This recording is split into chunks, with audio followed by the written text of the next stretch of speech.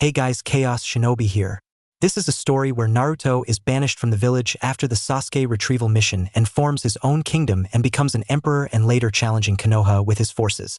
Now let's begin. Chapter 6. Sunigakure no Sato, Wind Country 3 days after the conclusion of the Akatsuki invasion of Suna. It would be 3 days before Naruto regained consciousness. Oh, my head! His headache was soon gone as he felt the effects of the mystic palm jutsu. He recognized that touch in an instant. Hinata! Yes, love, it's me. Naruto slowly opened his eyes. He found himself stretched out on the couch inside the Kazekage's office. Hinata was by his side, looking just as worn out as he was. The emperor rose to a seated position. How long was I out? Almost 3 days. It's early evening, Hinata replied. You should take it easy, Naruto. You're still exhausted. I know.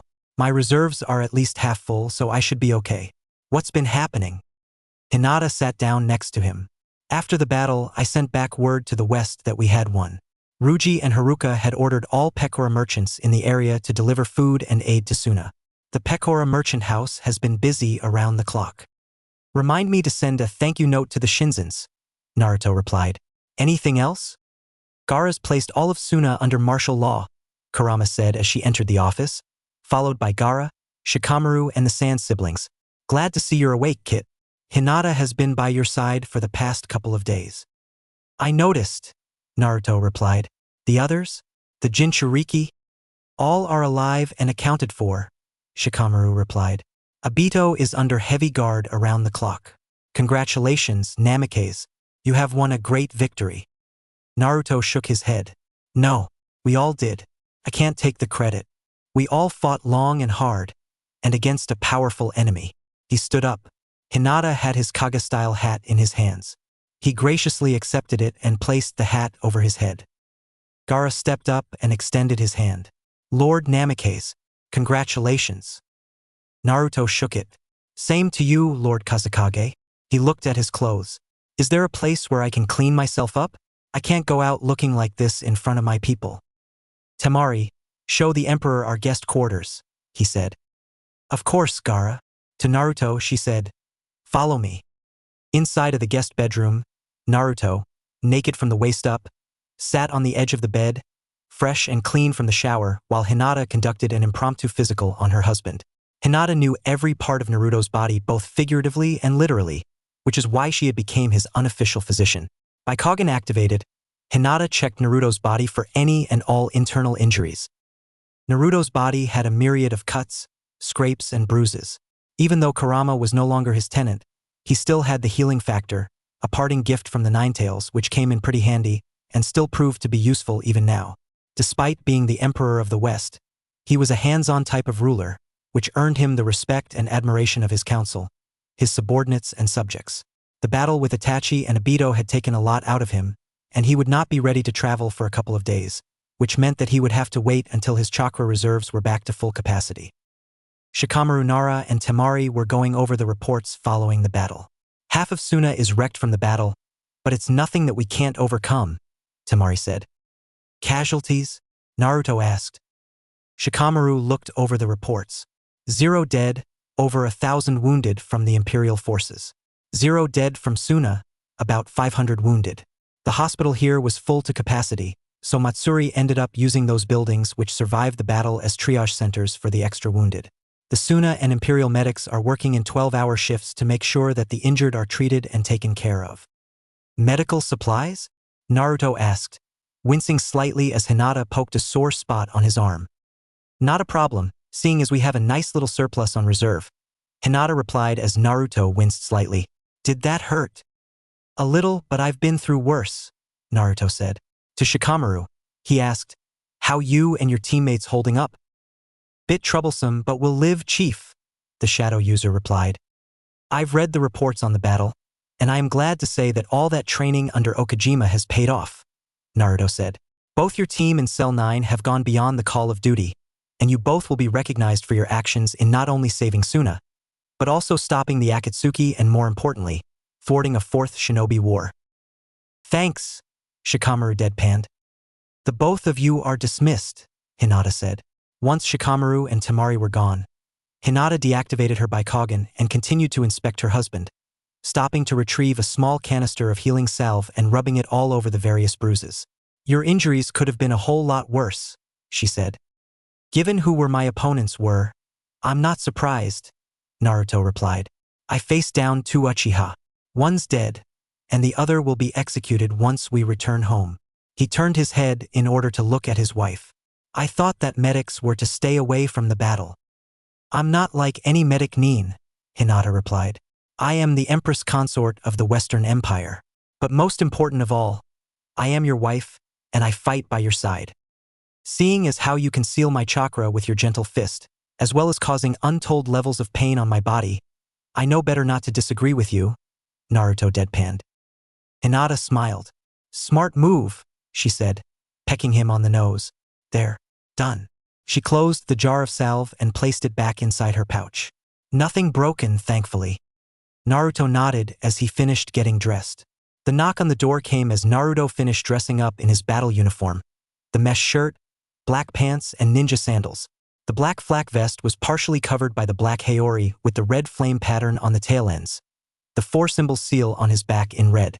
Whenever he was leading into battle, his hair was styled in spikes, similar as to how his father would usually wear it, rather than being combed back. He wore no Hitai 8, but reached for his Kaga-style hat instead. Hinata turned to the door. "Come in." The door opened and in walked a battered Fu. "Chief, Lady Hinata." "What is it, Fu?" Naruto asked, turning around.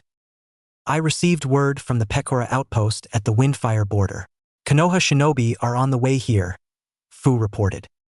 Naruto looked at Hinata, whose expression mirrored that of his own. "They must have heard about the Akatsuki invading and want to try and get back on Gaara's good side," Naruto surmised. "Too bad the battle's over." Turning back to Fu, he asked, "How many are coming?" "At least 200 jounin. We managed to identify some of them who are coming. Both of your former senseis and cells have been identified. The others are Asuma Sarutobi, Mado Gai, and Yamato. The Godame and Jiraiya are leading the mission personally. We put their time of arrival at least 4 days from now." That caused Naruto to pause. Once again, the Emperor looked at his wife. "Looks like playtime is officially over," Naruto said. Hinata nodded. "I agree. It's time to reveal ourselves to our former village," she said. "No more hiding." To Fu she said, "You're dismissed." Fu nodded and returned to the Imperial Consulate in the village. For days later, the city gates had been blown off. The city walls had cracks, crevasses, and holes. Bodies of Zetsu clones littered the area surrounding the city gates as Tsunade and the Konoha envoy approached the gates. The Konoha ninja identified the Suna ninja by their style of flak vests. Squads of Suna jounin and Imperial troops were hard at work rounding up the bodies and burning them in several giant pyres. The Konoha envoy passed several of them as they approached the gates. Pekora merchants led their caravans into and out of the city, dropping off food and aid. What surprised Tsunade and the others was as they approached the city walls, they noticed the number of tents located on one side of the city gates, the Imperial forces having made camp, since Suna was too small for the Imperial forces to contain. They could hear the laughter and the music coming from the camp, as the Imperial soldiers recounted their heroic feats of not only themselves, but of their Emperor, the Empress Consort, the Kazekage, and of the Suna ninja, of which the Imperial forces have grown to respect. Tsunade frowned. From what Jiraiya had told her, it took them nearly a week to reach the west by boat, and half that time by airship. And yet, here were Imperial shinobi in and around Suna. Jiraiya's expression matched that of his former teammate as he looked at the number of Imperial shinobi and samurai. The spy network reported that with the number of white Zetsu clones combined with the 6 paths of pain and the remaining members of the Akatsuki participating in this battle, Suna's chances of coming out of this alive were nil. "The number of Imperial forces here could mean one thing," Jiraiya said as they approached the gates. "Either the Emperor or someone on his side is highly skilled in time-space ninjutsu." Tsunade nodded. "It seems that way," she said. With the deaths of Koharu and Hanmura, their power and influence had returned to Tsunade. The 2 elders had always supported the civilian side of the council, and with the both of them gone, the influence civilian side of the council once had was now all but crippled. "I don't care about these people," Sasuke snarled. Dressed in his Anbyu uniform, Chikuto slung behind his back. "Itachi is here, And I don't care who stands in my way. I want Itachi's head on a stake. Had Sasuke and the others were paying attention, they would have noticed a burning pyre that was being tended to by the Imperial troops. Had Sasuke been paying attention, they would have seen the bodies of Kazuku, Konan, Nagato, as his body was recovered from Amigakure, the Six Paths, Kisame Hashigaki and Itachi Uchiha being fed to the flames. Asuma Sarutobi approached the gates of the village with apprehension. The reason being was that his former students were working with the Suna guards at the gate, signing in the Pekora caravans as they entered the village. The Ino Shikacho looked just as worn out and battered from the war, but alert and ready for anything. Naruto had summoned both their team and Selgai into a private meeting, warning them of Konoha's impending arrival earlier that day, and told them that Konoha would soon be arriving on Suna's doorstep and of his and Hinata's plans to reveal themselves to their former village. He also told them that if they did not wish to see the impending fight, then they can remain inside the Kazekage Tower until the matter is concluded. Cell 9 chose to remain inside, as Niji, Tenten and Rock Lee refused to have any further dealings with Guy. That and both Niji and Rock Lee were still wounded, and since the triage centers were full to capacity, Gaara allowed the both of them to recover inside his home. For Asuma, it had been 2 years since the last time he had seen his former cell. He believed in Konoha, and that in order for Konoha to be recognized as the strongest of the shinobi villages, then sacrifices must be made. That was why he had supported the banishment of Uzumaki and the CRA. But Konoha's actions had the opposite effect, as it barely held on as one of the 5 strongest villages. Ino saw the approaching Konoha shinobi. "Hold it. State your business." She trailed off when he saw Asuma. "It's you, Captain Sarutobi." Asuma winced. His former cell had never forgave him. Still hasn't from the look of things. "What are you doing here?" Ino demanded. "Last time I checked, Suna and Konoha are on bad terms. Regarding that incident," she said, glaring daggers at Sasuke. "You're not welcome here in Suna. Go home." Tsunade frowned at the blatant disrespect her former student was showing. "We came out of good faith. We came to see Gaara and see if he needs help in repelling the Akatsuki." "There's no need for that, Lady Hokage," Temari replied as she appeared, looking just as haggard as the Ino Shikacho. "The battle is over. Has been for the past 2 days." Tsunade blinked. "So, Suna?" "Suna still stands," the Wind Mistress replied. "If it wasn't for the Emperor and his Imperial forces, we would have been overrun. Sorry you came this way, Senju, but Konoha is still not welcome here. Take your ninja and go." "Wait," Sasuke stepped forward. "Where is Itachi? Was he here?" he demanded. "He was," Temari replied. "The Emperor was fighting him." Without another word, Sasuke stormed forward, ignoring the calls from Tsunade and the others. Sighing, Tsunade turned to Temari. "Can you take us to the Kazekage so we can get a report on what has happened here?" Temari sighed. "Fine. Just don't alienate the Imperial troops here." Asuma gave one longing look at his former cell, who was back at work with signing in Pekora merchants, ignoring him completely. His actions in the past regarding Ino and the Restoration Act had all but destroyed the relationship he once had with them as their sensei. Kurenai placed one reassuring hand on his shoulder. "Come on, Asuma. They made their choice," she said in a soothing tone. Asuma sighed. "I know. Damn it." He cursed as he followed Kurenai into the village. Imperial forces patrolled the streets with Suna shinobi as Tsunade and the others made their way towards the Kazekage Tower. Carts filled with dead Zetsu clones were being hauled off to be incinerated by disposal units. "What the hell happened here?" Kakashi asked. "It started with Sasori and Deidara attempting to kidnap Gaara," Temari began. "But the Emperor and his wife were here on an inspection tour of the Imperial Consulate, and they helped in killing both Akatsuki members. It was then revealed as Deidara lay dying by the Empress Consort's hands that the Akatsuki planned on invading Suna to gain a foothold.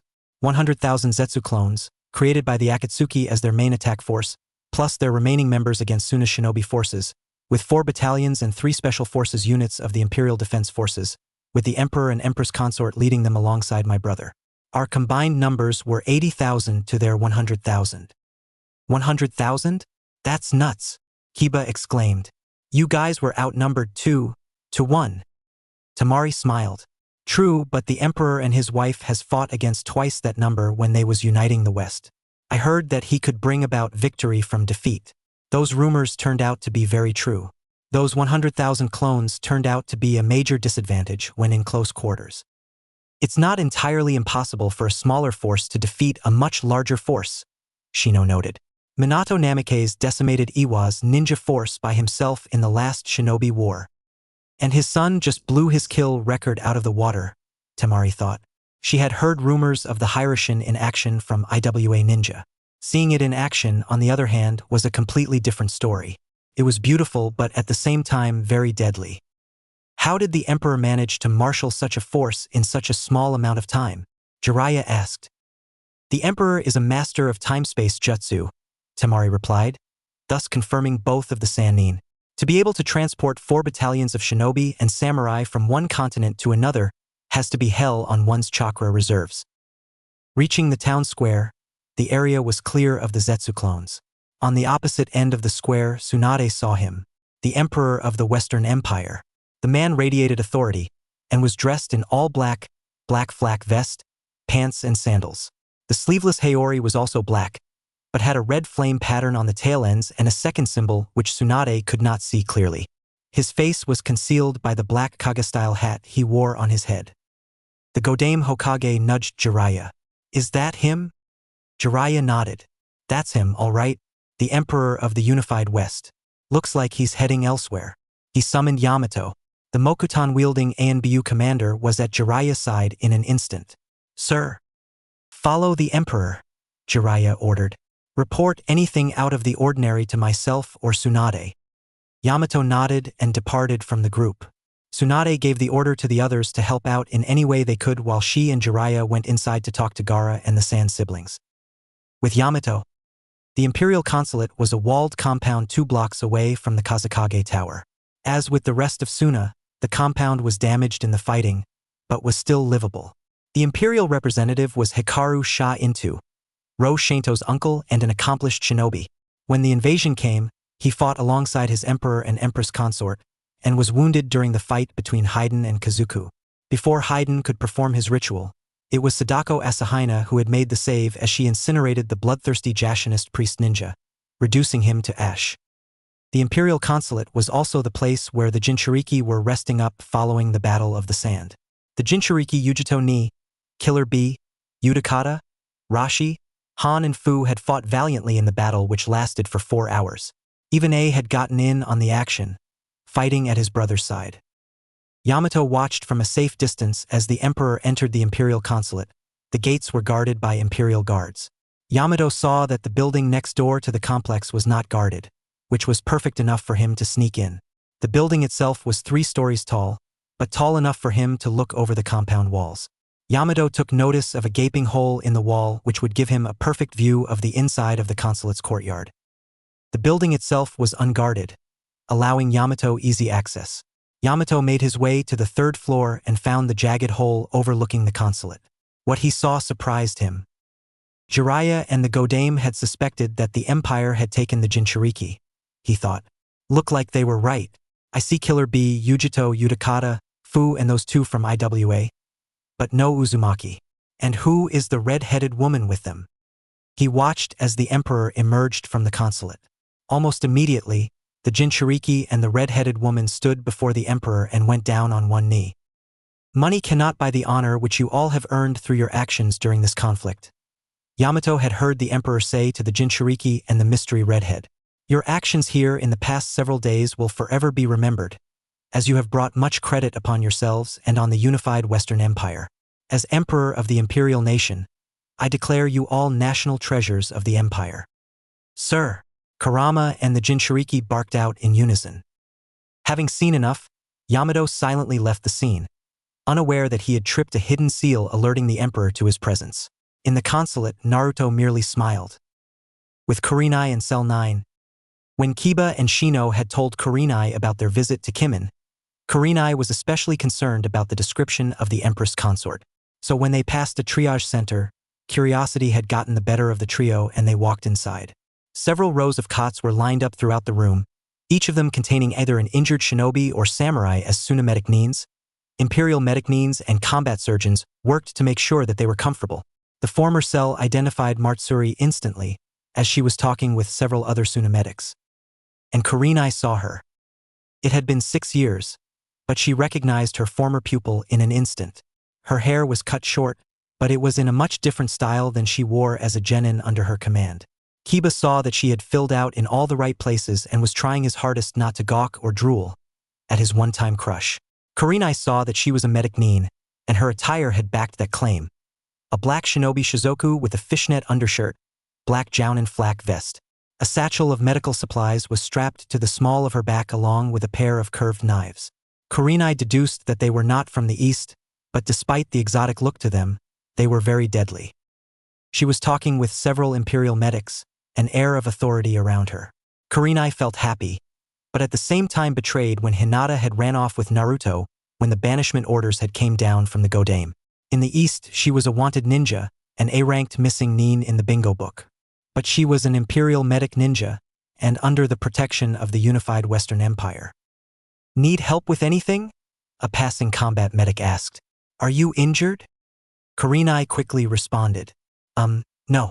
Actually, I was wondering if I could speak with that woman over there, she said, pointing to Hinata. Sure, the combat medic replied before walking over to Hinata and whispering in her ear. Kurenai watched as Hinata turned and faced her. Hinata did not look the least bit shocked upon seeing her former sensei and teammates again.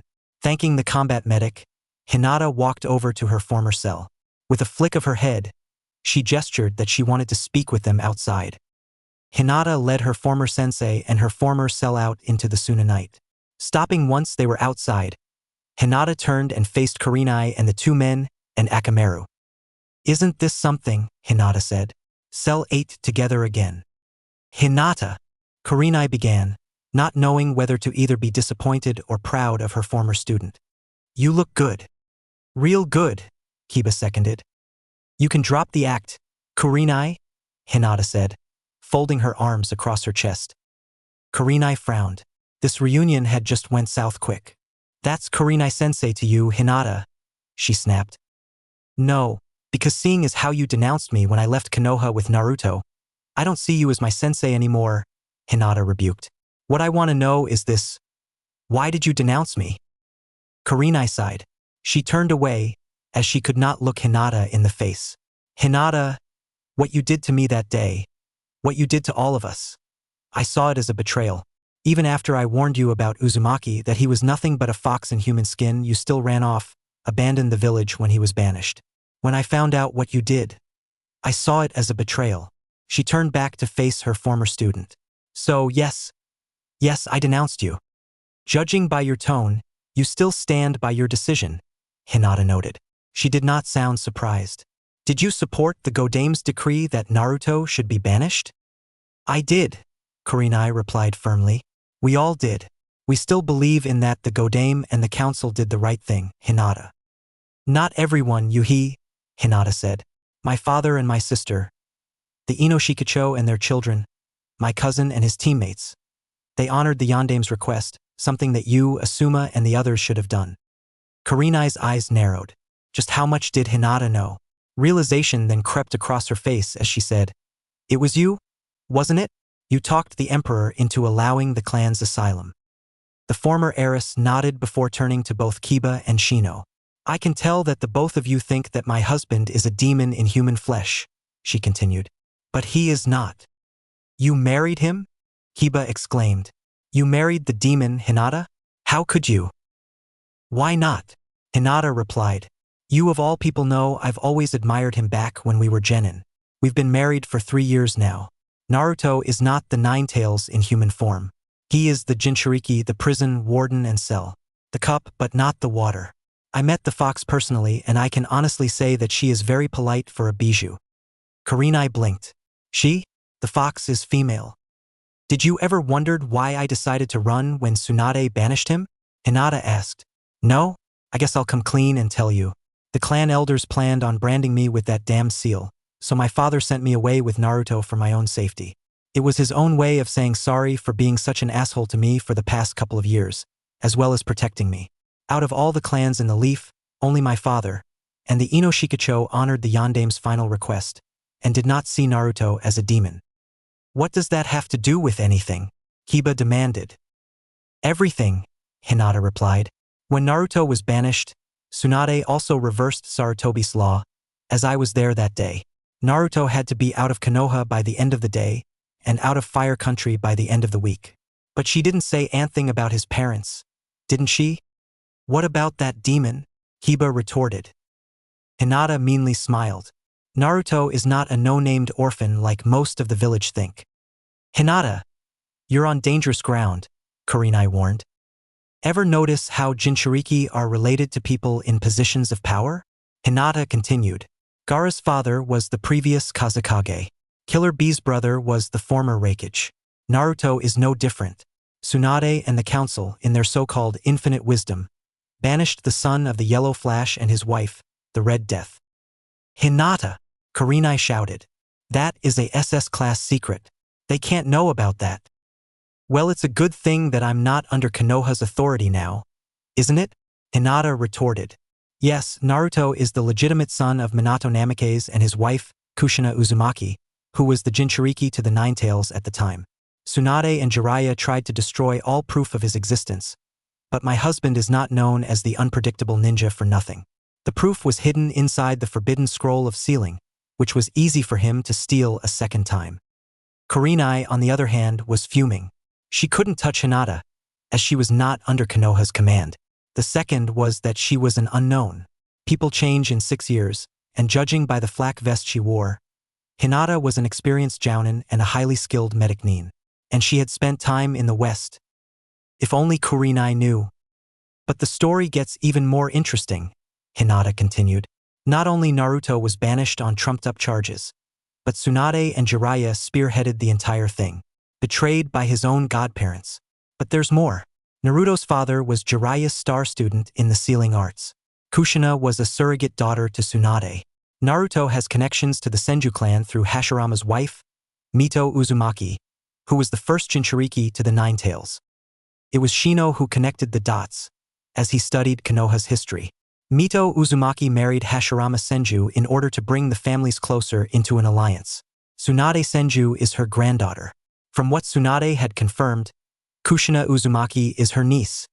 His eyes widened as what he was about to say died on his lips. Hinata finished it for him. Yes, Shino. Tsunade banished her great-nephew. Enough! Kurenai shouted, now furious over the fact that Hinata had broken several of Konoha's darkest secrets. Enough, Hinata! Or what, Kurenai? Hinata shot back, not backing down from her former sensei.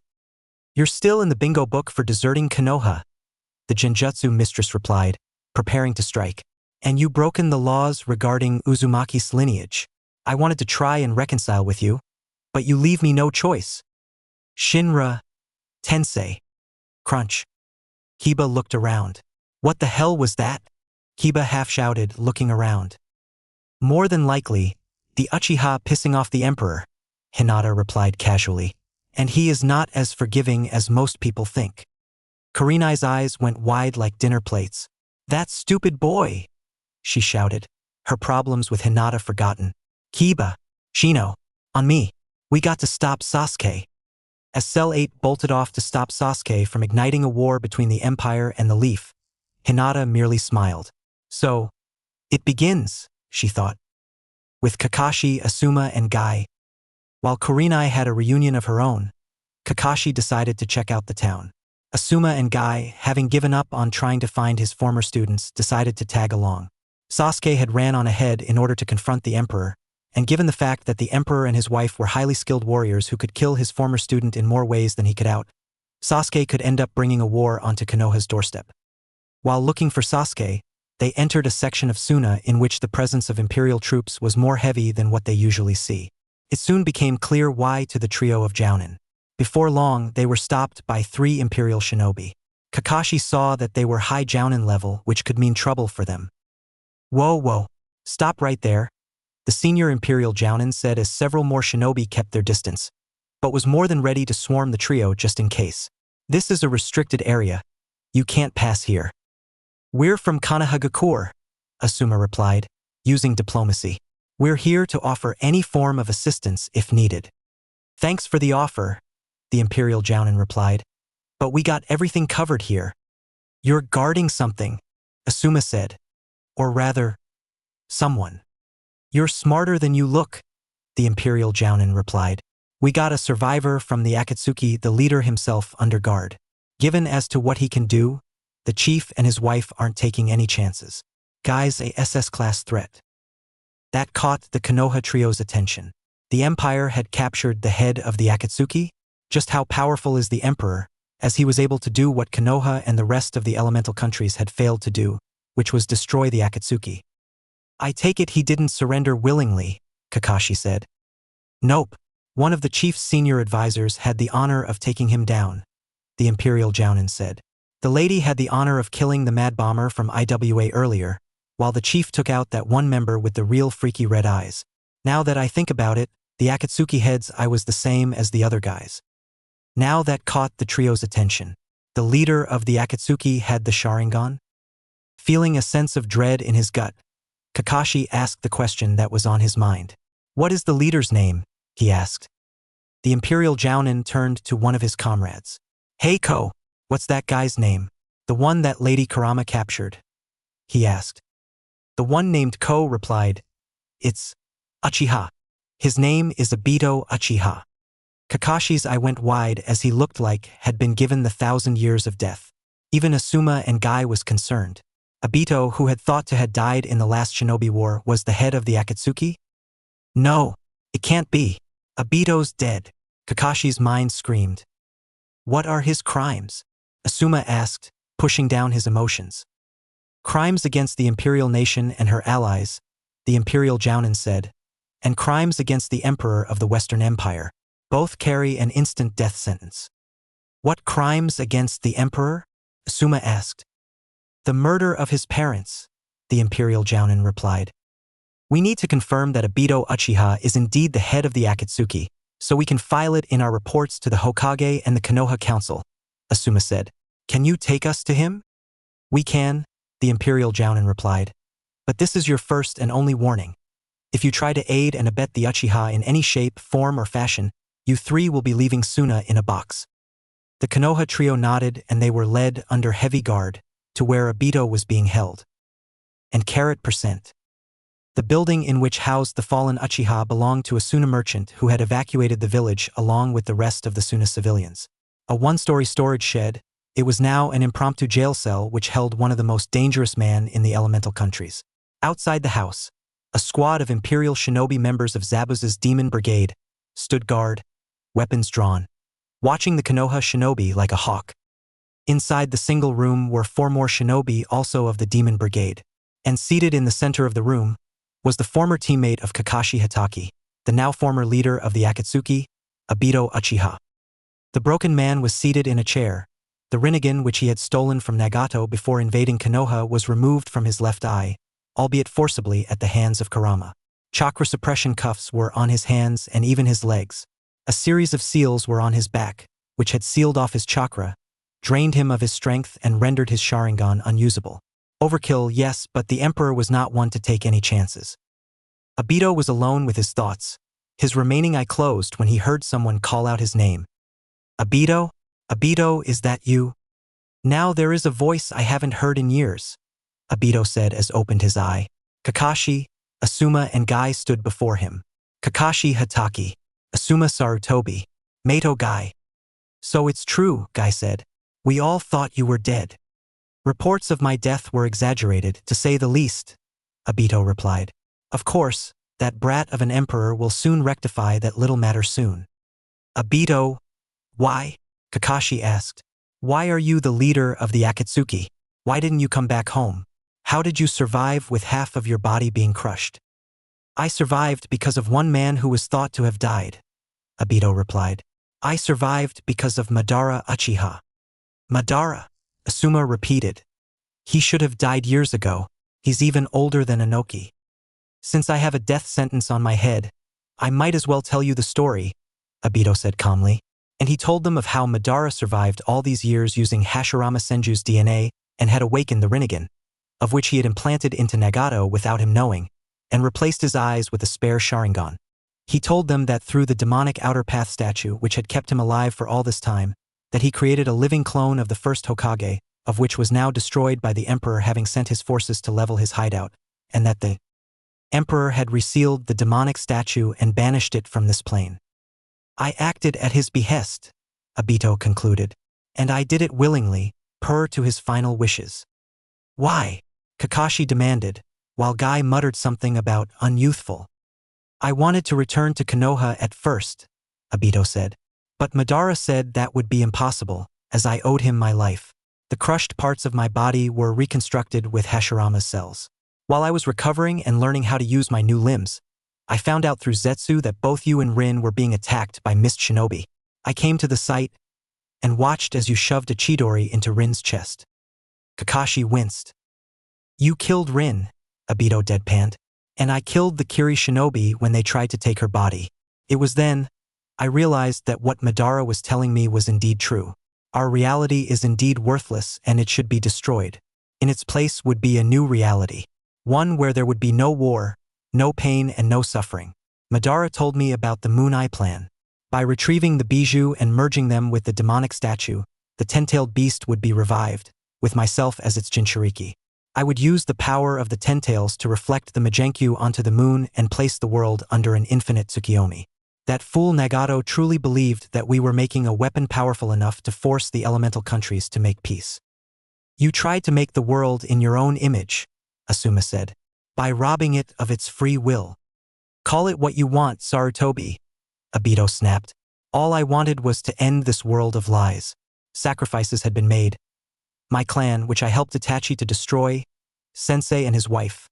I still had the utmost respect for Minato, but he was so honorable to the end, even when I unleashed the Nine Tails upon Konoha, as he sealed it inside his son. Asuma's eyes went wide. It was you. You caused the Nine Tails to attack Konoha. All those people. The Yondaime and his wife. My mother. Dead because of you. He was itching to kill the traitor himself. But now. It's over, Obito said, shoulders slumping. Madara will forever weep in the afterlife knowing that his plans will not take place. The Emperor of the West has retrieved the remaining Jinchuriki and offered them asylum within his empire. To be beaten by a little brat. We're done here, Asuma said to the Imperial Jounin who had escorted the three of them here. I hope you die slowly, Uchiha. He snarled as he and the other two turned on their heels and began to walk to the door. Hatake. Kakashi stopped in mid-step. He turned around. Come closer, Obito said. There's something else you need to know. Wary, Kakashi walked back to Obito, who motioned for him to come even closer so that he could whisper into Kakashi's ear. Kakashi complied, and Obito told him the final piece of information he had, something which had rocked even Kakashi to the core.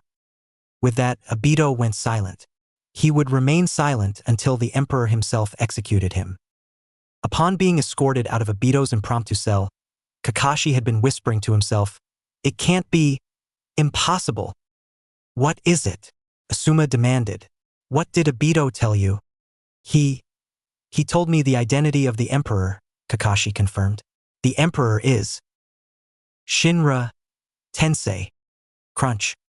Asuma, Guy and Kakashi turned to the direction of the explosion. "What the hell?" Asuma wondered as they sped towards the source of the explosion.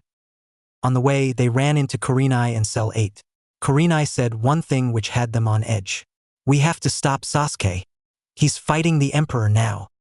Asuma nodded and they rushed off to stop the Uchiha from getting himself killed. As they ran to stop Sasuke, Obito's final words rang in Kakashi's mind. "The Emperor is Minato-sensei's son, the student who you had forsaken. The Emperor is Naruto Uzumaki." With Tsunade, Sakura, and Jiraiya, flanked by Kankuro and Temari, the Kazekage of Suna looked at his Konoha counterpart with great disdain. Both Sakura Haruno and Jiraiya were flanking the Godame Hokage. "What are you doing here?" he demanded. "Last time I checked, we terminated the alliance with Konoha. We came to offer any assistance in any way," Tsunade explained. "But from the look of things, you already have everything under control." Gaara nodded. "The battle has been over for nearly a week. The Akatsuki has been completely destroyed. Its leader has been captured by the Empire and will be executed for his crimes. The elemental countries can now breathe a sigh of relief knowing that the Akatsuki is no more." Can we have a report on the battle? Jiraiya asked. One has been sent to the Fire Daimyo, Kankuro said. You should be getting a copy from him in a matter of days. You just did not show up because you wanted to join in on the battle, Gaara said. What do you want? To speak with the Emperor and try to smooth over some of the lies he has heard, Sakura said, some of which were spread by you and your village. Tsunade shot her pupil a nasty glare. Look, we came here to help out, to try and repair our alliance, she explained. It's clear that even without the Empire backing you, that Suna is on the fast track to usurping the Leaf as being the strongest of the villages, while Kazuhana's Shinobi village will knock us off as one of the 5 main villages. So you want to try and get back on my good side, is that it? Gaara asked, just as Yamato entered the room. While Yamato spoke with the 2 Sannin and Sakura, Asuna Jounin appeared via Shunshin and whispered into Gaara's own ear. While Gaara looked amused, Sakura and the 2 Sannin looked very angry. When were you going to tell us that the Empire had retrieved the Jinchuriki and used them to fight in this war? Tsunade demanded. Wasn't my place to say it, Gaara replied. The Emperor convinced them to fight in this was against the Akatsuki. The Akatsuki were looking for the power of the Jinchuriki, and the Emperor gave it to them, although they were on the receiving end of it. If the rest of those demons were here, Sakura began, then Uzumaki was here as well. Gaara's eyes narrowed. In the far corner, the gourd which carried Gaara's reserve sand shook slightly, right before the cork popped out. Senju, please get your student under control, or else the next words out of my mouth will be, sand coffin. Tsunade threw a glare to Sakura which told her to shut up. Gaara continued. Yes, Uzumaki is here, but he is in the employ of the Western Empire, and thus out of your jurisdiction. However, I would be more concerned about the leader of the Akatsuki which the Empire has captured.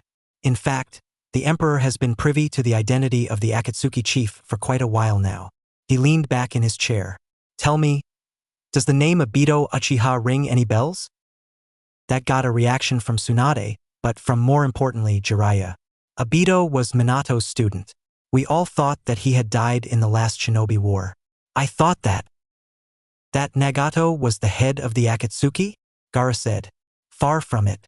The Empire's information network is very thorough, even more so than yours. However, I would be more concerned about Konoha's golden boy picking a fight with the Emperor. Realization crept across the Sannin's faces, just as Shinra Tensei. Crunch. Damn that Uchiha! Tsunade shouted, turning on her heels and bolting out of the room, Jiraiya and Sakura following her. Behind his desk, Gaara merely smiled. This is going to be one hell of a family reunion, he mused.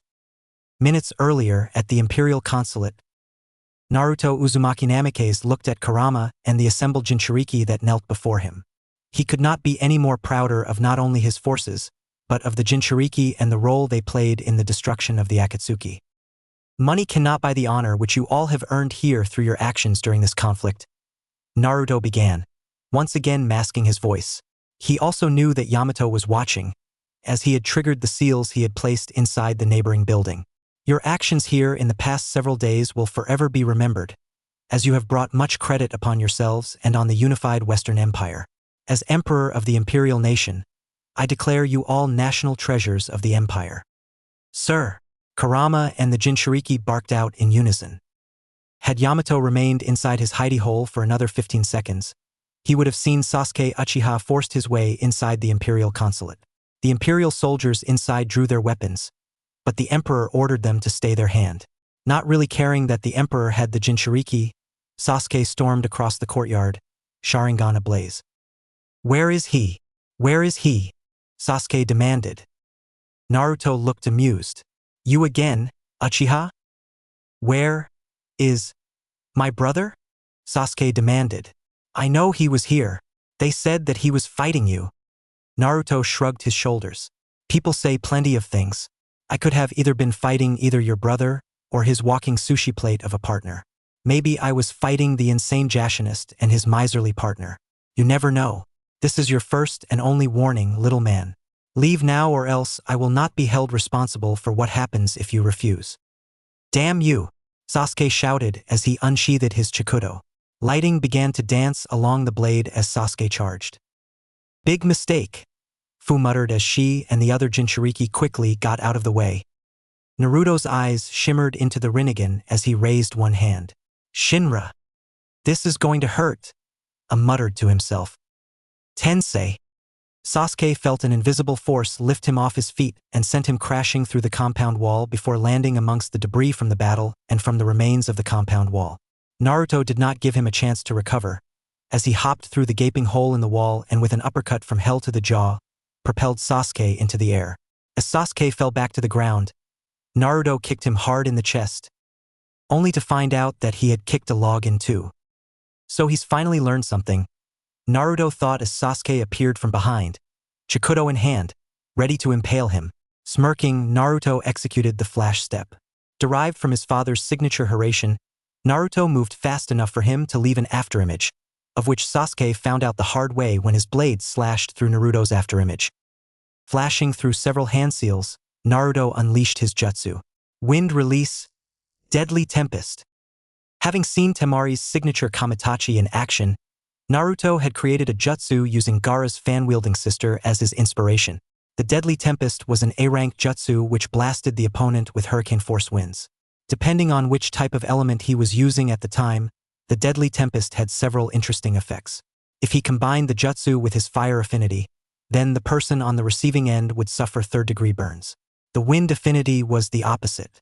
It supercooled the air, making the person not only numb, but it slowly drained their chakra.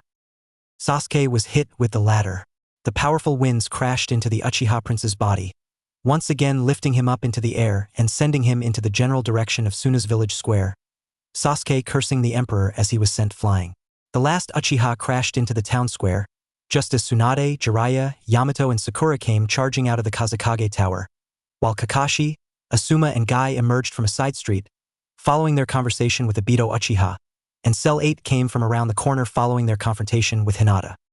Naruto calmly walked into the square as Sasuke tried to get back to a vertical base. Meanwhile, the Imperial forces had blocked off the Konoha Shinobi's escape route, effectively separating the Sannin, the Jounin and the remnants of Konoha 11 from the majority of the Konoha Jounin that were still outside of Suna, creating an impromptu arena. Silly little Uchiha who thinks he is a match for me, Naruto mused. Sasuke coughed up a wad of blood and spit it out. Shut up, he snarled. Where is Itachi? Itachi. So your brother has a name, Naruto said, one hand going into his pocket. He pulled out the item he knew that would set Sasuke over the edge and tossed it to his former teammate, where it landed at his feet. Sasuke looked down and his eyes went wide. With a trembling hand, he reached down and picked up the item, an item he recognized instantly, as it had something to do with his brother. The item in question was Itachi's Akatsuki ring. Correction, he had a name, Naruto said.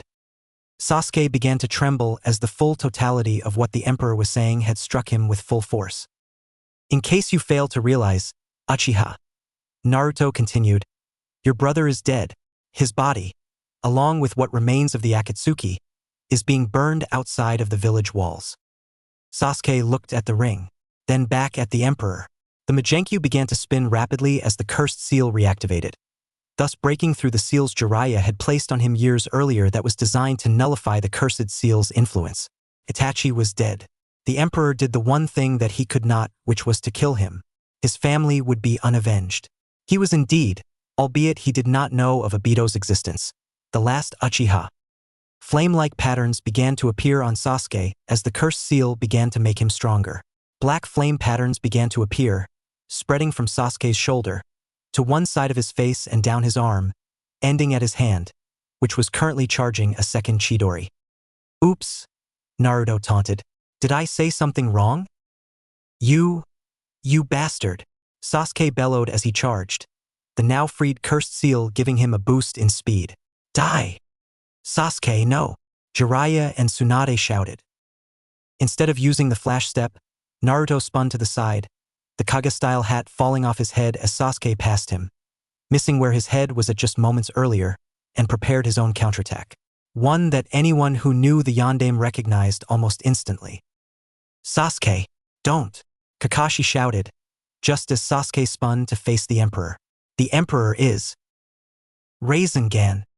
Stand in the heart of darkness. Give me my life, Give me my energy.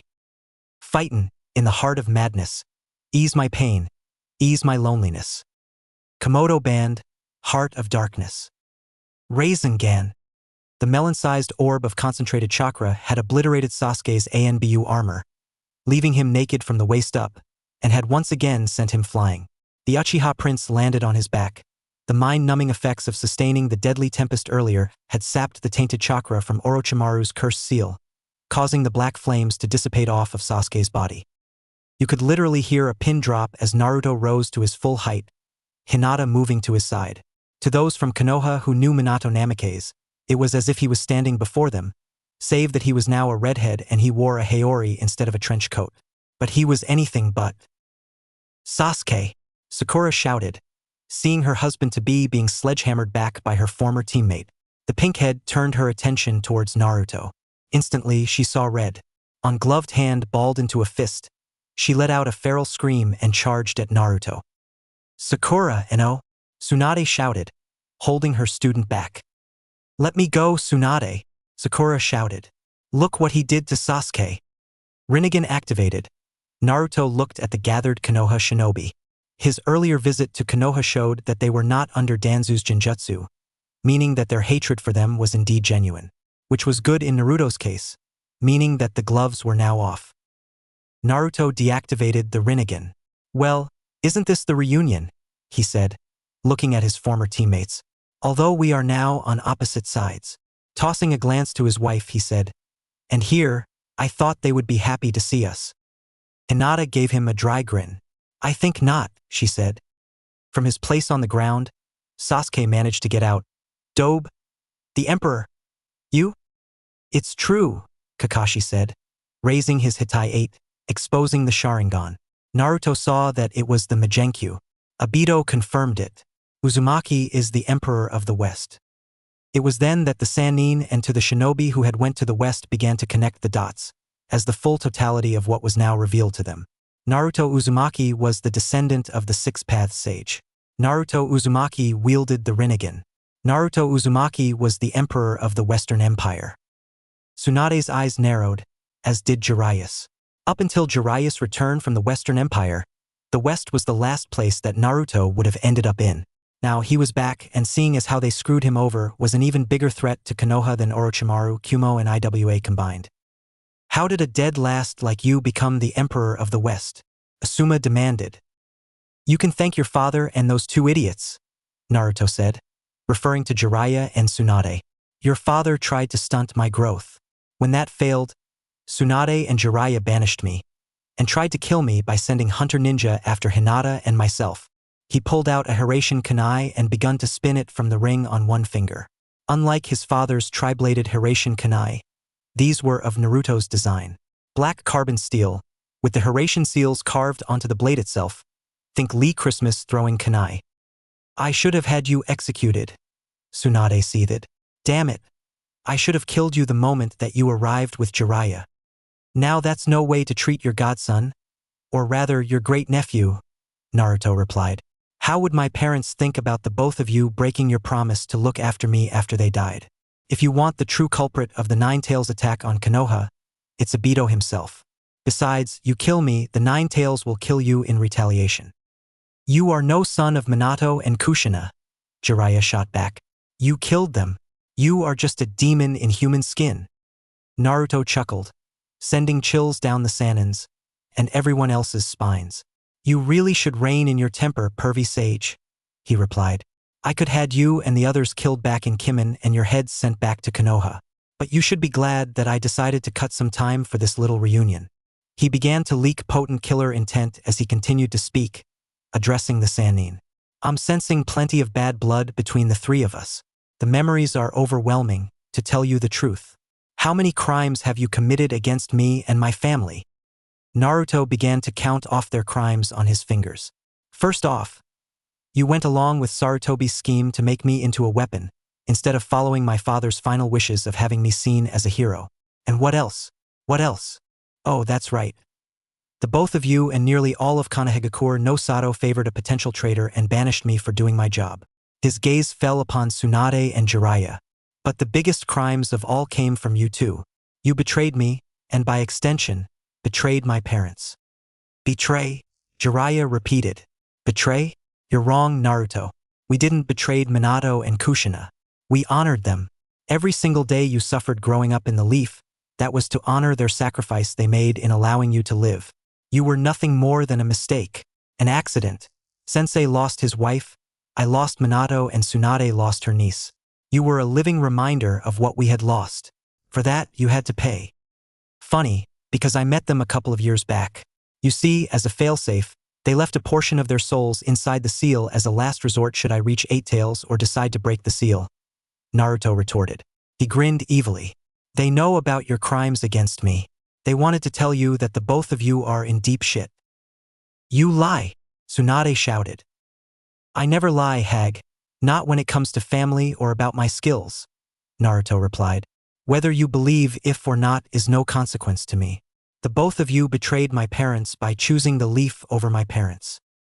You are not the son of the Yondaime demon, an ANBU wearing a hawk mask, who had not been separated from the others, shouted. Thunk. A kunai pierced the porcelain skull. Blood spurted out from the wound as the man fell over, dead before he had hit the ground. Kurenai looked at her former student in horror, as it was Hinata who had tossed the kunai. The Empress consort reached behind her back and retrieved her dual kukri knives, readying herself for the battle that was to come. Nice shot, Naruto complimented his wife. He cracked his knuckles as the Imperial forces backed off, taking to the roofs, as they knew that this battle was going to be very wild. Don't worry about my soldiers who are surrounding you. They will not interfere in our little reunion. You have got to be out of your mind to think that the both of you can win against us, Jiraiya said. A banished genin and a missing nin against two of the Sannin and the best shinobi that Konoha has to offer? You forget who I am, Jiraiya, Naruto replied as he activated the Rinnegan. I am the unpredictable shinobi of Konoha. Oh wait, I am not a shinobi of Konoha. Tsunade saw to that. He snapped his fingers and a shadow clone appeared. It was of Naruto, but it was anything but. As the direct descendant of the Six-Path Sage, Naruto wielded the Rinnegan, having unlocked it at the Valley of the End during his fight with Sasuke Uchiha. In his years in the West, Naruto had honed his skills under Kurama's tutelage. One signature jutsu of anyone using the Rinnegan was called the Six Paths Jutsu. In truth, there were 7 paths, the 7th being the outer path. Naruto, however, preferred using the other 6 paths, as the outer path pertained to life and death itself. Nagato had derived his own jutsu, the 6 paths of pain, from the original jutsu. Naruto was no different. Unlike Nagato, who used bodies and chakra receivers for his jutsu, Naruto preferred reinforced shadow clones. Unlike his standard Kagebushin, these were reinforced and would not dissipate when struck hard enough. They would only disperse upon Naruto's command. Naruto called his own variant of the 6 paths jutsu the Wrath of the 6 Paths. Naruto himself used the Deva path, incorporating it into his fighting style. The clone looked scary, even for the shinobi from Konoha. The reddish-blonde hair was spiked upwards. Dark markings were on his face, eyes, chest and arms. He was naked from the waist up, showing off a muscular body. He wore a tattered black hakama with a red flame pattern. A pair of greaves were on his shins, although one was covered by the hakama, while the other leg had tucked into the greave itself. Last, his arms had a metallic look to them, as if they were made of an indestructible metal. This was the strongest of Naruto's paths, the Azura path. Sasuke got back to his feet and fell back to his knees. Whatever Naruto had hit him with had drained him of his chakra. Dobe, you killed Itachi. You took my rightful vengeance from me. Naruto responded by making a blah-blah gesture with his hand. I will make you beg for mercy. Then I will take your throne and your wife. The Uchiha finished, looking at Hinata. He had not forgotten that she nearly chopped off his balls back in Kimen. But from the look of things, she appeared to be even stronger than Sakura. The Dobe will pay, Sasuke thought darkly. Then I will take his wife as my prize. She will pay for what she tried to do to me. Yawn.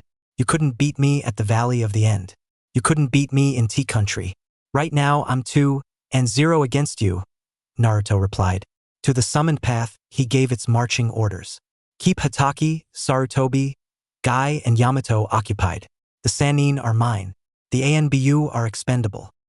Sir, Azura Naruto barked out and prepared to fight. Tsunade cracked her knuckles. I am going to enjoy humiliating you in front of your men, she said. You can try, Naruto retorted. I'm not the same Naruto Uzumaki you banished.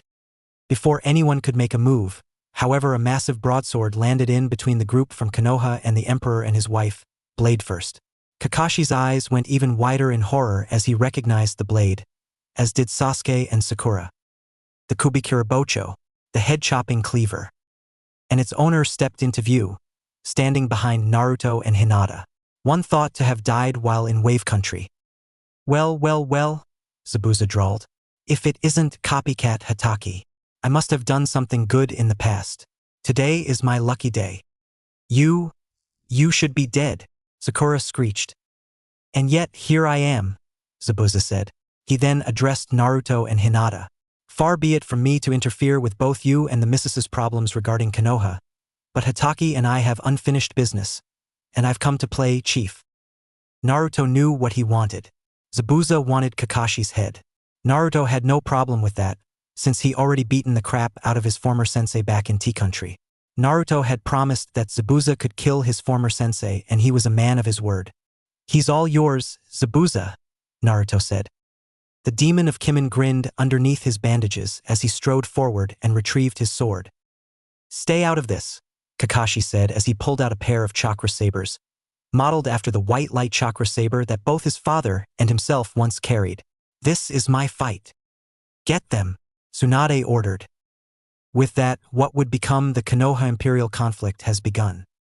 With Naruto, Jiraiya and Tsunade Senju were two of the three legendary Sannin, the former students of Hiruzen Sarutobi. He was the Mountain Toad Sage, Konoha's resident spymaster, self-proclaimed super pervert, and the trainer of Minato Namikaze, Konoha's Yellow Flash. She was the Slug Princess, granddaughter and great-niece of Hashirama and Tobarama Senju, a legendary medic nin and healer, and one of the best kunoichi in the elemental countries, the third Senju to assume the post of Hokage. Their opponent was their godson Tsunade's great-nephew, as Kushina Uzumaki was her niece. They had the chance to choose family over the village, the chance to honor Minato and Kushina's final request. In the end, they decided to follow the whims of their former sensei, Hiruzen Sarutobi, in his plans to make Naruto Konoha's weapon. In the end, they decided to forsake their godson. And he was not happy. To say that their former godson was not very happy was saying that water country is a little wet. He was the son of the village hero and his wife, Konoha's Yellow Flash and Uzushiogakura's princess, also known as the Red Death. He was the Jinchuriki of the Nine-Tails Demon Fox, the dead last who they had banished when it became clear that not only did Sarutobi's plans to condition him had failed, but the fact that he could not be controlled. Fate sure had a way to bite someone on the ass. Sasuke Uchiha had attempted to flee from Konoha, believing that the village was not helping him in his quest to kill Itachi. Naruto had been banished and later marked for death because he was viewed as a threat to the Leaf, Tsunade and the council, using the convenient excuse of using excessive force. While Sasuke trained under Danzu, Naruto, and Hinata had participated in a war which united the West under his rule 7 years earlier. While Sasuke gained the Migenkyu, Naruto had the most powerful of bloodlines, the Rinnegan. While Sasuke had everything given to him, Naruto had worked and fought long and hard for everything he had. The Emperor of the West faced off against the two remaining Sannin. Jiraiya and Tsunade assumed that if the Hunter Nin did not kill Naruto, then he would die without Konoha's protection. There was no love lost between Naruto and the two Sannin, and he made that point known by making the first move, forcing both Tsunade and Jiraiya on the offensive. In a burst of speed, the Genin-turned-Emperor was upon the two elder Shinobi, punching and kicking. Naruto could have went for an easy win but chose not to. He wanted to do this up close and personal. Tsunade and Jiraiya found out the hard way that this was not the same brat they had banished 7 years earlier. Far from it, Naruto was not holding back, as he tagged both Jiraiya and Tsunade with several brutal shots. Sunshur had tutored Naruto not only in the art of combat, but in the art of tactics as well, which is why he was holding his own against the two Sannin. Know your enemy and know yourself, and you can fight 100 battles without disaster, Sunshur had told him during his days as a warlord in the Unification Wars. Naruto knew how Tsunade and Jiraiya had fought. Tsunade had her super strength and the slug contract, while Jiraiya had the backing of the Toads and Sage Mode. While the seals he had drawn up had done its job of nullifying the summoning jutsus, as well as his own, Naruto still had to contend with their other abilities. Sidestepping a Rasengan from Jiraiya, Naruto grabbed a handful of Jiraiya's hair and slammed him to the ground. Raising one foot to stomp the Toad Sage's head into a fine paste, he failed to notice Tsunade coming in from behind, preparing to cave in Naruto's head with a chakra-powered punch to the skull. Imagine her surprise that it was not Naruto's head she destroyed, but rather a wooden log. Naruto had avoided the blow and had reappeared behind the Godame. Ban's Ho Tenin. Tsunade felt herself being lifted off her feet and flung backwards towards Naruto, who caught her, wrapping his arms around her waist. Using the momentum from the Ban's Ho Tenin, he arched his body backwards, planting Tsunade headfirst into the ground via a vicious belly-to-back waist-lock suplex, i.e., a German suplex. Getting back to a vertical base, Naruto began to punch Tsunade in the face repeatedly. After the first two blows, Tsunade managed to get her hands up in order to block her face from Naruto's onslaught of overhead punches. A battle cry from overhead had drawn Naruto's attention from his attempts to punch in the Godame's face. Looking up, he saw that Sasuke has now recovered.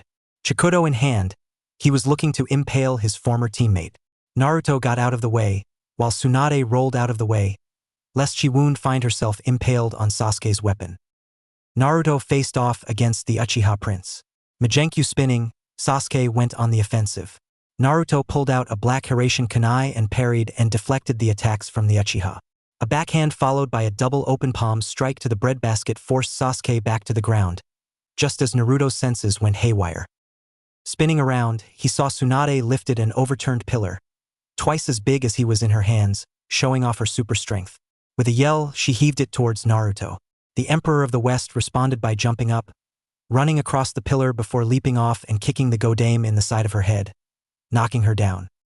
Turning back towards Sasuke, he saw Jiraiya charging in instead, headbutting Naruto, forcing him back. At the same time, Sasuke, now on his feet, tried to outflank him from behind.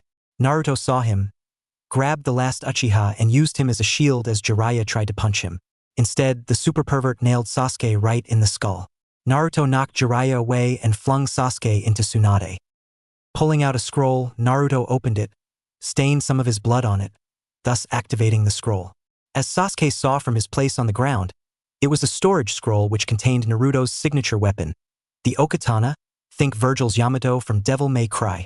The Okatana he wielded was forged from the metal found inside a meteorite, the blade considered to be indestructible and incredibly sharp, as well as highly adaptable to chakra. Naruto had found it while returning from a campaign in the north. The sword was hidden inside a cave inside the Laja Mountains. That and over 400 cases full of gold bars, which he used to fund his campaign of unification, and later used it to build the empire. Sasuke looked at the sword and retrieved his own Chikudo. "Nice sword," he said. "I'll take that off your hands as well. You are not worthy of having such a weapon in your possession. It would be better suited for me, Dobe." Naruto unsheathed his weapon. "You are not worthy of this blade, Uchiha. The sword recognizes me as its master. It will reject you." Jiraiya, now recovered, saw that Naruto was distracted with Sasuke and activated Sage Mode. Drawing upon his Senjutsu, he created an Otama Rasengan. With Sage Mode activated, it gave him a boost in speed, of which he used to charge at Naruto from behind. Naruto smirked as he sensed Jiraiya's attempt to kill him with his father's signature move. Not breaking eye contact with Sasuke, he uttered the words, "Imperial style, flash step." Even with the Sharingan active, Sasuke could not follow Naruto's movements or copy the technique, as he moved incredibly fast, as Jiraiya found out the hard way. Instead of impaling Naruto, Jiraiya found that his Rasengan had went through an afterimage of his former godson. Naruto emerged out of the technique, on Jiraiya's side, sword raised over his head, his intentions made clear. Slash. Thump. Jiraiya's outstretched arm fell to the ground, the Otama Rasengan dispelling, its chakra depleted. Jiraiya's shock was short-lived, as Naruto kicked him in the breadbasket, knocking him back, blood erupting out of his stump like a geyser. Sasuke stood there, shock evident on his face as his brain processed what Naruto had done.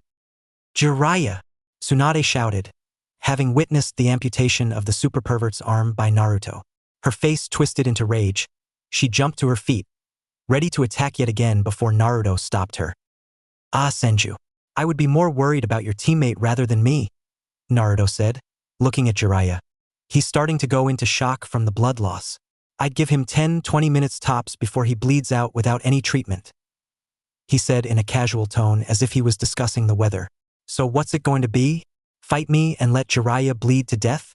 Or don't fight me and save his life?" Tsunade looked at Jiraiya, then back at Naruto. Gritting her teeth, she knew that this battle between herself and Jiraiya against Naruto was over, as he was right. She turned from the Emperor and began to save Jiraiya's life, lest he bled to death. She was out of this fight, as from the look of things, she had injured and dead Shinobi on her hands. Turning back to Sasuke, who had quickly gotten over his shock of seeing one of the most powerful of the Sannin being crushed so easily, he brought his sword into a ready stance. "Now, where were we?" Sasuke smirked as he raised his Chikudo. "I was going to show everyone here why I am an elite. I think Emperor of the West would suit me better than a dobe like you. You always loved the sound of your own voice, didn't you, Sasuke?" Naruto said as they circled. "You wouldn't last 5 minutes in the Empire. Face it, you are second best." That made Sasuke mad. "You think that you're the only one who knows swordplay? I was taught by the best in Konoha." Naruto raised his sword in a formal salute Dooku style. "Then show me Sasuke Uchiha. Let's see if the so-called Uchiha elite is a match for the Emperor of the Six Paths." With that, the duel was on. With Hinata, aside from Kurenai and Cell 8, Sakura Haruno faced off against Hinata Hyuga. The shy, meek, insecure shinobi that had her ass handed to her by Neji was gone.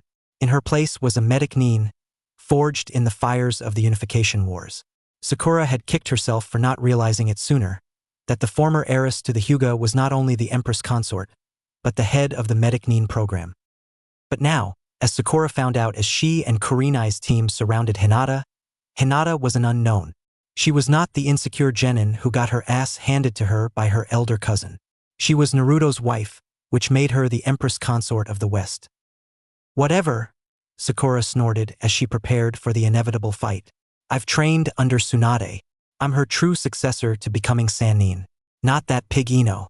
Hinata will soon see that fact firsthand." Sakura would find out just how wrong she was, as Hinata had brought her down in 10 hits. Think Jun's 10-hit combo. Knocking her out cold, her Tenketsu point sealed. Kurenai gave the order to attack. Hinata calmly countered the attacks from her former teammates. Kurenai had went for an easy win, or so she had hoped, with her signature tree-binding death jutsu, only to find out that Hinata's enhanced by Kagen had neutralized her Jinjutsu. Shino attempted to use his Kikachu to drain her chakra and force Naruto to surrender, only to see Hinata incinerate the tornado of Kikachu with what she called the Deadly Tempest. Hinata then dropped Shino with several Senbon needles laced with a slow-acting poison. The poison wasn't lethal, but was designed to attack the nervous system, meaning that Shino would be out of it for a while, and he will need plenty of time to recover. The battle was now 3-on-1, as the Inuzuka and his dog, now mimicking Kiba, and Kurenai fought Hinata. The Empress consort, as they had found out, had some new tricks as what remained on Cell 8 learned the hard way. As Hinata was distracted with Kiba and Akamaru, Kurenai attacked from behind. Kunai in hand, she was ready to stab Hinata in the back. 8 trigrams, Kaiten, smack. Kurenai knew of the Hyuga's Kaiten or rotation. She knew that it was a defensive move, designed to deflect any type of projectiles, as she had seen Neji Hyuga use it against Naruto Uzumaki during the Chunin exams. Hinata, however, had made it into an offensive weapon. Her body covered from head to toe in chakra, Hinata spun on her heels, the waves of chakra emerging from her body. To Kurenai, it was as she had taken one of Tsunade's super punches to the face, as she found herself being propelled into the air. A volley of poison-laced Senbon needles soon followed and met its target, leaving Kurenai in the same state as Shino. She fell back to the ground, having been taken out of the fight, leaving Kiba and Akamaru to face Hinata. With Hinata preoccupied with Kurenai, Kiba and Akamaru struck. Getsuga! Hinata knew that Kiba wasn't above cheap shots when her back was turned. She also did the same while back in the West. They were ninja, after all. Knowing firsthand as to how the Getsuga worked, Hinata performed a second rotation, knocking Kiba and Akamaru out of the move, knocking them both to the floor. Kiba and Akamaru got back to their feet, but noticed the ever-familiar 8 trigrams pattern that they were standing on, which meant one thing. "You're in my range, Kiba," Hinata confirmed. "Ah, crap," Kiba muttered. Moving faster than the normal I can track, Hinata struck both Kiba and Akamaru. As she had used the 64 palms, she split it in half, striking Kiba 32 times, and Akamaru 32 times. As Kiba found out, judging from the seal chakra points, the broken leg, fractured wrist and broken ribs, Hinata had upgraded the 64 palms so that she can tear muscle and break bones. Kiba knew that he was out of the fight. Akamaru would be spending some time with Hana at the kennels. But despite everything, he considered himself lucky that Hinata did not hate him that much. Worst-case scenario was that she could have killed him and Akamaru. "You could have went easy on us," Kiba lamented. I didn't kill you," Hinata replied. "Despite you asking me out when we were kids, you were the nicest to me. This is your one-time deal, Inuzuka." With her former cell effectively neutralized, Hinata bowed out of the fight. With Kakashi and Zabuza. 7 years earlier, Zabuza Momochi was thought to have died in Wave Country. Of course, Kakashi had embellished the reports on what had happened during the mission. He said that Sasuke and Sakura had defended Tazuna, while he himself took out Zabuza. Naruto, being the dead last, did nothing. But he did not suspect that both Zabuza and his partner used a powered-up blood clone and fled to the west as the Mist Hunter ninjas closed in. In the 7 years since their last encounter, Zabuza had hooked up with a group of Mist refugees living in the southern region and later, hooked up with Naruto in his quest to unify the West. The price Zabuza asked for? Kakashi Hataki's head. Aside from Kakashi, Zabuza had to deal with the 10 ANBU who had came to assist the Sharingan-wielding Shinobi in killing the Demon of Kimen. Or rather, the 5 ANBU, as Zabuza had cut them down without batting an eye, showing to Kakashi that Zabuza's skills has drastically improved in the years following his death, wielding his oversized sword as if it was like a normal katana. The remaining ANBU kept their distance as they watched Kakashi and Zabuza locked in a life-or-death duel. Kakashi had thought that without water for Zabuza to perform his jutsu, that this would be an easy match for him to win, and that Zabuza would die for real. But for someone who once preached look underneath the underneath, he had underestimated the former Mist Swordsman, as he found himself on the defensive against Zabuza's barrage of attacks. The fight between the 2 Shinobi plus 5 ANBU had moved inside a building. Had Kakashi and the others were paying any attention, they would have noticed that the building in question was a damaged restaurant, a popular eatery for the Shinobi and civilians in Suna. Perfect for Zabuza, as he could finally use his silent kill to get rid of the annoying ANBU that were keeping their distance. Once Kakashi and the ANBU were inside, Zabuza pulled out several smoke bombs and threw them at Kakashi and the ANBU. Once they were properly distracted, Zabuza retreated into the kitchen. Out in the dining area, in the midst of several coughing fits, Kakashi managed to get out. "Be on your guard. Zabuza could be anywhere." Zabuza's laughter echoed through the restaurant. "Got that right, Hataki. I am everywhere and nowhere," his disembodied voice said. "The heart, the lungs, the spine, the brain, the liver, the kidneys, and the jugular. The body's 7 most vital spots. So many ways to kill, so little time. Be careful," Kakashi warned the ANBU with him. "He is the master of the silent kill." "Too late," Zabuza's voice said, the smoke finally clearing. "Your friends are already dead." Kakashi looked around, and sure enough, the bodies of the 5 ANBU were sprawled all over the floor. Then Zabuza appeared from behind, hoping to take Kakashi's head on in one swing. Instead, the Demon of Kimen ended up cleaving a log in 2. Zabuza spun around and deflected several kunai flung at him from Kakashi. Soon, the 2 men had locked blades. "Come on, Hataki," Zabuza said. "I just want to take a little off the top." The sword fight then resumed, with Zabuza beating down Kakashi's defenses. Kakashi managed to break the stalemate and fired off a great fireball jutsu, of which Zabuza managed to block, giving him enough time to unleash Kamui. With Azura Naruto, Yamato, Asuma, Madogai and 30 ANBU who were inside the impromptu arena charged towards Naruto. But Azura Naruto stood in their path. "I am going to enjoy this," Azura Naruto said as he prepared to attack. While 10 of them assisted Kakashi against Zabuza, the remaining 10 stood with their ANBU commander. "Spread out," Yamato shouted. Give him multiple targets. He can't take us all on. I got him, Asuma shouted as he went through hand seals which Azura Naruto recognized. Snake, rat, snake, tiger, fire release, ash pile burning, he said before blowing a cloud of chakra-enhanced gunpowder at Azura Naruto, enveloping him. Asuma was the son of Hiruzen and Bawako Sarutobi, a former member of the 12 Guardian Ninja, one of Konoha's top shinobi, so he thought he would cinch an easy victory over what was the village dead last. Asuma had read the files on Naruto, as he was privy to his father's plans regarding the Uzumaki. He was one of many who had assaulted him as a child. The Shinobi Academy had sabotaged his training. Even Konohamaru's friendship to him was false, as it was an attempt for the Sandaime to have Naruto grow an attachment to the village. The only thing he had for him was that fact that he was the Jinchuriki and that he knew the shadow clones. As Asuma began to make the hand seals for a fire jutsu, the cloud of gunpowder suddenly blew back towards the ANBU and the Jounin. Guy's eyes went wide as he saw a single sheet of paper fluttering in the black cloud. A sheet of paper with an intricate series of writing centering around a single word. Explosive. Move! The spandex-wearing Jounin shouted. Exploding tag. Asuma, Yamato, Guy and Yamato managed to get out of the way, along with 5 of the ANBU, just as the tag detonated, ending the lives of the other 5 ANBU in a violent explosion. Azura Naruto grinned. Apparently, Asuma had forgotten or did not listen to Kakashi that his primary element was wind, so blowing back the gunpowder was easy enough with a wind jutsu, followed by an explosive tag, causing Asuma's initial plan to literally blow up in their face. Tantos drawn, the remaining 5 ANBU charged at Azura Naruto, who charged at the 5. As Asuma and the others watched in horror, Azura Naruto knocked the attacking ANBU as if they were not worth the effort, knocking them aside. Judging from the unnatural angles and the blood pooling from their bodies, it was a safe bet to say that they died instantly. Asuma produced his trench knives and focused his chakra into the blades. Guy removed the weights from his legs. Yamato attacked first with his tanto, only to find that it did not affect Azura Naruto in the slightest.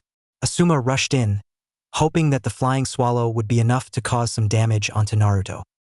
Asuma slashed at Azura Naruto, who blocked the attack with his forearm. Sparks kicked off from the metallic arms, but what shocked Asuma was that there was no damage. That's impossible, Asuma thought. The flying swallow can cut through steel. Azura Naruto looked amused as he cocked his head to the side.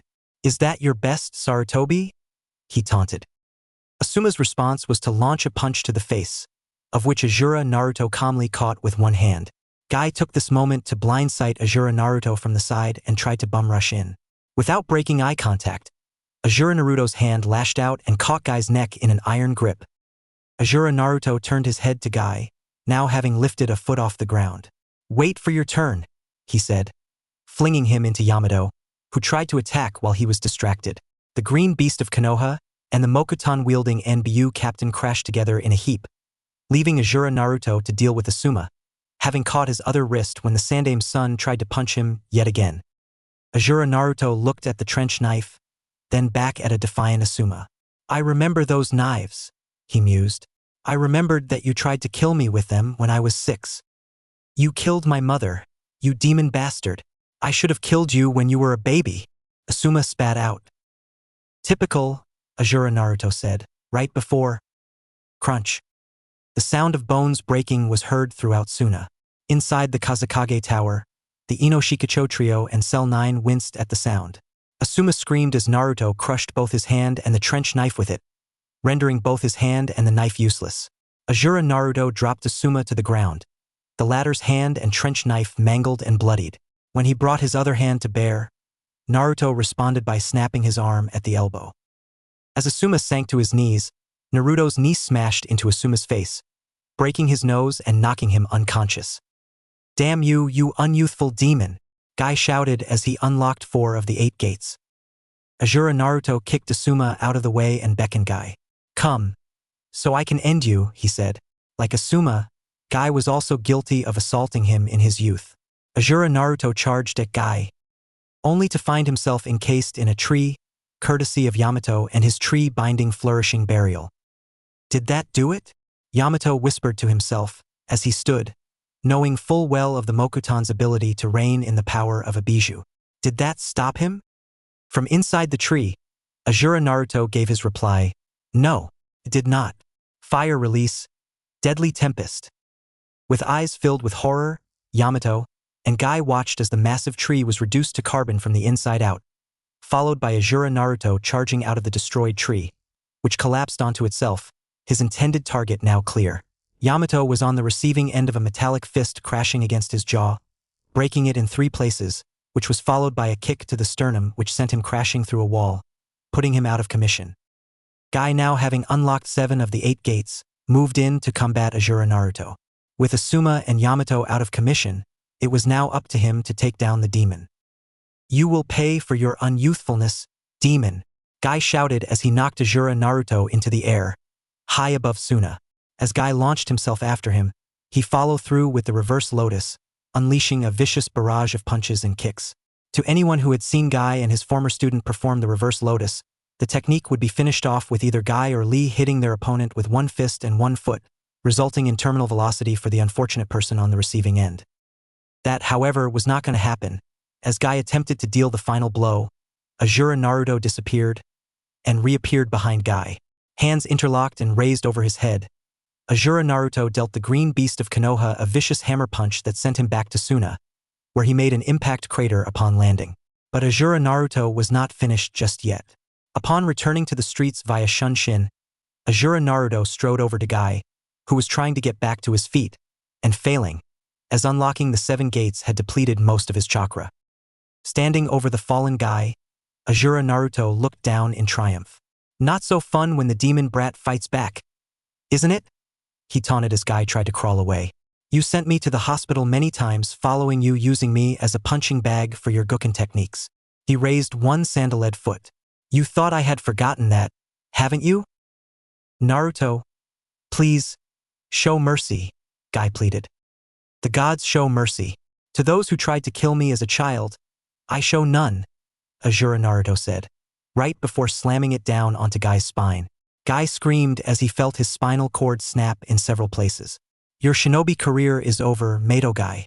See if you can get Tsunade to fix your back." Mato Guy whimpered as he tried to use his legs, but could not. The pain became too great, causing him to pass out. Looking at the carnage surrounding him, Azura Naruto felt a small measure of revenge. His battle was over. With a poof, he dispersed himself. With Naruto and Sasuke Uchiha was furious. He was an Uchiha, an elite, one of the strongest shinobi in Konoha. He wielded the Magenkyu Sharingan. He was trained by both Kakashi Hatake and Danzu Shimura. All of Konoha had recognized his strength. Then there was his former teammate, the Kyubi Jinchuriki, the demon of Konoha, the fox in human skin, the dead last. When Naruto was banished, he was pardoned. Despite his loss, and that he used the cursed seal, Sasuke had claimed his greatness, saying that Naruto would have lost were it not for the 9 tails in his body. But as Sasuke was given anything and everything he wanted, Naruto had to work hard for what he had. While Sasuke lived a relatively peaceful life as Konoha's prince, Naruto had fought in the West, making alliances and forging an empire under his rule, bringing about a peace that has not been seen since the time of his ancestor, the 6th-path sage.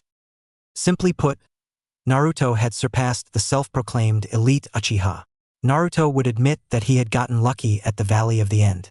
But following their fight in Tea Country, it had become clear that Naruto was the strongest of the two. And once Sasuke knew that the Emperor and the Dobe was one and the same, it had pretty much enraged him. Naruto had no problem mixing it up with his own blade, which was why he and the Uchiha were currently in the middle of a vicious sword duel. Naruto effectively neutralized both Jiraiya and Tsunade. Sharingan versus Rinnegan, the Emperor versus the Elite. "How are you so damn strong?" Sasuke snarled as he and Naruto locked blades. "You can't be this strong, Dobe. I am an Uchiha. That strength should be mine. How is it you are so damn strong? Why can't my hatred defeat you?" "I earned my strength through hard work. Even now, I don't use my Rinnegan as a crutch," Naruto replied, right before headbutting the Uchiha, followed by a roundhouse to the jaw, knocking him to the ground. "That is the difference between us. There is no hatred, only passion. Through passion, I find strength." Naruto continued to deflect and parry Sasuke's attacks as he continued to speak, reciting what Sunshur had told him when he learned the ways of the samurai. "Through strength I gain knowledge. Through knowledge comes serenity. He backhanded the Uchiha, busting his lip. There is no chaos within me, only harmony. Through harmony I gain victory. Through victory, my chains are broken. You talk too damn much, Sasuke shouted.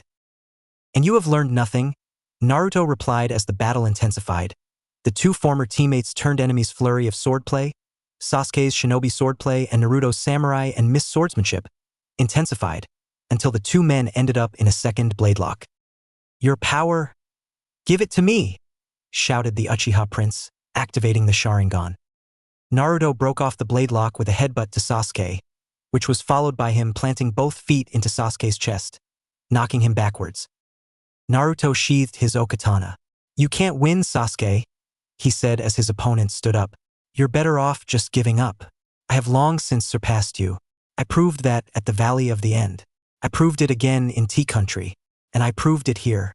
I have nothing else to prove to you. Sasuke's eyes were closed. No, you're wrong, Dobe. Naruto had a pretty good idea as to what was going to happen next, as he watched bloody tears emerge from his eyes. He steeled himself for Sasuke's final trump card. Sasuke's eyes opened, revealing the Magenkyu Sharingan. Prove to me that you can die. Amaterasu, the strongest of the fire release jutsu and the strongest jutsu that an Uchiha can master. The flames of Amaterasu are said to be the fires of hell, hot as the sun, and said to be unavoidable, the flames capable of burning everything in its path, reducing whatever is caught in the flames to nothing but ash. Naruto's response to Sasuke's attack was to activate his Rinnegan, falling back into the Deva path. Shinra Tensei. Sasuke's eyes showed complete shock as the black flames were extinguished. In a futile gesture, he raised his hands to block the incoming pressure wave, only to find himself once again on the receiving end of the Shinra Tensei, Naruto's jutsu flinging him back into a wall. Naruto was upon him in an instant. One punch to the sternum had caused Sasuke to cough up blood. This was followed by Naruto unloading a vicious barrage of punches into Sasuke's chest and torso, Sasuke's body jerking like a rag doll with each blow. The coup de grace came with Naruto punching Sasuke through the wall. Looks like I win again, Naruto said smugly. Turning from the mangled Uchiha, Naruto walked back into the street. Then he stopped and turned around. Sasuke, despite being badly injured, stumbled out of the hole Naruto had made with his body. Dobe, we are not done yet. I'll give you this much. You're persistent, Naruto admitted. But the battle is over. You lost. The Sannin lost. It's over. Damn you, Sasuke snarled as the cursed seal went into overdrive as he went into stage 2 of the cursed seal. His skin turned into a shade of dark gray, the lips a shade of blue. A black 4-point star-like mark appeared in between his eyes, above the bridge of his nose. His hair had gotten longer, ending at his waist. The eyes no longer had the Sharingan. The sclerae turned black, the irides now yellow.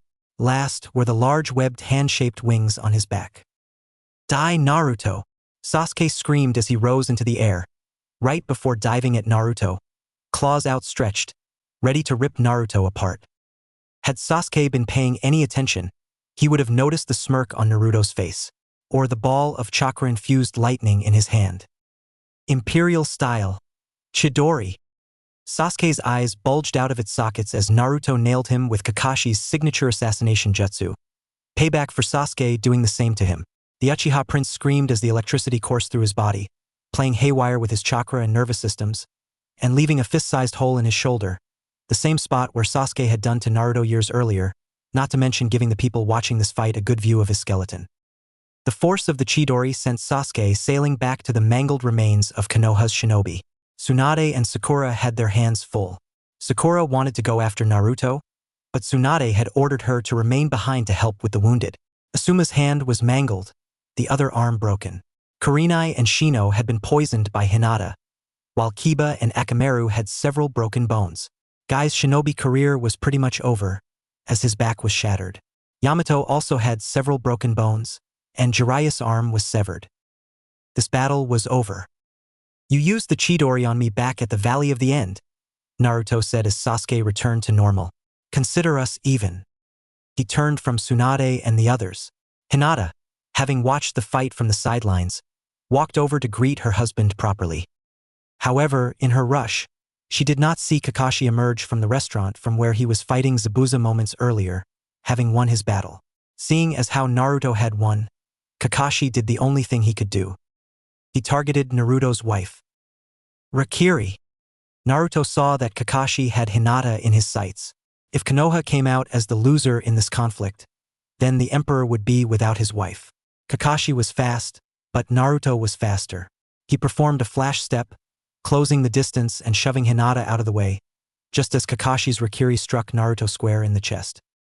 Sharingan spinning, Kakashi saw that he did not kill Hinata, but he did catch Naruto. Tsunade and Jiraiya, despite being badly injured, looked upon the scene with grim satisfaction.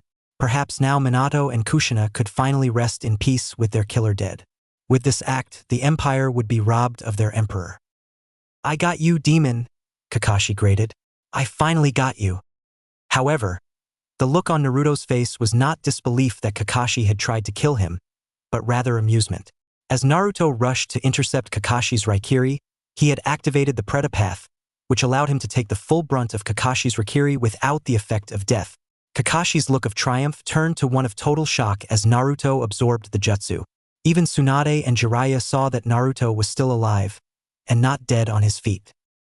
It was because of this development that Kakashi did not notice his impending doom coming from behind. Thwack. Kakashi's eyes bulged as he felt pain. Looking down, he saw the familiar shape of a massive sword sticking a foot out of his chest. Kakashi's eyes widened in horror as he recognized the blade, stained with his blood. The Kubikirabocho. "No!" Zabuza whispered from behind as he yanked his blade out of Kakashi, having got the jump on Naruto's former sensei. "I got you, Hatake." Zabuza. How?" Kakashi gasped. "Water clone," was all that Zabuza had said. "You really thought that you suckered me, didn't you? You forgot about my water clones." During the fight inside the restaurant, Zabuza had retreated into the kitchen, broken the kitchen sink and used its water to create a reinforced water clone, of which he sent after Zabuza. Naruto had warned him of the Sharingan's abilities, and now the demon of Kimen was thankful that he had listened to the Emperor's advice. All he had to do was wait for the perfect time to strike. And it came when Kakashi tried to kill Naruto with the Raikiri. Naruto and Hinata backed off several steps as Kakashi turned around and looked into the face of the man thought to have been sent to the other dimension by the Kamui. Kakashi was looking into the face of his executioner. He was dead either way, as the wound Zabuza had delivered to him was mortal. "For the crimes of betraying both the Uzumaki clan and my father, your sentence is death, Hatake," Naruto coldly decreed. Turning to Kakashi, he gave his former sensei his parting words as Zabuza raised Kubikirabocho, savoring the look of horror mixed with fear as he knew what was coming. "Death comes for us all, Hatake. But when you die, something far worse awaits you." The blade of the head-chopping cleaver slashed its way through flesh, muscle, and bone. Kakashi's head fell forward, while the body keeled over, the stump spilling blood in the street, the body twitching before finally going still. Kakashi Hatake was dead. "Which is that you die with no honor," Naruto finished. Turning to Zabuza, he asked, "Happy now?" Zabuza nodded. "Very." Naruto turned to the injured Konoha shinobi. Sasuke had reverted back to human form following the Chidori to the chest and was being tended to by Sakura. Hinata made a signal, and the Imperial forces converged onto the scene, weapons drawn. "Our battle is finished here," Naruto intoned.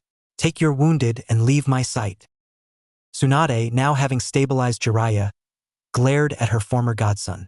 "This isn't over, Naruto," shouted the Godame. "This is nothing but petty hatred and vengeance on your end." "For the moment, it is over," Naruto replied. "You call this hatred. I call it retribution. You say this is vengeance? This is justice. But this is only the beginning, you hag. This is the beginning of the end for the Leaf. Go back to Konoha and tell them that the dead last has returned.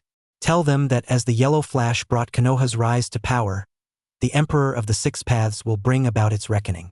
Either leave under your own power, or I can send you back in a box. Make your choice now." Tsunade wanted to fight to the bitter end, to go out fighting. But Jiraiya needed immediate medical attention and her jounin were grievously injured. The Imperial forces parted, making a path for the beaten and wounded Konoha shinobi to pass through with the help of the surviving jounin who were kept from the battle at blade point. Tsunade giving one final hate-filled glare at Naruto, now placing the Kaga-style hat back on his head and walking away from the battle, Hinata at his side. As Tsunade and the Konoha shinobi departed from Suna, a fourth party, unknown to either Konoha, Suna, or the Imperial West, made his own escape. A white-haired shinobi with glasses. Otogekure, Rice Country several days later. Inside his laboratory, Orochimaru was going over some notes in regards to his new test subjects when Kabuto came running in, out of breath. Without looking up from his notes, he said, "You're a week late, Kabuto. I hope you have a very good reason as to why you are behind schedule." The Snake Sage had ordered Kabuto to investigate the Akatsuki's movements, which had led Kabuto to Suna. There, disguised as a Suna jounin, Kabuto had witnessed the deaths of both Deidara and Sasori at the hands of the Emperor and Empress consort. But before Kabuto could leave, Suna was placed under martial law, the civilians evacuated to several fallback spots. Then the Akatsuki invaded, and Kabuto ended up fighting alongside Suna and the Imperial forces against the Six Paths and their 100,000 White Zetsu army. Kabuto had a first-hand look as to how the Imperial forces, shinobi and samurai fight. He also got a good glimpse of how the Imperial Medic Corps went about their work. But most important, he knew the identities of the Emperor and his wife, and of their connection to Konoha. To Orochimaru, the Western Empire was an unknown to him. Upon hearing about the Pekora outpost in Wind Country 6 months earlier, he had sent Kabuto to investigate. What Kabuto had managed to find out was that a high-ranking official and his wife had conducted inspections on the Pekora branches in the elemental countries. Grudgingly, he had to admit that the Imperials were strong, especially the man in black's commander of his elite unit of bodyguards. "I know I am behind on my time," Kabuto panted. "There is a development. The Akatsuki has been destroyed." That caught Orochimaru's interest. "Explain." And Kabuto told him what had happened. He told his master about the Akatsuki invasion of Suna, of how Konin and the Six Paths led the surviving members of the Akatsuki and 100,000 White Zetsu clones against a joint force of Suna shinobi and 4 battalions of Imperial shinobi and samurai, and of how despite being outnumbered 2-1, the joint Suna Imperial forces were victorious. "There's more," Kabuto continued. "I know the identity of the Akatsuki mastermind. It was not Nagato as we originally expected. You knew him as Tobi, but in truth, his real name is Obito Uchiha." Orochimaru was surprised. "So there were 2 Uchihas in the Akatsuki. Interesting. Continue." "The Akatsuki were killed to the last man," Kabuto said. "Haiden, Kazuku, Konin, Nagato, Itachi Uchiha and Kisame Hashigaki. Obito had been captured alive and will face execution upon being sent to the Western Empire." One less headache for me," the Snake Sannin said. "Anything else?" Kabuto grinned. "Yes, the Emperor and his wife. I know who they are." Not wanting to keep his master in suspense, he told him. "The Emperor is the one who was banished for doing his job. The Emperor is Sasuke Uchiha's former teammate, the Kyuubi Jinchuriki." If Orochimaru was surprised before, this took the cake. "Are you telling me that the Emperor himself is Naruto Uzumaki? The dead last?" Kabuto nodded. His parents were Sarutobi's successor and the Red Death herself. That gave Orochimaru pause. As a former Konoha shinobi and 1/3 of the legendary Sannin, he knew of Tsunade's family history involving the Uzumaki and the Senju. Mito Uzumaki was wife to Hashirama Senju, and Tsunade was her granddaughter. Kushina Uzumaki was Tsunade's niece. Kabuto immediately caught on. "And Naruto Uzumaki is Tsunade's great-nephew." Orochimaru cackled. Tsunade, in her infinite wisdom, banished her great-nephew. They screwed over the direct descendant of the Six Paths sage. So who is his wife? The former Hyuga heiress, Hinata Hyuga. From what I found out, she is the founder of the Western Empire's Imperial Medic program there. I hate to say it, but the Imperial program is a lot more advanced. And speaking of Tsunade, Orochimaru stopped laughing. What?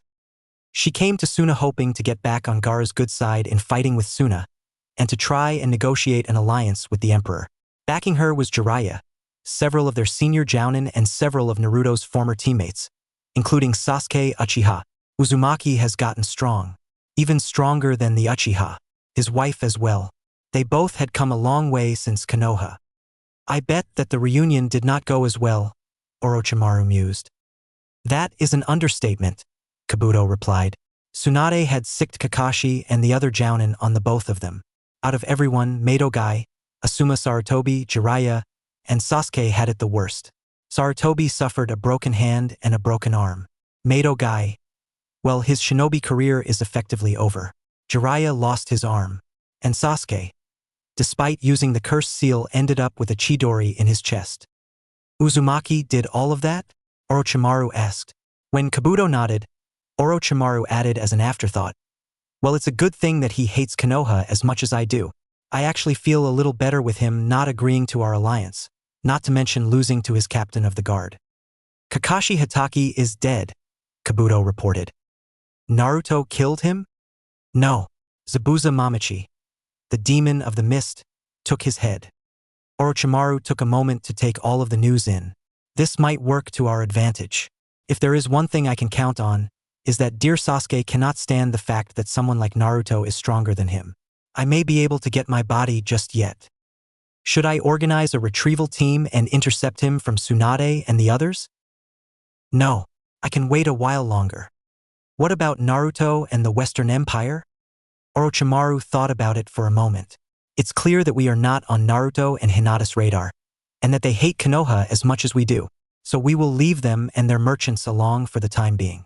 Send word to the Reikage. Uzumaki and the Western Empire is off limits. His smile grew sinister. But if Sasuke refuses to come to my side, I can always be an emperor. Konohagakure no Sato at the same time. It had been midnight when Tsunade and the remains of her forces had returned to Konoha. Since that time, she, along with Shizune and Sakura, had been hard at work stabilizing the badly injured shinobi, even going as far as taking a soldier pill in order to keep working. As she had been busy with Jiraiya, Shizune and Sakura had been tasked along with the doctors in treating the injured shinobi, as well as compiling a casualty list of the ANBU who were killed. Konoha Hospital, dawn. Shizune and Sakura gave their reports to Tsunade, who had just finished treating Jiraiya. 16 ANBU dead, Sakura reported as she handed Tsunade a scroll. Here are their names. Kakashi Hatake Kia. Tsunade nodded grimly. She had brought 200 Jounin-level shinobi with her to Suna, and yet when Naruto and Hinata had used their forces to block them from interfering at Blade and Jutsu Point. Seeing as how the Jounin were outnumbered and outmatched, the remaining Jounin had no choice but to comply. Tsunade found them outside Suna, and ordered them to help with the wounded and the dead. After demoting them to Chunin, they were not allowed to take Kakashi's body, as that was incinerated in one of the many pyres outside of Suna. And the others?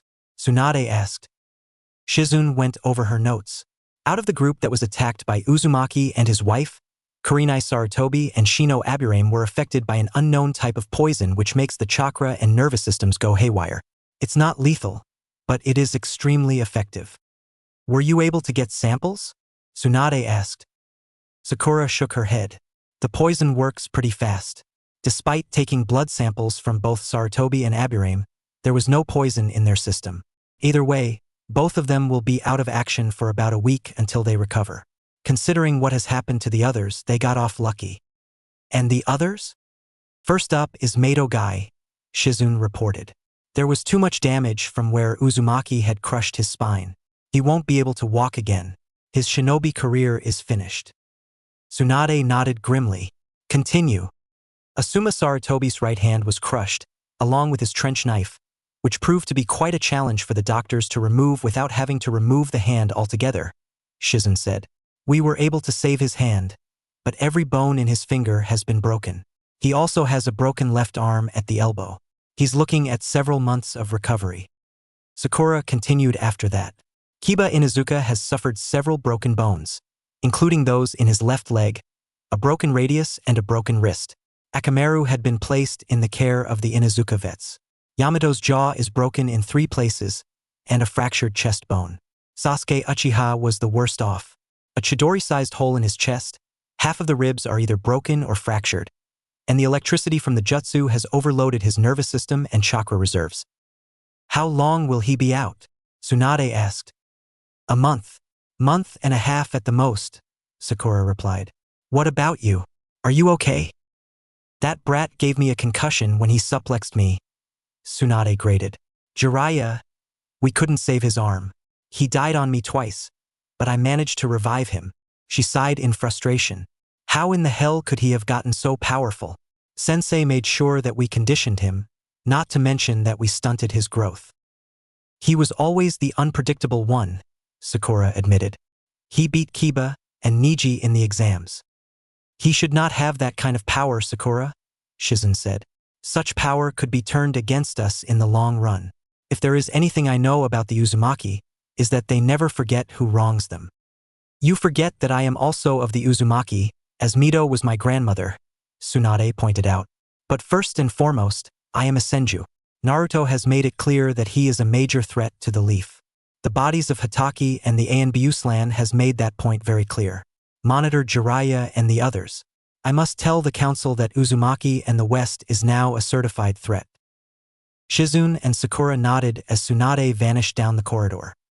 Underneath Konohagakure, hours later, inside his inner sanctum, Danzu Shimura was furious. The Sharingan in his eye was spinning, his body leaking killer intent. The man known as the Darkness of Shinobi had just returned from an emergency council meeting, in which Tsunade had delivered some devastating news. Naruto Uzumaki was the Emperor of the West. The dead last, the Kyuubi brat, was the most powerful man on the Western continent. The same Naruto Uzumaki who had killed Hanmura and Koharu over a year ago.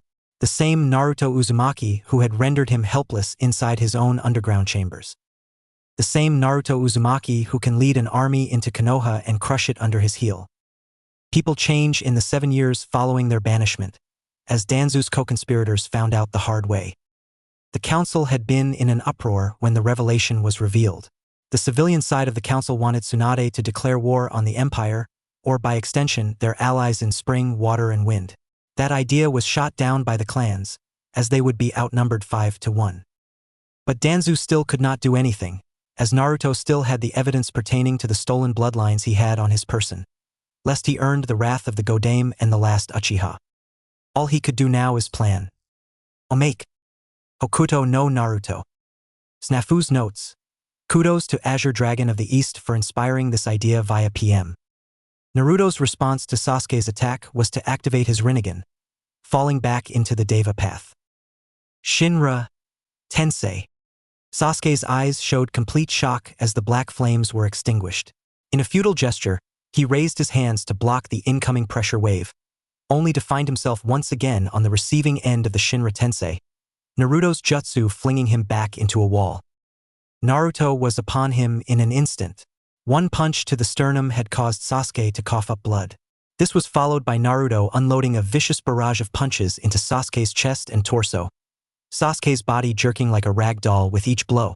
The coup de grace came with Naruto punching Sasuke through the wall. Looks like I win again, Naruto said smugly. Turning from the mangled Uchiha, Naruto walked back into the street. Then he stopped and turned around. Sasuke, despite being badly injured, stumbled out of the hole Naruto had made with his body. Dobe, we are not done yet. I'll give you this much. You're persistent, Naruto admitted. But the battle is over. You lost. The Sannin lost. It's over. Damn you, damn you. Sasuke snarled as the cursed seal went into overdrive as he went into stage 2 of the cursed seal. His skin turned into a shade of dark gray, the lips a shade of blue. A black 4-point star-like mark appeared in between his eyes, above the bridge of his nose. His hair had gotten longer, ending at his waist. The eyes no longer had the Sharingan. The sclerae turned black, the irides now yellow. Last were the large webbed hand-shaped wings on his back. Die Naruto! Sasuke screamed as he rose into the air, right before diving at Naruto, claws outstretched, ready to rip Naruto apart. Had Sasuke been paying any attention, he would have noticed the smirk on Naruto's face, or the fact that his killer intent was radiating from his body like a flame, literally burning off his Haori, flak vest and mesh shirt, revealing his own scarred torso. Think the scars which Kazuya Mishima has sans the large scar on his chest. The Emperor met him in mid-air, his foot smashing against the demonic-looking Uchiha's face, knocking him back. As Sasuke got back to his feet, Naruto struck. A tata tata tata tata tata tata tata tata tata tata. Crunch, crunch, crunch, crunch, crunch, crunch, crunch, crunch, crunch, crunch, crunch, crunch. As Tsunade and Jiraiya watched in complete shock and awe, Naruto unleashed a massive barrage of punches with both hands, striking at the Uchiha's 708 acupressure points. To anyone watching this, it was as if Naruto had moved at an inhuman speed, even faster than Rock Lee and Guy combined as he pummeled Sasuke with his fists, the Uchiha's body jerking around violently like a rag doll from the impact of the blows. Then Naruto switched from his hands to one foot, kicking Sasuke just as fast. Tata tata tata tata tata tata tata tata tata tata. Crunch crunch crunch crunch crunch crunch crunch crunch crunch crunch crunch crunch. Right before resuming punching him again, only this time with one hand, not slowing down. Tata tata tata tata tata tata tata tata tata tata. Crunch crunch crunch crunch crunch crunch crunch crunch crunch crunch crunch crunch. And Naruto returned to using his other hand like he had done earlier at the start of the technique. Wath. K-pow.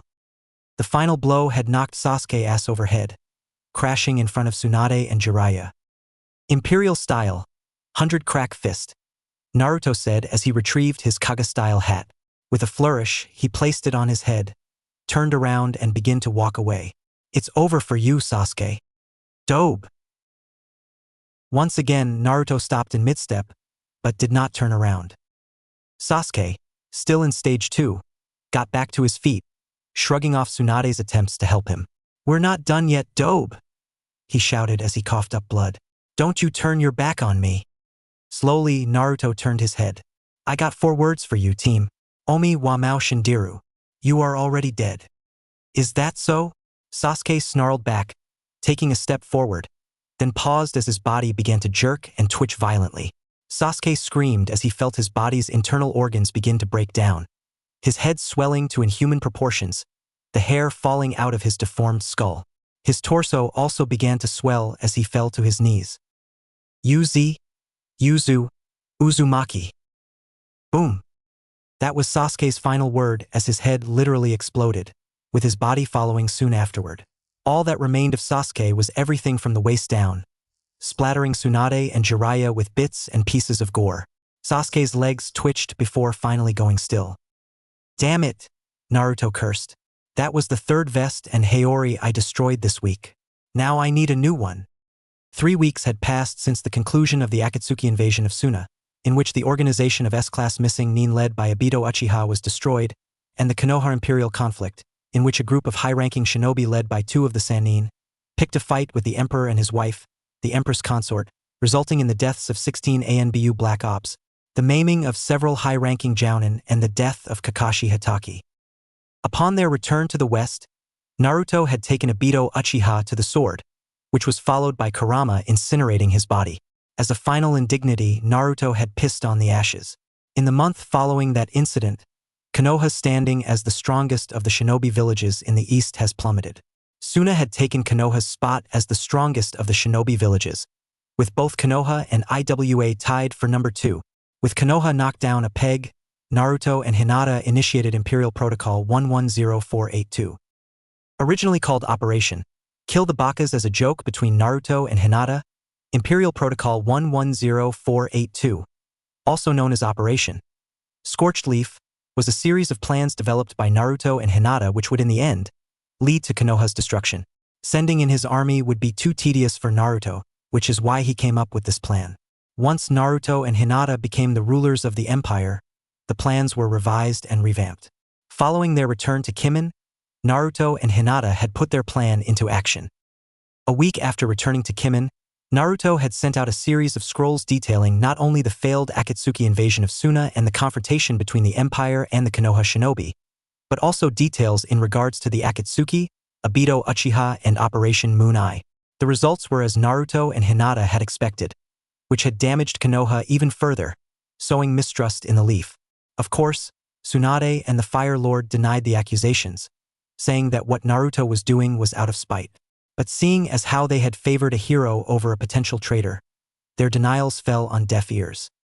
In response to the Imperial Nation's actions, Tsunade, Jiraiya, and the Fire Daimyo responded by revealing that the Western Empire had the Jinchuriki in their possession, and that they had fought in the Sunakatsuki War, hoping to use the political pressure from the daimyos and the other kages to force Naruto into surrendering the Jinchuriki back to their respective villages. However, Tsunade was a day late and a ryo short. The daimyos, which had the major villages, had already knew that Naruto and Hinata had long since retrieved the Jinchuriki, and allowed him to do so in exchange for a promise of non-aggression on his end.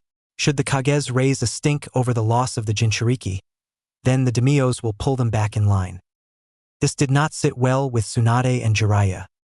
Konoha no Sato, Fire Country. Jiraiya walked into the office. The one-armed Sanin's expression was grim, and has been grim since the fateful mission into Suna. The stump on where his arm used to be served as a reminder of what Naruto had become. Tsunade looked up from her paperwork. "Well, did you hear anything?" she demanded. "Bad news all around," replied Jiraiya. "From what my informants have told me, it appears that the brat is 2 steps ahead of us. The daimyos have long known that Naruto had taken the Jinchuriki. In fact, they allowed him to do so in exchange of a promise of non-aggression on his end. Which means that their respective kages can't do anything," Tsunade seethed. "What about Naruto and Hinata's bingo book entries?" Jiraiya shook his head. "They were voided out. The Gaki and the Hyuga have been recognized as rulers of a sovereign nation, which, as you know, carries automatic diplomatic immunity. Honestly, I never expected Naruto be this cunning. Whatever he thinks of, he knows how to counterattack."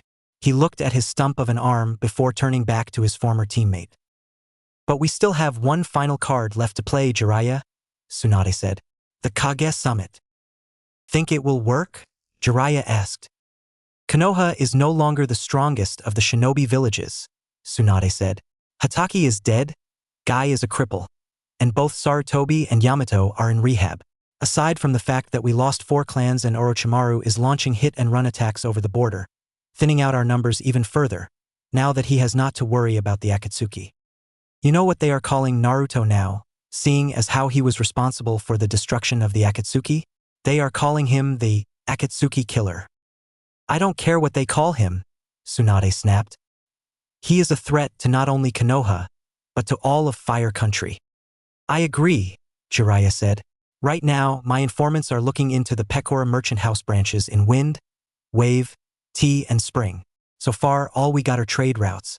Nothing concrete. Where is the Kage Summit being held?" "Iron Country," Tsunade replied. "General Mifune has agreed to play as host and mediator to the other kages.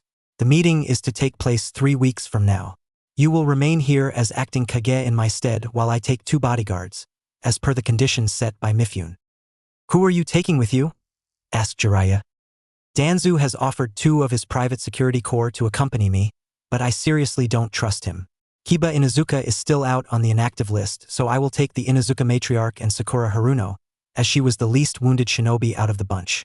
That brat has been lucky for a while now, but this time, his luck will run out once I turn the other kages against him." "And the Jinchuriki under his control?" Tsunade huffed. "The tailed beasts were given to the other shinobi villages by my grandfather in order to keep the peace once they were tamed. By extension, the Jinchuriki are the property of the Senju clan, which means that they belong to me. That brat will have no other option but to surrender the Jinchuriki over to me, or else he will suffer the consequences." Jiraiya sighed. "If this was the same brat that was a genin, then yeah, Naruto would not be a match for us. Now, he is an unknown Tsunade. He is no longer the same brat that Sensei wanted to be Konoha's weapon. Because he is an unknown, that makes him even more dangerous." He gestured to his stump. "Look what he did to me. Look what he did to Asuma, Guy, and Yamato. Hatake is dead, and he was one of our strongest shinobi. He could have killed us back in Suna, but chose not to, and it was not because that this was his former home." "Are you saying that he spared all of us for a specific reason?" Tsunade asked. "It looks that way," the one-armed sage replied. "Maybe he wants us to suffer, or maybe he wants to destroy us himself. The kid was known to be unpredictable. He made the impossible possible. He beaten the Inuzuka heir and the Hyuga prodigy in the Chunin exams. Hell, from what Sasuke had told me, he unlocked the power of the Rinnegan during their first battle at the valley. The fact that he can fight without relying on it as a crutch makes him even more dangerous than Itachi, Obito, and Sasuke combined." Jiraiya remembered Naruto's words that day in Suna after he and Hinata and Zabuza had came out on top following their confrontation. You call this hatred. I call it retribution. You say this is vengeance? This is justice. But this is only the beginning, you hag. This is the beginning of the end for the Leaf. Go back to Konoha and tell them that the dead last has returned. Tell them that as the yellow flash brought Konoha's rise to power, the Emperor of the Six Paths will bring about its reckoning. You think he could reach out to Orochimaru? Tsunade asked. Jiraiya shook his head. I don't think so. I think it's safe to say that he is no more of a fan of that snake than the both of us. In the meantime, I'm heading for the Fire Capital to update the Fire Daimyo on the situation. Afterward, I'm going to check on some of my contacts in Tanzuka. Tsunade nodded and dismissed Jiraiya. Imperial Complex, Palace Gardens. Naruto Uzumaki Namikaze watched with a smile as Hinata and Tenten exchanged gossip whilst sitting in the shade of the sakura trees. Hizashi and Minato were in their respective laps, while Hayashi and Niji fussed over the two children.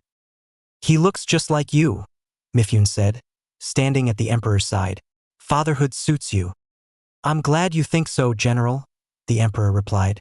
His expression had gotten serious as he turned to the old samurai. In spite of everything, this was not a social call.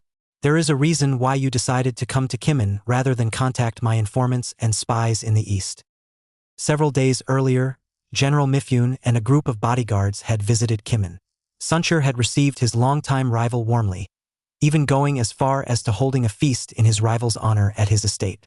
On Friday, the day of the local tournaments, Sunshire and Mifune had fought in the arena. Naruto, Hinata, and the Imperial Council were among those in attendance. The battle had ended in a draw, but had left the old men in good spirits. This was Naruto's second encounter with the Iron Country chief. The first time he had met Mifune was through Eiji Kibagami, when Mifune visited Kimin the first time to sign a trade agreement, which allowed the Empire to establish a Pekora outpost in Iron Country in exchange for reduced prices for their goods. The second time Mifune had came to the Imperial Complex, he had some information for the Emperor and Empress consort. Information regarding Konoha. Once again, your intuition proves to be correct, Mifune confirmed. Your actions in Suna towards your former village has caught the eye of the other villages. The Godame Hokage has called for a summit of the Kages. I have been asked to host it, not to mention playing the role of mediator. And you agreed to do so? Yes, and it just so happens that the summit falls exactly on the same day as you and your wife are due for your annual inspection of the Pekora Merchant Branch in Iron Country, which is 1 month from now. Naruto nodded in understanding. Are you suggesting that I crash the summit, General? The old man smirked. Unofficially, yes. Officially. You know the rules.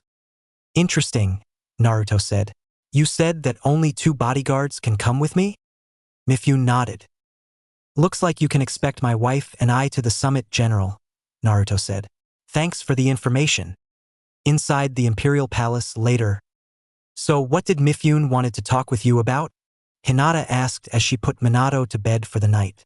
Their 1-year-old son had so much energy, and now he was tucked out. Minato let out a cute little yawn before settling in for the night. Naruto watched as Hinata tended to their son.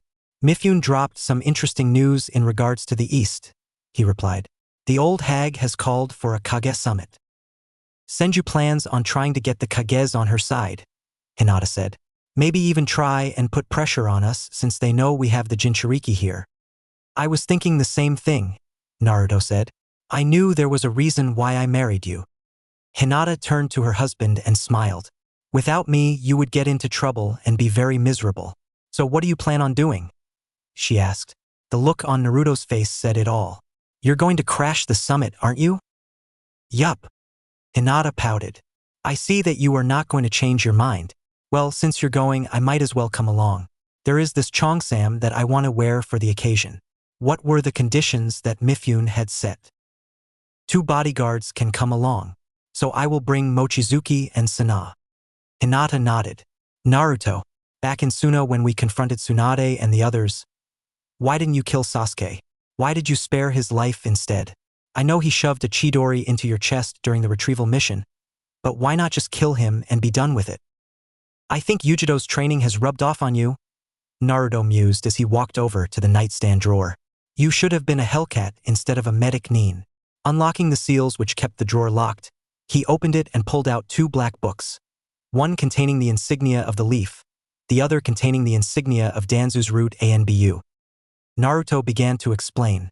The first time I returned to the leaf, I assassinated Hanmura and Koharu. I got the first book from Danzu detailing his crimes he had done in the name of the leaf. The second book, I stole from the Hokage's office when I snuck back in to retrieve my parents' ashes, after spiking her sake with laxatives. Blowing up the Hokage monument was a bonus. Hinata began to leaf through the pages of the Hokage Black Book. "And when were you going to tell me about this?" she asked. "I did tell you, remember? Sarutobi and those 2 idiot students of his have plenty of secrets." "Oh." Hinata continued to flip through the pages. Then she stopped. "Son of a bitch." Naruto knew that tone in her voice in an instant. If Hinata spoke in a tone that showed she was pissed, violence, and in the most extreme cases, death would most likely ensue. Hinata looked angry, and she had a very good reason why.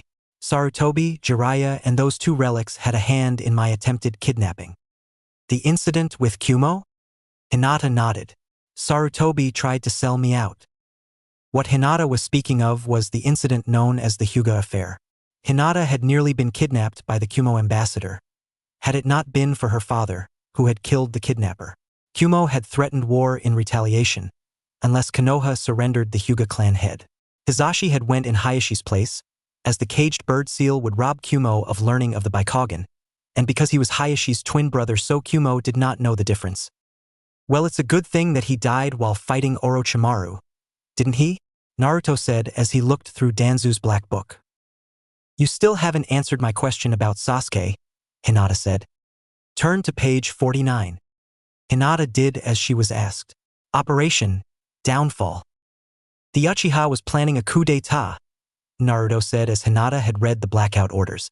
"Sarutobi, Danzu, those 2 old bastards, and Jiraiya had ordered Itachi to butcher the entire clan, save for Sasuke.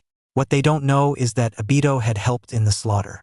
The reason why Sasuke is still alive is simple, Haim. Konoha's destruction will not come from us. It's going to come from Sasuke," Hinata finished. "By having Konoha and Fire Country focus their attention on me, they will not suspect the Uchiha of stabbing them in the back. Konoha knows that the Imperial Nation is a threat to them. Danzu tried to assassinate us and failed. Tsunade lost face when she attacked us in Suna. Orochimaru will do his part in keeping pressure on Konoha. More than likely, he knows about the both of us. But since we hate Konoha as much as he does, he won't do anything that would cause us to turn our attention to him."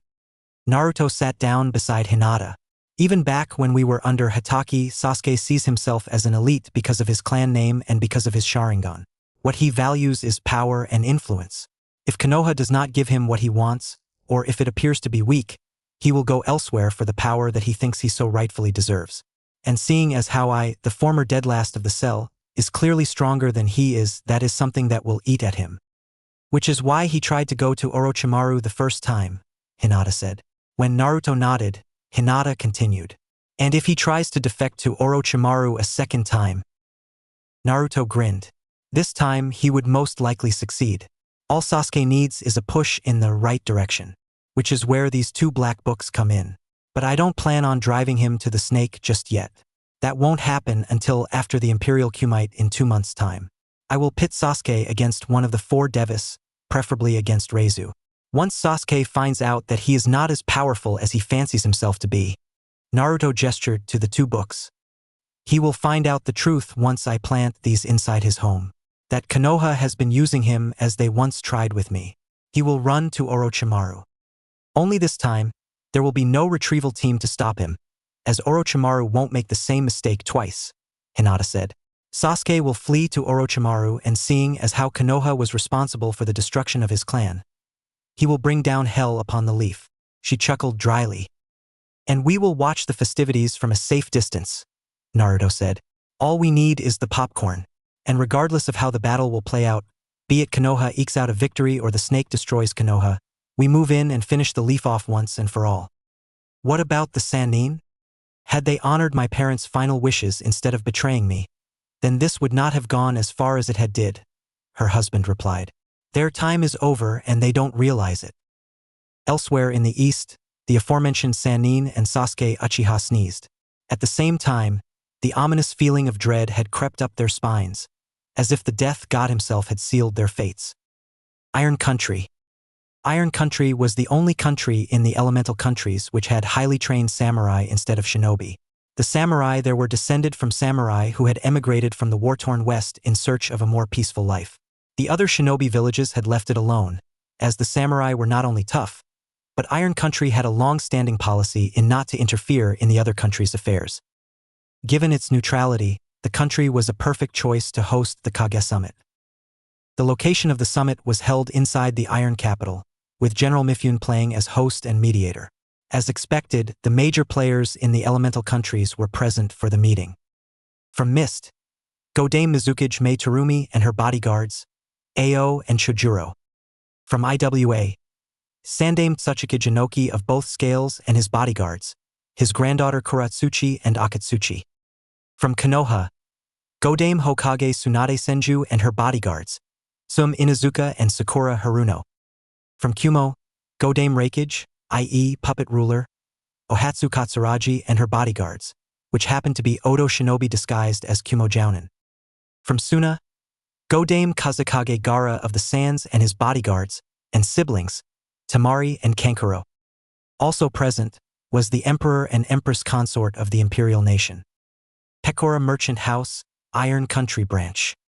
The Pecora Merchant House's Iron Branch was a walled compound located several blocks away from where the Kage Summit meeting was being held. Eiji Kibagami was instrumental in getting a trading alliance with Iron Country, as he had relatives living there. Inside one of the offices within the compound, Naruto and Hinata Namikaze were finishing up their preparations. As this was a formal affair, Naruto and Hinata were dressed for the occasion. As Naruto had long since stopped wearing orange, his attire was mostly black, having embraced the Western style of clothing. Vest, pants, and boots. The tight-collared shirt was white. His long coat hung on a rack, as did the black Kage-style hat. Hinata was also finishing her own preparations. She was dressed in a red cheongsam dress with a black lotus pattern, which showed off her curvaceous figure. A red rose was tucked inside her hair. She wore no makeup, which enhanced her beauty. The couple, along with their elite guard, had arrived in Iron Country via the Demon's Gate hours before the Kages were due to arrive, as there was no place for the Imperial Nation's airship to land. Following the inspection of the Pecora compound, Naruto and Hinata made their preparations to crash the Kage Summit. Hinata turned to her husband, who had just slipped on his long coat. "Ready." Naruto nodded as he placed the Kage-style hat on his head. "Ready." The Kage Summit. A massive council chamber, consisting of a round table in the center of the room. Iron samurai guarded the room, making sure that everything remained civil between the 5 Kages and their respective bodyguards. From Mifune's left, going clockwise, sat Godame Mizukage Terumi, Godame Hokage Senju, Sandame Tsuchika Jinoki, Godame Kazakage Gaara of the Sand, and last, Godame Reikage Katsuraji. Flanking them were their respective bodyguards. There was a space that was directly opposite of Tsunade which was empty. "For those of you who do not know who I am," Mifune began, "I am Mifune, leader of Iron Country, and general of the samurai forces here. On behalf of the people of Iron Country, I welcome you to my home. I will be acting as mediator for this meeting of the Kages." He turned to Tsunade. "Godame Hokage, you have the floor." "Thank you, General," Tsunade said. Clearing her throat, she began to speak. "Fellow Kages, the threat of the Akatsuki has passed with its destruction. But there is a new threat on the rise. A threat that can not only destabilize the fragile balance of the elemental countries, but can destroy them." Gaara's eyes narrowed, as did Mei's. They knew exactly what the Godame was speaking of. "I am talking about the unified Western Empire and its so-called leaders, Naruto Uzumaki and Hinata Hyuga," Tsunade finished. "From what Jiraiya has told me following his visit to the West, the Imperial Nation's military might is far more stronger than those of our villages combined. What the East has seen with the destruction of the Akatsuki was nothing but a sample of what Uzumaki can muster." "I disagree with your claims, Lady Hokage," Gaara said, coming to the defense of his friend. "Emperor Namikaze is not a threat to any one of us here. Your opinion of him has been biased ever since the day he was born. Your actions in banishing him following the retrieval mission of the Uchiha has shown that." "Indeed," Anoki said, knowing full well that the Emperor was the son of the infamous Yellow Flash, as well as of the circumstances surrounding Uzumaki's banishment. Despite the stone's issues with the Yellow Flash, it makes no sense in banishing a genin when he was successful in completing his mission, while giving a pardon to the genin who attempted to defect to a potential traitor. Had this taken place in IWA, the Uchiha runt would have been executed, Sharingan be damned. Second, had Uzumaki had any ill will towards any of us, May continued, then he would have invaded the East a long time ago. I agree with my Suna counterpart. Your opinion of him is flawed. His exploits in the East are of public knowledge. It was through him that the Leaf gained its many alliances. Ironic as it by the Uchiha that they were taken away. Tsunade gritted her teeth as she balled her hands into fists. That part was true. In any event, Katsuragi, from what I have observed, Uzumaki is not a threat to any of us. We all have heard of the reports coming from Suna. Yourself, Jiraiya, and several high-ranking shinobi confronted and fought the Emperor and Empress in the village streets. Inoki cackled. Oh, I would give anything to have been there. The look on your faces when the gaki that you, Jiraiya, and all of Konoha had written off as worthless must have been priceless. The Kyubi Jinchuriki, the dead last, now discovered to be the Emperor of the West. Add the fact that both he and his wife had humbled you and your shinobi are a bonus. Humbled, Tsunade repeated, rising from her seat. Humbled. 16 of my ANBU are dead. Kakashi Hatake, the last of the Yondaime students, is dead. Jiraiya, my teammate, lost his arm at his hands. One of my shinobi had his back broken in such a way that not even I could fix it. And there are the wounded. You want to pick a fight with me, Senju? Inoki taunted, hopping to his feet. You really shouldn't. Konoha is not looking very good now. You're no longer the strongest of the villages. Not after your actions in Suna, which had left a black eye upon the Leaf. Mifune cleared his throat, getting the attention of the two Kages. His silent glare told them to stand down, of which the Sandaime and the Godaime did. Behind Inoki, Kuratsuchi and Akatsuchi grinned. Personally, I would rather fight that brat who calls himself Emperor instead of you, Tsunade said. He is nothing without that title or the Rinnegan. I underestimated him the last time. It will not happen again. You really should be careful what you wish for, Godaime Hokage, a voice said from the door, causing everyone to turn to the now open doors. It may just backfire on you in the most extreme way. Stepping into the room, long coat fluttering behind him, was the Emperor and Empress of the Imperial Nation. Behind them were two of their bodyguards, a woman who was dressed similar to Tsunade with tattoos and a Saizibushi-level Onibugeisha identified by her khaki flak vest as a member of the Hellcats. Mifune rose from his chair. Emperor Namikaze, Empress Namikaze, you honor my home with your presence. May I ask what you and your wife are doing here? He asked, already knowing the answer to the question. Hinata and I are here on the tail end of my inspection tour of the Pekora merchant houses in the east, Naruto explained smoothly. As per to imperial tradition, we have come to pay our respects to the current ruler of the country. He looked around the room, studying the 5 Kages and their bodyguards. It appears that my wife and I have come at an unexpected time. Quite the contrary, Mifune said. The topic was about the both of you and the Western Empire. Yes, Emperor, Tsunade said, pronouncing Naruto's title with sarcasm. We have some questions we would like answered. Naruto looked at his wife, who nodded. Of course, he said. There's nothing wrong with a small chat. Very good for the soul. 2 more chairs were brought in and placed beside the Godaime rakage. Naruto and Hinata walked over and took their seats, Benasato and Sana standing behind the Emperor and Empress. Naruto removed his hat and placed it on the table, as with the other Kages.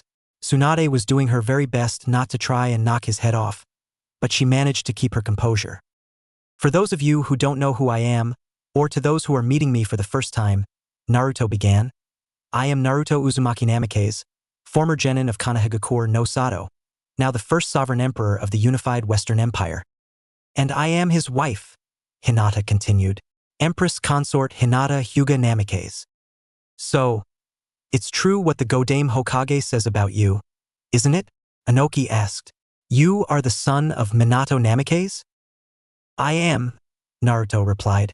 I am the legitimate heir of Minato Namikaze and his wife, Kushina Uzumaki Namikaze. He gestured to the two women behind him. The women accompanying us are part of our elite guard. Major Benesato Mochizuki and Sana Sunshire. What you may have heard about the Western Empire is more than likely true. Yes, I was banished by the Godame Hokage of Konohagakure no Sato on trumped-up charges solely because I am the Jinchuriki of the Nine-Tailed Fox. Hinata came with me at her father's behest, in order to avoid being branded with the caged bird seal. Naruto could not reveal his trump card just yet, saying that he was the former Jinchuriki of Kurama. Not yet. For 5 minutes, Naruto and Hinata had told the meeting of the Kages of his trials and tribulations in the West. First, he had killed Rokubunji Oda, said to be the strongest of the warlords. He told them of the 2 years he had spent as a warlord, unifying the continent, and Hinata laying the foundation of what would be the Imperial Medic Program, which trained shinobi and samurai. He told them that following the unification wars, he and Hinata were the undisputed rulers of the West. That's it, Naruto finished. Hinata and I came from nothing. We clawed our way to the top of the mountain. The people recognized the both of us as the Emperor and Empress of the West. Clap, clap, clap, clap. Everyone turned to Tsunade. She was clapping sarcastically, while Tsum and Sakura had amused looks on their faces. Bravo! You can spin a wonderful story, brat. I think Jiraiya could use that in his next book. Naruto leaned back in his seat and chuckled. You of all people know that I never lie about my skills, hag. It just burns at you, doesn't it? To see Sarutobi's plans into conditioning me into being Konoha's perfect weapon backfire? That when you could not control me, you banished me and sent the ANBU after me. How does it feel, knowing that Sarutobi is turning over in his grave at seeing his plans unfulfilled? Be careful, Uzumaki, Tsunade warned, rising from her seat. I can just as easily crush you like a bug. You tried, remember? Naruto replied. And what was the end result? Oh, that's right. He ticked off on his fingers. 16 ANBU dead, 3 maimed jounin, 1 Sannin missing an arm, and Kakashi Hatake dead. And that was me and Hinata without trying. I am not the same Gaki you once knew, Tsunade. You and all of Konoha should do well to remember that. The Akatsuki found out the hard way. You should be thanking me, Senju, for eliminating the Akatsuki. Wiping them out was probably the most important event in the history of the elemental countries. And what is for you? Inoki asked. Naruto shrugged his shoulders. Tuesday. Inoki chuckled. I like this kid. Granted that his father was the Yellow Flash, the kid got spirit. And IWA respects strength and honor. That, and the Western herbal tea your merchants sell, has done wonders for my bad back. We are getting off subject here, Tsunade said. There is still the matter of the Jinchuriki. She leveled her gaze upon Naruto. Do you not deny that you have all of the Jinchuriki in your possession? No, I will not deny it, Naruto said. With the exception of General Ni and the Godame Kazekage, I admit that I retrieved the Jinchuriki from here and offered them asylum within the Empire. Before Tsunade could say anything, Naruto continued. I did this with the blessings and consent of the daimyos of earth, lightning, and water, in exchange for a pledge of non-aggression on my end, and with me promising never to unleash the power of the Jinchuriki upon their countries and villages. By taking the Jinchuriki out of the picture, the playing field of the elemental countries has been reset. And yet, you used them in the war against the Akatsuki, Sakura pointed out. You are a liar and a hypocrite. Naruto snapped his gaze upon his former teammate. I'm sorry, was I talking to you? Until I address you, Haruno. Shut that hole between your nose and chin and reattach your lips to Senju's ass. Turning back to the assembled Kages, he addressed them, ignoring that Tsum was holding Sakura back. Yes, I had the Jinchuriki fight in the war with the Akatsuki, but I honored my promise not to unleash them upon the villages or the elemental countries. I asked them if they wanted some payback towards the Akatsuki, and they agreed to come along. The daimyos may have agreed to your requests about the Jinchuriki, but the fire daimyo didn't. And neither did I, Tsunade said. The tailed beasts and by extension the Jinchuriki are the property of the Senju clan. My grandfather gave the bijou to the other shinobi villages. As the granddaughter of Hashirama Senju, you will hand over the bijou to me, and since you hold the strongest of the bijou, I demand that you abdicate your throne and hand yourself over to face the justice of the leaf. Let me think about that. No, Naruto replied. You dare refuse me? Tsunade snarled. A Senju, and descendant of the Six Paths? I do. You seem to forget your history. The Uzumaki are the direct descendants of the Six Paths sage, the original Jinchuriki to the Ten Tails. He split the power of the Bijou into 9 beasts. You claim that just because of your family name that the Jinchuriki and by extension Gaara and myself are the property of the leaf. In any case, the Bijou are not your property. The Jinchuriki are under my protection. The Senju and the Uchiha are not blood relatives to the Six Paths. He adopted them and trained them, but they are not of his blood. Anoki, Mei, Mifune, and Katsuragi watched this soap opera play out between the Emperor and the Godame Hokage. I don't care what you think. The Jinchuriki are the property of the Senju clan. This is not open for discussion. You will hand them over to me now. Naruto's next question caught Tsunade off guard. Did you see my mother the same way? What? Tsunade stuttered.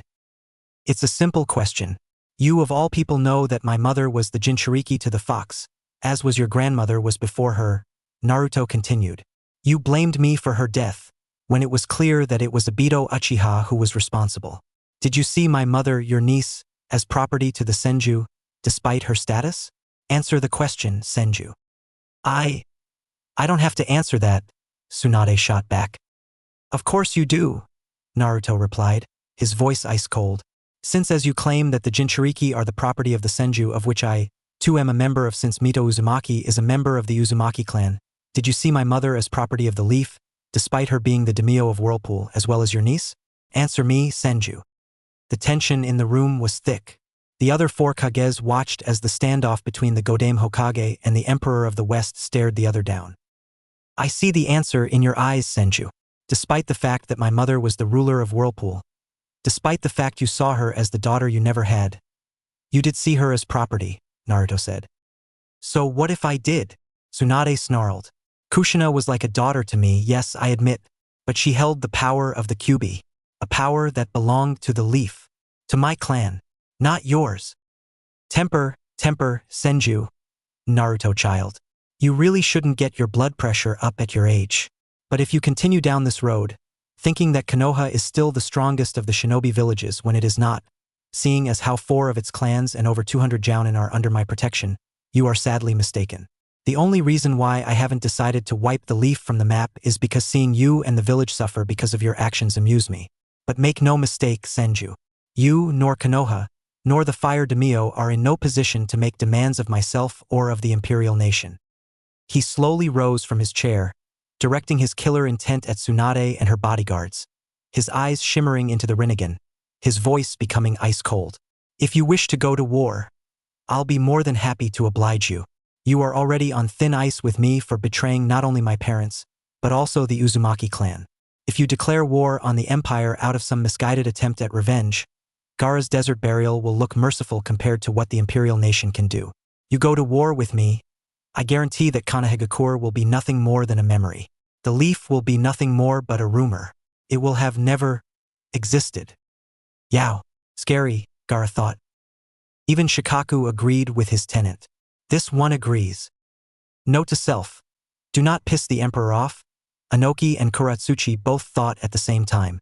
Anoki was glad that he had let the old hatred of the Yondaime die. It was known that his son was the leader of the West, and that he hated Konoha with a passion. So long as the West honored the non-aggression pact, then IWA had no problem with the Empire. Lord Orochimaru will have to be notified of this, Katsuragi thought. Impressive, Namikaze, Mei thought. His threat made clear, Naruto's eyes went back to normal.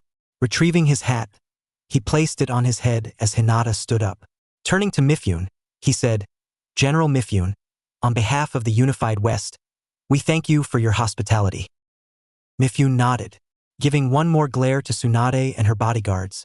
The Imperial group strode to the door, but stopped. Oh, I almost forgot, Naruto said, turning around. He turned to Sana and nodded. Sana produced 6 scrolls and tossed them to each of the Kages, who caught them. What's this? Anoki asked, not daring to open the scroll. In 2 months, the Unification Festival will take place, Naruto explained. The highlight of the festival is the Imperial Kumite, which is held in South Ichiyama. What you hold in your hands is an invitation to the tournament. No Kage can participate, Bring 4 of your strongest shinobi and samurai to compete. The winner of the tournament will earn 20 million ryo for their respective village and the title of champion. That invite you hold in your hands also promises safe conduct through the imperial nation. I'll be there, Tsunade said, just to see the look on your face when we show that the will of fire is strong enough to crush any and all challengers, including your own fighters. The will of fire, Naruto repeated. Konoha's will of fire no longer burns. It has been extinguished by your hypocrisy, your fear, your bigotry, and your hatred. Tell me something, Senju. Did the Leaf ever gained back any of those alliances that I earned for them during my time as a genin? Tsunade's response was to glare at Naruto. Didn't think so, Naruto said, looking smug. Half of the people in the East don't trust you or Konoha, and for good reason. It would be bad for business to hire a village known for rewarding potential traitors and punishing heroes. Hopefully, I will see you all in South Ichiyama. The other Kages nodded and the Imperial group walked out of the meeting chambers, Naruto's smug grin never leaving his face. Konoha's downfall has begun. South Ichiyama unified Western Empire 2 months later. Following Naruto's appearance at the Kage Summit and him delivering the invites to the Kages and Mifune, Tsunade had returned to Konoha and summoned the council to tell them of this recent development. Sasuke Uchiha was the first to volunteer with Danzu's backing. Yugao Yuzuki and Asuma Sarutobi also signed on, as his rehab would be finished by then and he would be placed back on active duty. Last was Sakura Haruno.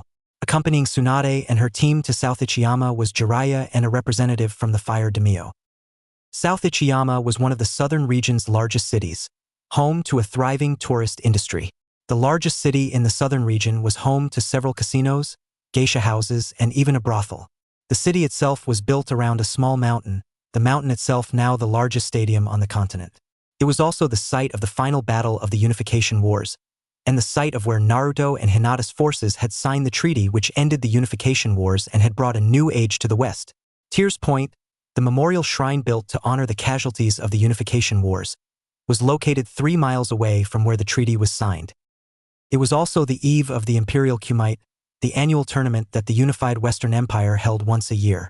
The best of the best were invited to compete for honor, wealth, and prestige in the Imperial nation.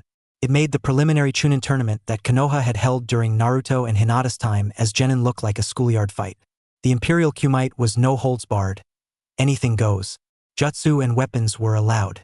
Bloodline-based abilities were allowed. And the Ichiyama Coliseum was specifically designed for that purpose.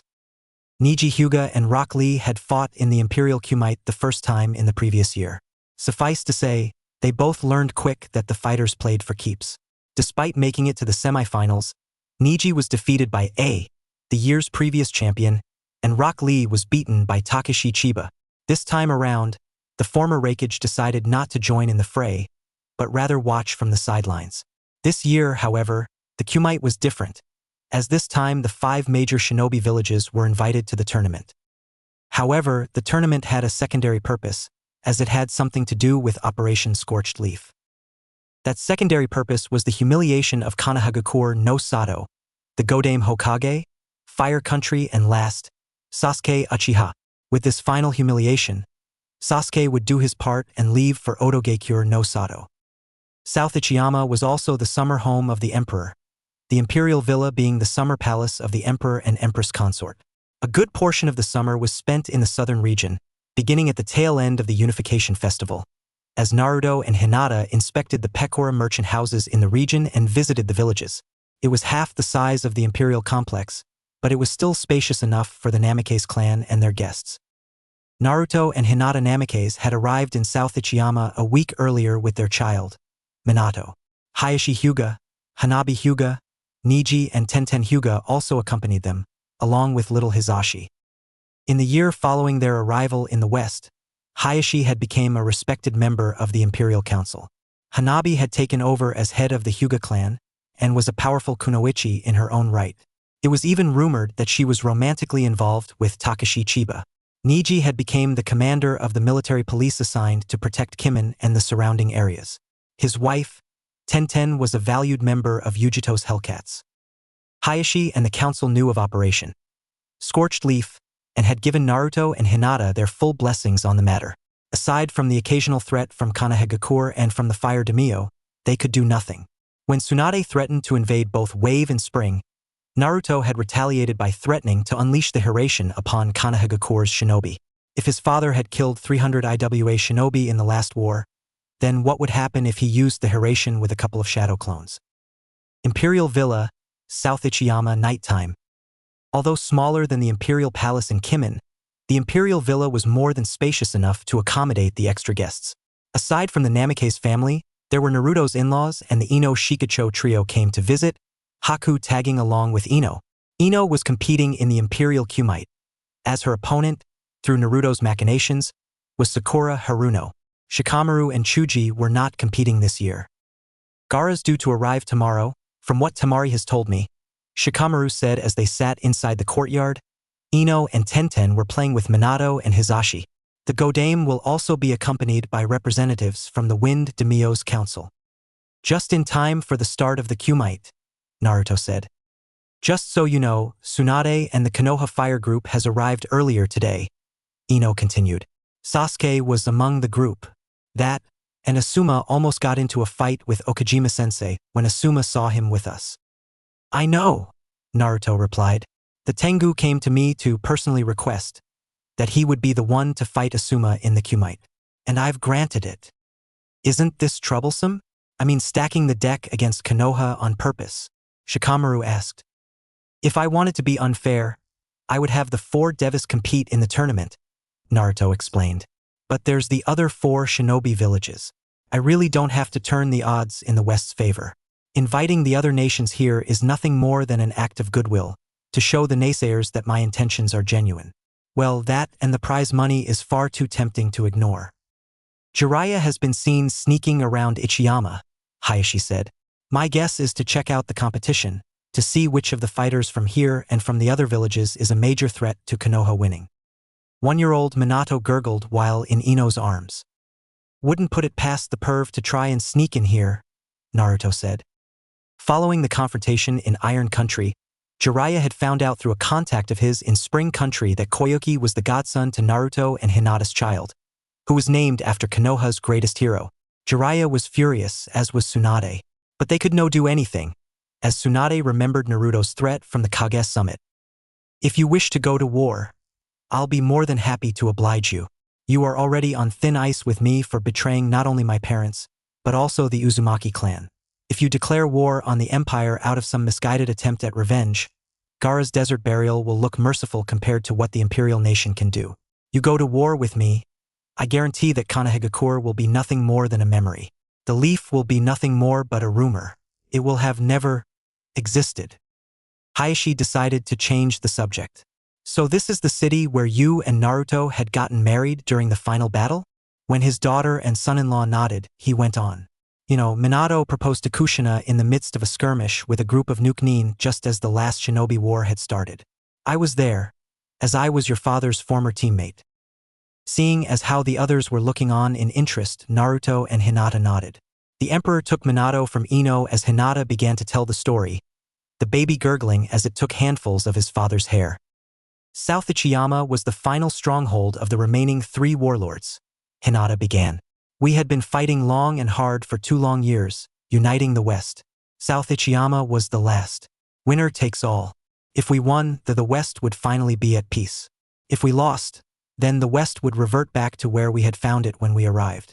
The 3 warlords, Oboa, Rama and Joe, were minor warlords, but they combined their forces and fortified the city. Always, before a battle, Naruto would offer terms to his opponents. The terms of surrender were generous, as they had always been, which was the main reason why we were successful to begin with. Come to his side willingly and fight for a greater cause, to bring peace to the lands. Joe was the smart one. He came to our side. Oboa and Rama wanted a fight, and we obliged. The battle raged for 3 hours, Naruto continued, smiling both at his son, who was now asleep and at the memory. Oboa and Rama were holed up inside the stadium, and we had the place surrounded. It was Kurama, Hinata, Haku, Zabuza and myself leading the charge. Flashback. South Ichiyama, the conclusion of the Unification Wars. Naruto Namikaze and Hinata Hyuga were fighting back-to-back. Naruto with his Okatana and Hiraishin Kanais, while Hinata had her Bikogan activated and kukri knives in her hands. Nearby, Zabuza Mamachi and Haku were fighting with members of Zabuza's Demon Brigade, and Yujito Ni teamed up with Kurama in taking down the enemy troops. Suddenly, Naruto had a moment of inspiration. Fortune favors the bold, as Sunshur once told him. He spun Hinata around, slashing at a samurai with his okatana. "Hinata, marry me." Had this been at any other time, Hinata would have squealed like a schoolgirl. Had she been a genin, she would have fainted. But they were in the middle of a heated battle, one that would forever decide the fate of the West.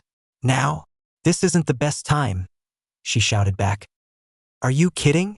Naruto shot back, blocking an incoming blade with his sword and stabbing the offending samurai with his kunai, leaving it embedded in his throat. "Now may be the only time.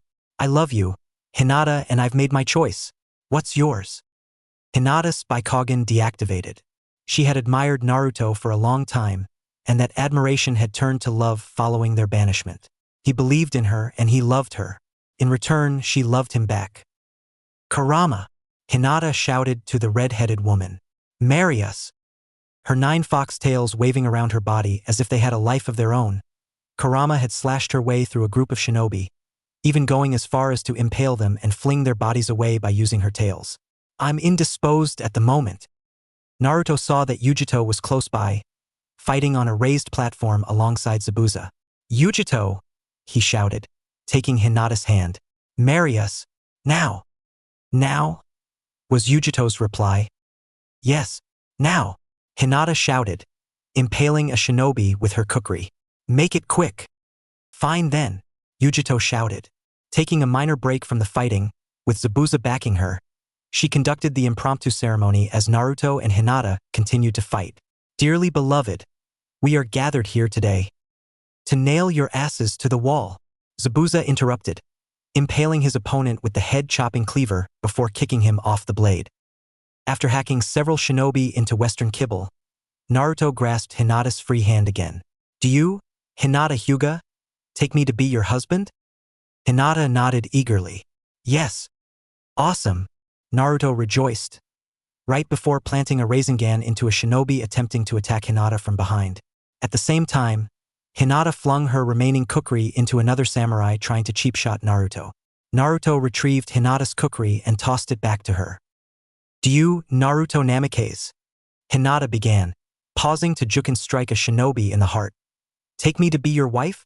For better or worse, and in sickness and in health."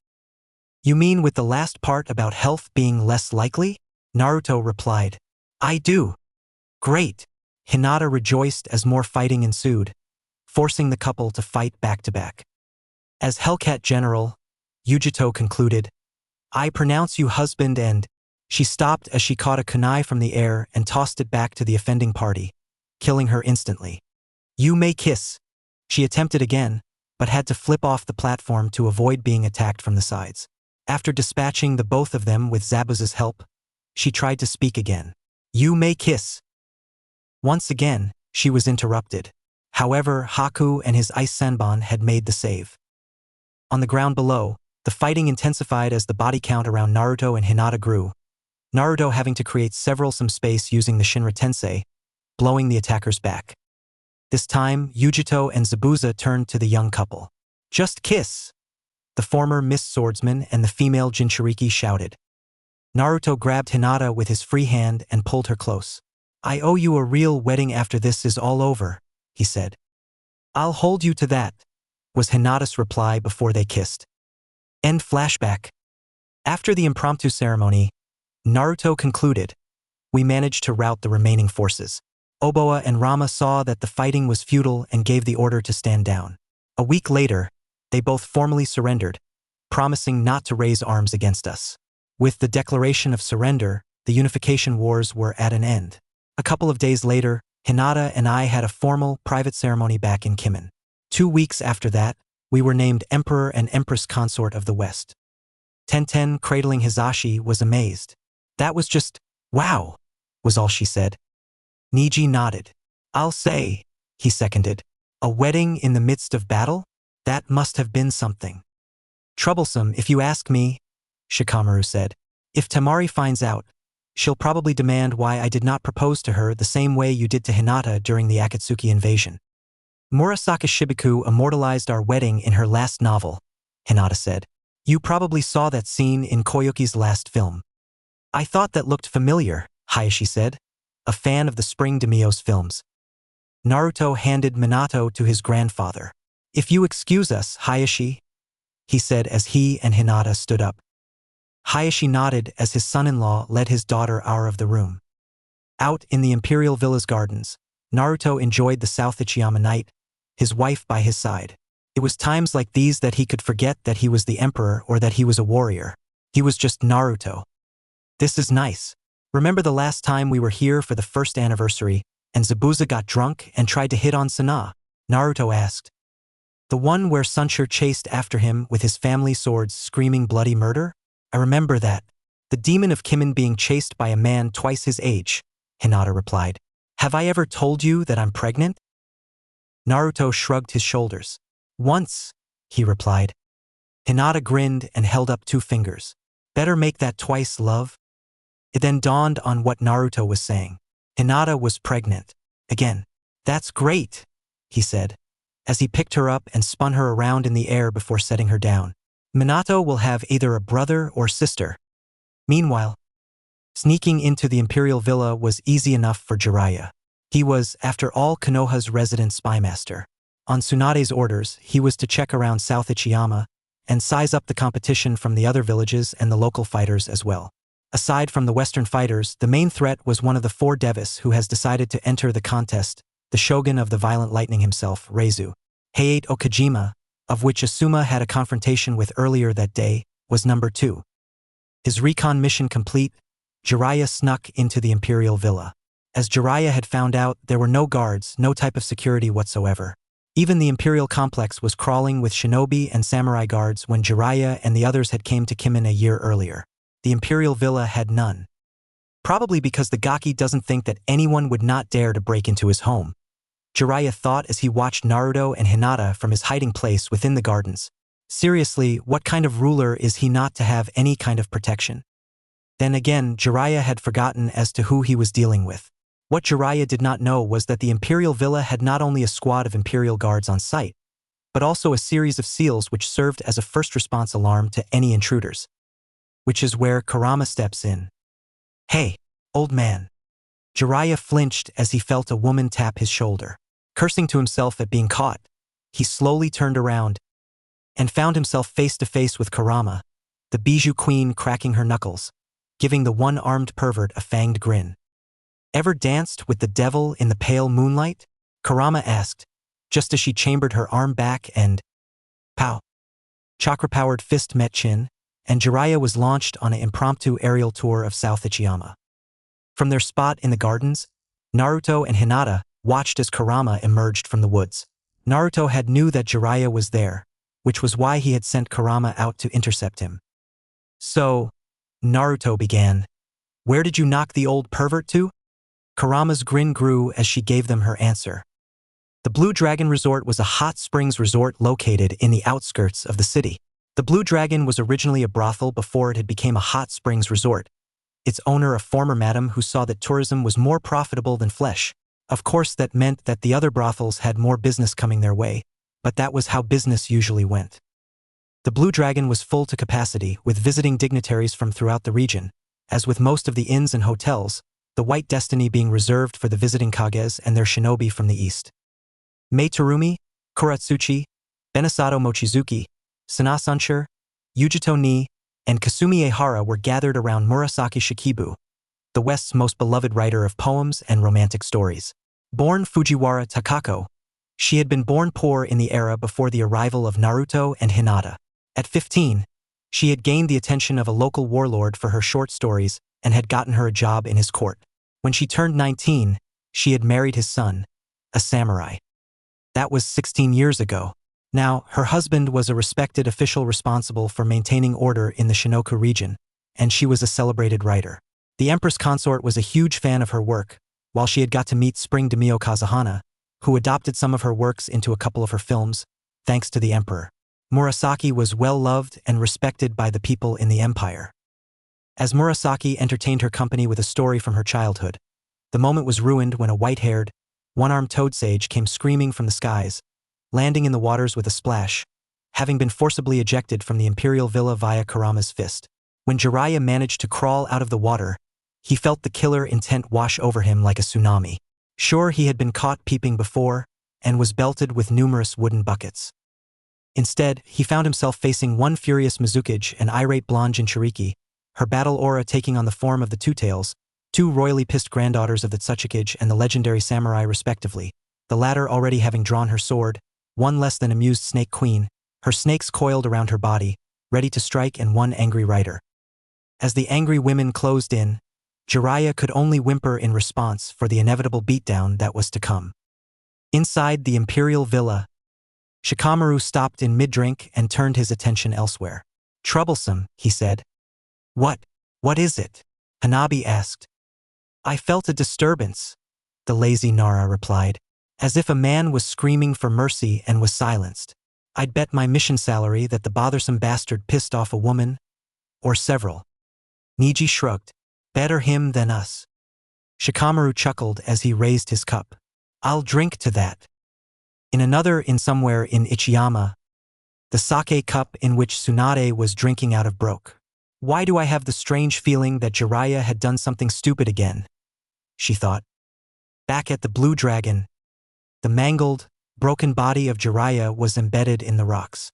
All he could manage to get out was, "Owie, I hurt." He would be taken to the hospital and Tsunade would be notified of the incident, as well as being billed for the damages. Ichiyama Coliseum. Ichiyama Coliseum was the largest of the Imperial Nation's arenas. 3 times as big than the stadium Konoha uses for its Chunin exams and as tall as a 3-story building, it was said that as the first Jinchuriki, the Six Paths had built the arena out of a small mountain using the power of the Ten Tails and reinforced it with seals. To anyone who had seen the stadium for the first time, it was a mesmerizing sight. The interior of the Coliseum was an impressive sight. Surrounded by crystal blue water, the arena itself a massive square platform, held in place by 4 giant statues of the Six Paths sage via stone chains. The arena was accessible only by bridge, then were retracted. Within the Coliseum's walls, a series of triage centers were located. Hinata's medic corps were on standby to tend to the injuries of the wounded fighters. The Imperial Kumite had 50 fighters, with 20 of them from the east. Before heading out into the stands, they had met with Anko Mitarashi inside a meeting room underneath the stadium, who was explaining the rules of the Imperial Kumite, having herself competed in a couple of them. As Anko explained the rules, she ignored the Konoha Corps Shinobi, knowing full well of the fate that was in store for them. "You all have signed the non-disclosure agreements in which you could not blame the Imperial Nation for what happens in the tournament. This tournament is single-round elimination. The rules for the Kumite are simple. Full contact, anything goes. Weapons and jutsu are allowed.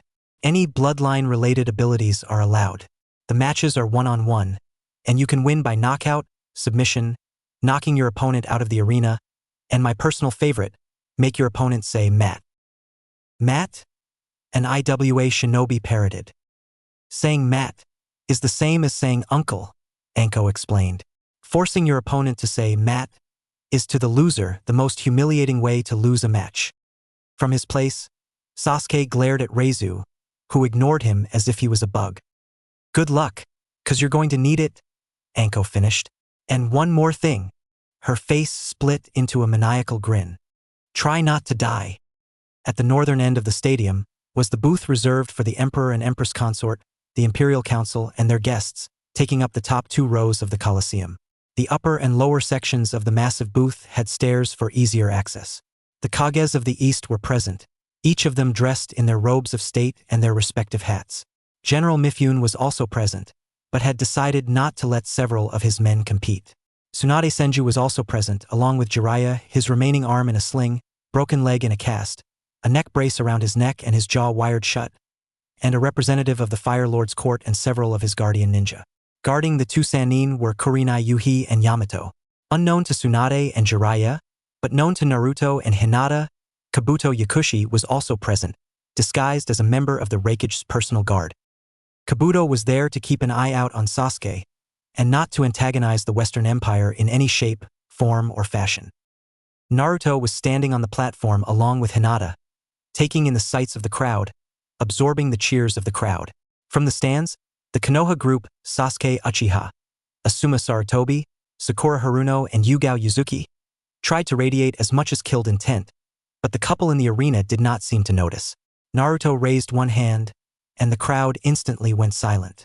Using his chakra to amplify his voice, Naruto began to speak. It has been 3 long years since the beginning of a new era for all of us. A new era of peace, order, and prosperity. 5 years ago, I was but a warlord with a dream. That dream was to unite this land, to bring about a peace which has not been seen since the time of my great ancestor, the Rakuto Sannin. Through our blood, sweat, and tears, we have made that dream into a reality.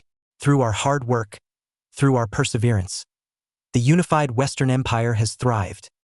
The audience erupted into cheers. Again, Naruto brought them into silence. Hinata spoke next. We are honored to have with us the Kages of the East, as well as the representatives of their respective daimyos. We hope that your experience here in the Western Empire is a pleasant one. To the brave men and women who are competing in the Imperial Kumite, my husband, I wish you the best of luck. You 4 are going to need it. Naruto thought darkly as he glared at the Konoha shinobi, his own Kaga-style hat hiding his face from view. From this moment on, this Colosseum is now your battleground, Hinata concluded. Let the Imperial Kumite begin. The crowd once again erupted into cheers as Naruto and Hinata returned to their booth via Shunshin. Inside the booth sat the Imperial Council, the 5 Kages, and the representatives from the daimyos. Also present was Koyuki Kazuhana, who was there alongside her husband, the Kage of Spring, Koichi Fujimura. Koichi had originally been Koyuki's bodyguard following Cell 7's mission into what was snow country, and had stepped down in order to become Kage of the village hidden in the snow. Of course, they both agreed on that their children would have her last name. Naruto and Hinata appeared inside the booth and took their seats. Minato, having been placed in Kurama's care, was handed off to his mother from Kurama. I must say, my boy, Inoki began, you know how to work the crowd here. It comes with practice, Naruto replied. Tsunade ignored the 2 men, having rather decked to take a pull from a sake bottle. Down on the arena, Kentaro Kagami and Zabuza Momochi were having an exhibition match in the form of a sword fight. The demon of Kimen and the strongman of the Scorched Earth had a competitive, yet fierce rivalry stemming back from the Unification Wars. The Imperial Council and the 5 Kages watched as the 2 swordsmen dueled to the delight of the crowd. From the sidelines, the Konoha group watched the battle, leaking killer intent. To the 4 who were present in Suna during the Konoha Imperial conflict, the former Miss Swordsman was the one who had killed Hataki. Inside the booth, the 5 Kages and the Imperial Council watched as the fight intensified. Zabuza has improved, Mei noted. Back in Mist, he was so hot-headed and rash. I think spending time in the West has done him some good. Don't worry, Naruto replied. He's still the sociopath you come to know and respect. In fact, the only one who can match him is Anko. Come to think of it, I think that Zabuza is quite the masochist. On the other side sat the Godame Kazakage of Suna, Gaara. I believe congratulations are in order, he said. Matsuri has told me the news. Hinata is pregnant again. I should be congratulating you as well, as it appears that your wife is also expecting, Naruto replied. Out on the arena, the battle ended in a standoff, Zabuza and Kentaro's respective blades resting against the other's throats. The crowd erupted in cheers as both men took several steps back and bowed to one another before vanishing via Shunshin. So how long is the Imperial Kumite? Mei asked. It continues until a champion is crowned, Naruto said. A was the previous year's champion. Zabuza was the previous year's champion. And you or Hinata don't compete? Katsuragi asked. No, we do want to keep it fair, Hinata replied. My husband and I don't compete in the tournament. Neither do the visiting leaders of the villages. The Imperial Kumite is designed to promote healthy competition and goodwill within the empire. Whoever wins the Imperial Kumite is named champion, but cannot compete in the next year's Kumite. They have to wait until the year is up before competing again. As Hinata and Naruto explained how the Kumite worked, Jiraiya and Tsunade settled back in their seats, thinking that the Leaf had the tournament in the bag. Given that they had the last Uchiha, a former guardian ninja, the vice commander of the ANBU Black Ops unit, and the feral Inuzuka, they were complacent in their superiority. Just you wait, Gaki, Tsunade thought darkly. Konoha will come out on top in the Imperial Kumite. And watching you admit that Konoha is the strongest village in the east will be so sweet. As the tournament progressed, Konoha had advanced through the first round, but it had not been easy. Asuma Sarutobi had eliminated a fighter from IWA. Sasuke Uchiha had defeated a low-ranking Imperial samurai. Sakura Haruno used her chakra-enhanced super strength to knock an Imperial ninja out of the ring. Yugao Yuzuki managed to eke out a win by using the dance of the crescent moon on a mist shinobi. As Tsunade and the others watched, Kuratsuchi of IWA, two of Mei's mist shinobi and Temari of Suna, had also advanced through the tournament. On the Empire's side were Ino Yamanaka, Hellcat members, and Miko Himura and Tenten Hyuga. Reizu of the Violent Lightning also made it through the tournament, as did Heiei Okajima. His only intention for fighting was to pound Asuma Sarutobi into the ground. Rock Lee was defeated by Niji, who in turn was beaten by Reizu. Sasuke had succeeded in knocking Mist out of the competition, much to Mei's dismay. So ended day 1 of the Imperial Kumite. At one of South Ichiyama's training grounds, Sasuke Uchiha was going through a kata with his Chikudo. He was alone, as the others from Konoha were back at their hotel. Tsunade and Jiraiya had went to a bar to drink and plan for the next day. There was no plan, Sasuke had deduced. He was in the Dobe's backyard, and by winning the Imperial Kumite, he would give his former teammate a serious black eye. That would be the first. He would prove to the Empire that the Uchiha was superior. Then he would pay the Dobe back for killing Itachi. And Hinata, Sasuke thought darkly. She knows how to carry herself in battle. She's even stronger than that weakling Haruno. I will break her in front of the Dobe. He is not worthy of being the ruler of these people. I will take his throne, and the Empire will bear the rebirth of the Uchiha. Trouble sleeping, Sasuke Uchiha? Sasuke spun around, Chikudo ready to impale the offending person dumb enough to intrude on his training. Kabuto, still dressed as one of Katsuragi's bodyguards, emerged from the shadows, unmasked, allowing Sasuke to see his face. Then again, if I found out that my former teammate was the ruler of an empire, I would have trouble sleeping as well, he said. So you know about that? Sasuke sniped as he went back to his training. I did not know until after the Akatsuki invaded Suna, Kabuto explained. I was there on Lord Orochimaru's orders when the Akatsuki came, but he has known about the Empire for quite some time. I was also there when the Akatsuki invaded and fought under the guise of Asuna Jounin. If the dead last and an insecure heiress could not only do that much damage to the leaf, then the leaf is severely lacking in training. Sasuke remained silent. It goes to show that sometimes the dead last can surprise you, Kabuto continued, noticing how Sasuke's grip on the Chikudo was getting even tighter. Look at Jiraiya. He was the dead last on his team. Now, he is 1/3 of the legendary Sannin, although now he is missing an arm, but still. Sasuke turned around. What do you want, Kabuto? He asked icily. Nothing. Just stop by for a friendly chat. And to check up on your progress, Kabuto continued. Ironic, don't you think? The dead last stopped you the last time you tried to come to our side. And what did that get him? A one-way ticket out of Konoha. Now look at him, Emperor of the Western Empire. While you, on the other hand, despite being trained by the late copycat Hatake and the Warhawk, well, to put it politely, you are stagnating in Konoha despite wielding the Magenkyu. As much as you don't want to hear this, Uchiha, Naruto is stronger than you. In response, Sasuke tried to cleave Kabuto in two, but found himself splitting a log in two instead. Did I touch a nerve, Sasuke? Kabuto's voice rang out from the trees. You can do much more. You can learn more under the best of the legendary Sannin. You can learn how to better control your seal. Lord Orochimaru's offer is still open to you, Sasuke Uchiha. With that, he was gone, leaving Sasuke alone with his thoughts. Kabuto did have a point. In the 7 years following Uzumaki's banishment, he was pardoned for his attempted defection, but it came with a price. Sasuke, and all of Konoha, had underestimated the influence that the dead last-turned emperor had on the people he had met.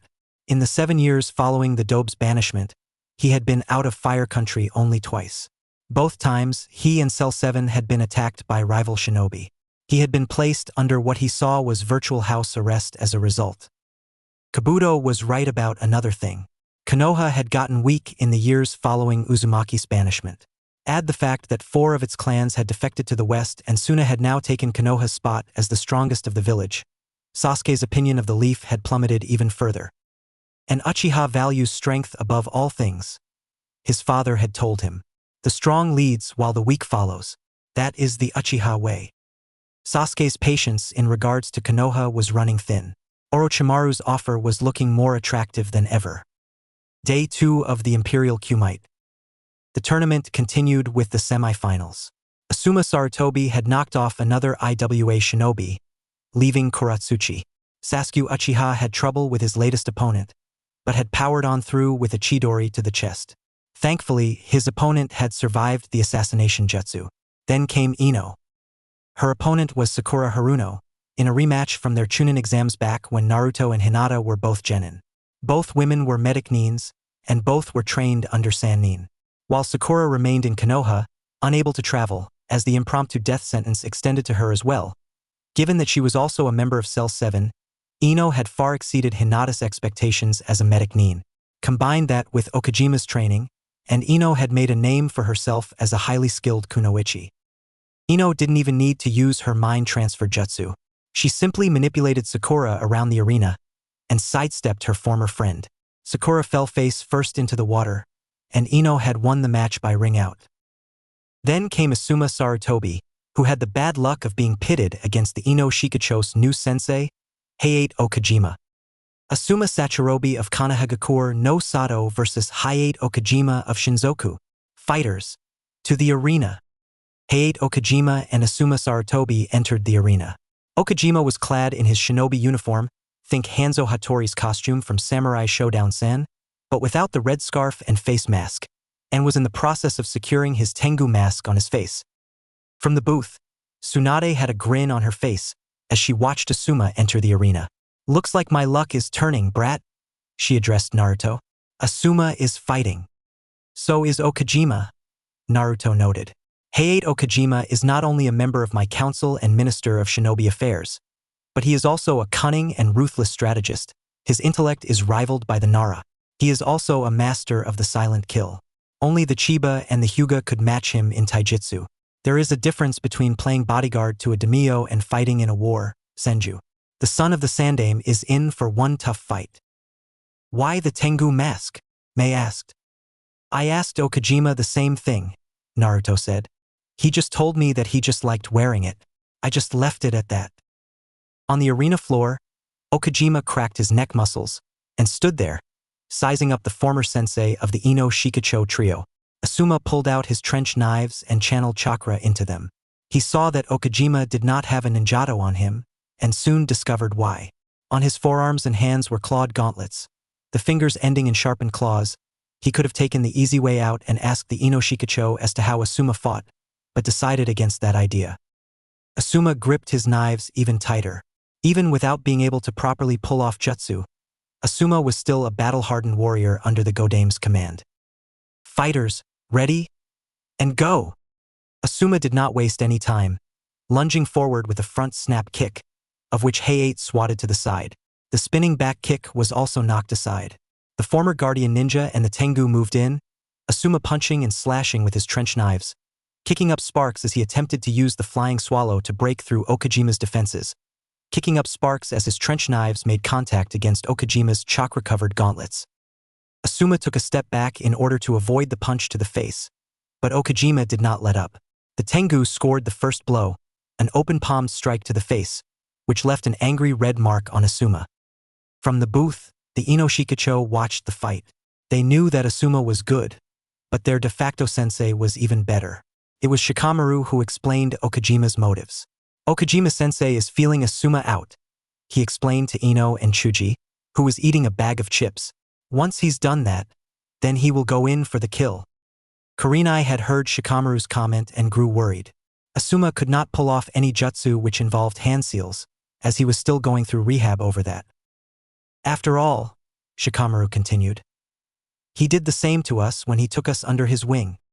"Don't remind me," Ino said, shuddering. "We learned more under Okajima-sensei than Asuma." Down in the arena, Asuma had succeeded in tagging Okajima with several powerful blows, but Okajima had been hit with a whole lot worse. He ignored the pain and the fight began to turn in his favor. What made the fight even more exciting was that Okajima, a master of ninjutsu, was not using any jutsu for the match. He simply relied on taijutsu to beat Asuma within an inch of his life. 2 kicks to the sternum forced Asuma up against the stone chains. There, Hayate proceeded to pummel him with a barrage of punches, elbows and kicks. Asuma tried to defend against the onslaught, but it was no use. After 20 seconds of non-stop pummeling, Okajima stopped, and Asuma, bloodied and bruised, slumped to a seated position, blood seeping from his mouth and from a cut to the head. This match was over. Hayate turned to the proctor. "Call the match," he said. "The winner, Hayate Okajima." The crowd cheered as Okajima made his exit via Shunshin and reappeared in the booth. Ignoring the angry looks of Kurenai and the others, Okajima took his seat and removed his gauntlets from his hands. The gauntlets stained with Asuma's blood. "Your man is still alive?" Okajima said, not looking in Tsunade's direction as he addressed her and Kurenai. "The infirmary is at the south end of the stadium, first underground level. You're more than happy to check on him there." Kurenai looked at Tsunade, who gave her consent with a nod. With a glare to both Okajima and Naruto, Kurenai disappeared in a shunshin. From his seat, Naruto chuckled. Yamato leveled his own spooky glare, which had scared Naruto in his youth. But Naruto responded with his own 1,000-yard stare, causing Yamato to flinch and back down as a result. The next match was Yugao Yuzuki against Hellcat member Miko Himura. Having seen Yugao use the dance of the crescent moon, Miko knew what to expect. She countered the move by dispelling the clones used for the jutsu and disarmed Yujito. The vice commander of the ANBU had no other choice but to concede defeat. With Yugao out of the tournament, Sasuke Uchiha remained. The Uchiha prince managed to knock Kuratsuchi out of the ring. Temari won against Ino, but lost to Reizu, thus putting both Suna and IWA out of the tournament. That left the Uchiha and 2 Imperial warriors ready to tear him limb from limb. Even Tsunade knew that Sasuke's chances of getting out of this tournament in one piece were nil. The Emperor held all the cards and it pissed Tsunade off to no end.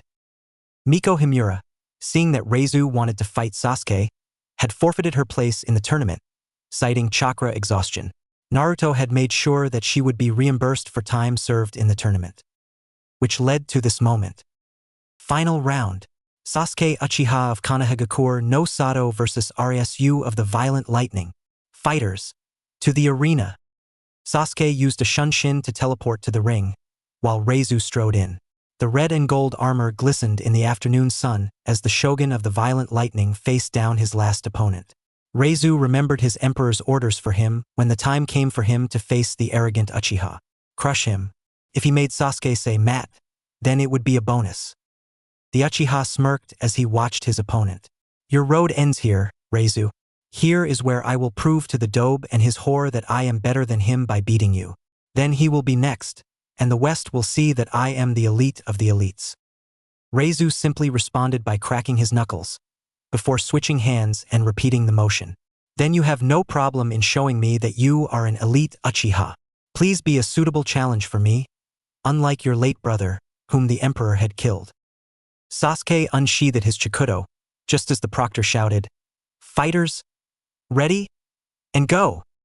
Lightning danced around Reizu as he assumed his stance. "Let the thunder roll," he mused. Sasuke started the match by flinging several kunai at Reizu, who merely batted them out of the way.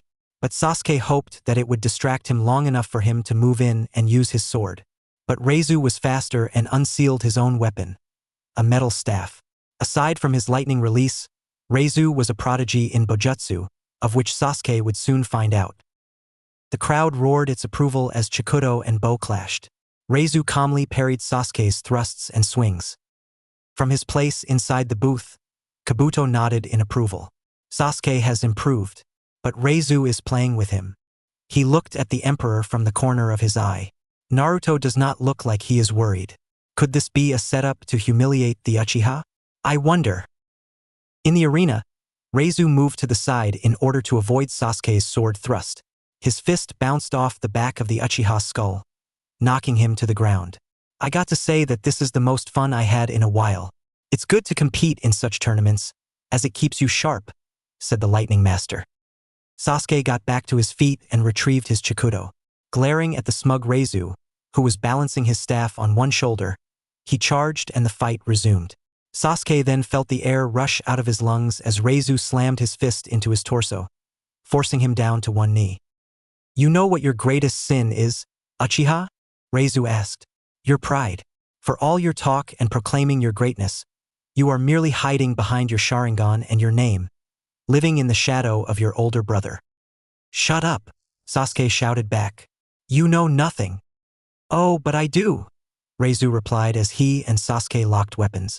I know about you and the chief being on the same cell when the both of you were younger. That Hatake had given you every single jutsu that you could ask for. The chief and the lady were very honest about their past. The chief has his flaws, as does his wife, but he got to where he is at because of hard work. Unlike you, the chief does not proclaim his superiority just because he is a descendant of the Six Paths. He did not use his ancestry to get to where he is. He did not use his Rinnegan as a crutch. For that reason, does he earn my respect? You compare me to that dobe? Sasuke seethed. I am an Uchiha. I am also a descendant of the Six Paths. I do, Reizu replied. And sorry to bust your bubble, but neither the Uchiha nor the Senju are not the direct descendants of the Six Paths sage, the very first Jinchuriki of whose power was the stadium was built. Your clan ancestor and those of the Senju merely were trained by him, and rode on his coattails to make their family line even more illustrious. You think you had it bad given that your nut job of a brother exterminated your clan? Try growing up without parents. The chief came out just fine. You are seriously fucked in the head. Shut up, Sasuke shouted, breaking the hold. But before he could counterattack, Reizu thrust his staff forward, catching Sasuke in his shoulder. Sasuke's screams echoed through the Colosseum as a shock of electricity coursed through his veins, giving the audience a nice view of what his skeleton looked like. Oh, suck it up, Uchiha. Reizu sniped as Sasuke dropped his chikudo. I barely touched you. He turned to the proctor. Call the match. This runt has no more fight left in him. Sasuke's eyes shifted into the Magenkyu as she spun upon Reizu. No, this fight is not over yet, he screamed as he went through several hand seals. Chidori. Reizu smirked as Sasuke used the power of the cursed seal to give him an extra boost in speed. How in the world can an assassination jutsu can create such a racket? He thought as Sasuke beared down on him. Reizu's hand balled into a fist as he produced the counter for such an inferior technique. Rajinkin. The lightning fist was Reizu's signature technique. It was delivered in one of two ways, a straight punch to the face or a rising uppercut, a la Kanzuya Mishima's electric wind god fist. As Sasuke found out, he was struck with the latter. The blow had knocked him 7 feet into the air, with Reizu soon following after him, adding insult to injury by using the lion combo, of which Sasuke had stolen from Rock Lee during the Chunin exams, his foot slamming the Uchiha into the stone arena. The Rajinkin had made Sasuke's chakra control and his nervous go haywire, which was more than enough time for Reizu to put the final nail in the coffin. A kick to the torso, followed by Reizu rolling Sasuke over on his stomach, pinning him to the arena with one knee and Sasuke's arm painfully wrenched behind his back. I want to hear it, Reizu shouted. Say it. Sasuke knew what Reizu wanted him to say, but Sasuke was not going to say it. To say that 5-letter word would be the ultimate humiliation even for him. When Sasuke hesitated in his answer, Reizu responded by applying even more pressure onto his arm, threatening to break it should Sasuke not give in. Say it, Uchiha, Reizu demanded. Say it so that everyone can hear. Faced with leaving the Empire with a broken arm, Sasuke conceded defeat. Mat. Satisfied, Reizu released Sasuke's arm and moved away from him as the crowd cheered. The winner and champion of the Imperial Kumite, Reizu, the announcer declared. Inside the booth, Naruto grinned, while Tsunade was slamming her fist on the reinforced arm of her chair, swearing up a storm while Jiraiya and Yamato looked pissed. The Ino Shikacho cheered for the newest champion. Katsuragi, Gaara, Inoki, and Mei had looks of satisfaction on their faces as to how the tournament had played out. In the arena, Sasuke's eyes morphed into the Magenkyu as he scrambled over to his Chikudo, his intention clear. He was going to rob the Empire of its champion. Sasuke activated the Chidori Katana and charged, intending on impaling Reizu from behind. Reizu simply responded by performing a lightning shunshin, and Sasuke passed where Reizu once stood moments earlier. Sasuke had to skid to a stop, as he found himself close to the arena's edge. Upon reappearing, Reizu took the opportunity to give his dishonorable opponent a final indignity. He booted Sasuke off the arena and into the water. It had gotten a real good laugh from the crowd, and that laughter increased as Sasuke dragged himself out of the water and stomped out of the arena, humiliated beyond belief. In the booth, Tsunade was torn between knocking Sasuke's head off for his attempted cheap shot from behind, while at the same time wanting to die following the humiliation that Sasuke, and by extension, Konoha, had suffered through his actions. Konohagakure no Sato, 3 weeks later. Sasuke Uchiha was not very happy. His grand debut in the Empire's Imperial Kumite had been a big failure. The team that Tsunade had assembled was a big failure. He had not only lost but had been thoroughly humiliated by Reizu, and by extension Naruto. Even worse, Konoha and Fire Country had to pay a huge indemnity due to Sasuke's attempted murder of Reizu or face invasion from the Western Empire. Word had spread fast about how Sasuke not only lost, but as to how he had tried to spear the champion of this year's Imperial Kumite in the back with his Kidorigatana. One thing that Sasuke absolutely hated aside from Naruto was the fact that he was looked down upon as a joke, as an afterthought. Upon returning to Konoha, he had kept to himself, unless summoned by Danzu. His opinion on Tsunade and her super pervert of a teammate had sank even lower. The idea of leaving Konoha for greener pastures, namely, Otogekure, was more frequent in his mind. He had closed himself off from the others, save for Danzu, as he answered to him. He was to be seen as a hero, as one who had beaten the best that the Empire had to offer. But that backfired in the most extreme way. Still thinking evil thoughts as he entered the Uchiha district, he entered his home. The 2 black books were placed on his nightstand inside his bedroom. They were out of place, as Sasuke did not own books with black binders on them. Further inspection showed that the books in question were Black Ops books detailing every single Black Ops mission that had taken place in Konohagakure under the Hokages and Danzu Shimura. Curiosity getting the better of him, Sasuke sat down on the edge of the bed and began to read. And Sasuke's anger grew as he discovered the truth behind the Uchiha incident, of how it was ordered by the Sandaime himself, with the backing of Danzu Shimura and the 2 deceased council elders in order to thwart his father's attempts at a coup. Of how the Konoha Civilian Council had planned on turning the Sharingan into a weapon in order to make Konoha the strongest of the villages. Last, he read about Danzu and his hidden arm containing the Shodaime's Mokuton and the harvested Sharingans, not to Shursue's Sharingan hidden behind those bandages, as well as his now failed plans in regards to Naruto and his new plans in making Sasuke the perfect weapon, while at the same time, subjugating him to serve Konoha's will. Even worse was that Tsunade herself signed off on the order in the Black Ops book for the Hokage. If Sasuke was made before, he was outright furious. His life was not his own. His bloodline had been stolen by those who did not deserve it. He had been played by the Hokage and the Civilian Council. The path to him was now clear. Sasuke Uchiha had left the village shortly before dawn, but not before sending Konoha a message. First, he had spent most of the night sneaking into the homes of the Civilian Council and executed the council members. Sakura's mother, the head of the Konoha Merchants Guild, was among the casualties. As Sakura was working at the hospital at the time, she was spared his wrath. Sasuke thought about killing Danzu and Tsunade, but decided against it. But he did, however, killed Asuma Sarutobi as he was on his way home from his rehab, ambushing him and leaving his body inside one of Konoha's alleys, thus making Kurenai a widow. By the time the alarm was raised, Sasuke Uchiha was halfway to Otogekure. Furious, Tsunade and Danzu had ordered a joint retrieval mission to bring the Uchiha back. However, Orochimaru had anticipated this and had reacted. He unleashed the revived Sound 4 and 200 Otojounin upon the 20-man retrieval team. Only 3 members of the retrieval team sent by Tsunade, Kiba Inuzuka, and root operatives Toryun Aburame and Fu Yamanaka survived to return with the bad news. The Uchiha Retrieval Mission 2 was a complete failure. Sasuke Uchiha had successfully defected to Orochimaru.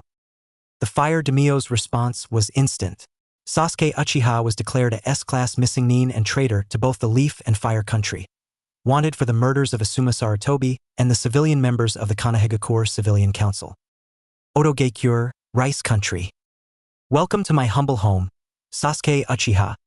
Orochimaru greeted from his throne as Sasuke entered the room, having been led inside by Kabuto. I am pleased to see that you have taken up my offer. He turned to Kabuto. What of the retrieval team sent by the leaf?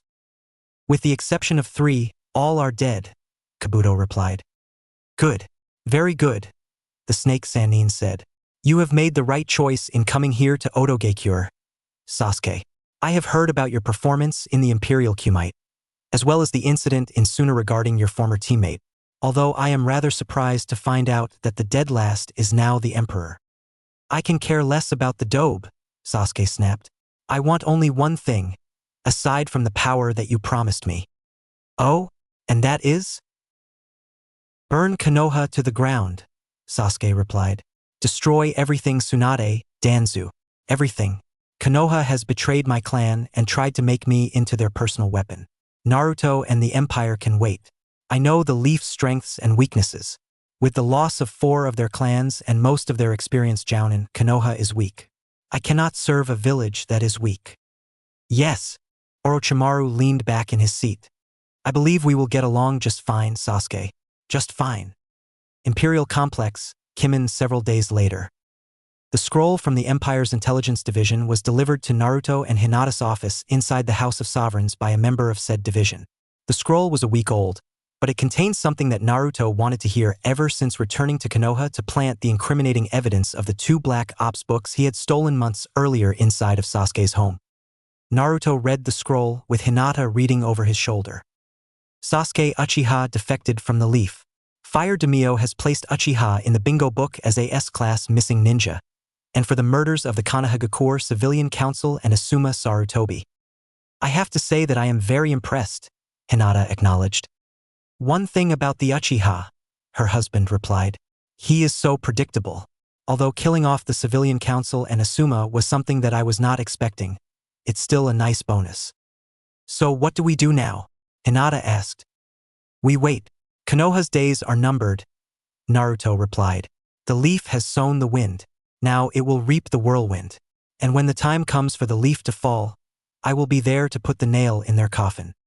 By the rivers of Babylon there we sat down, yea we wept when we remembered Zion.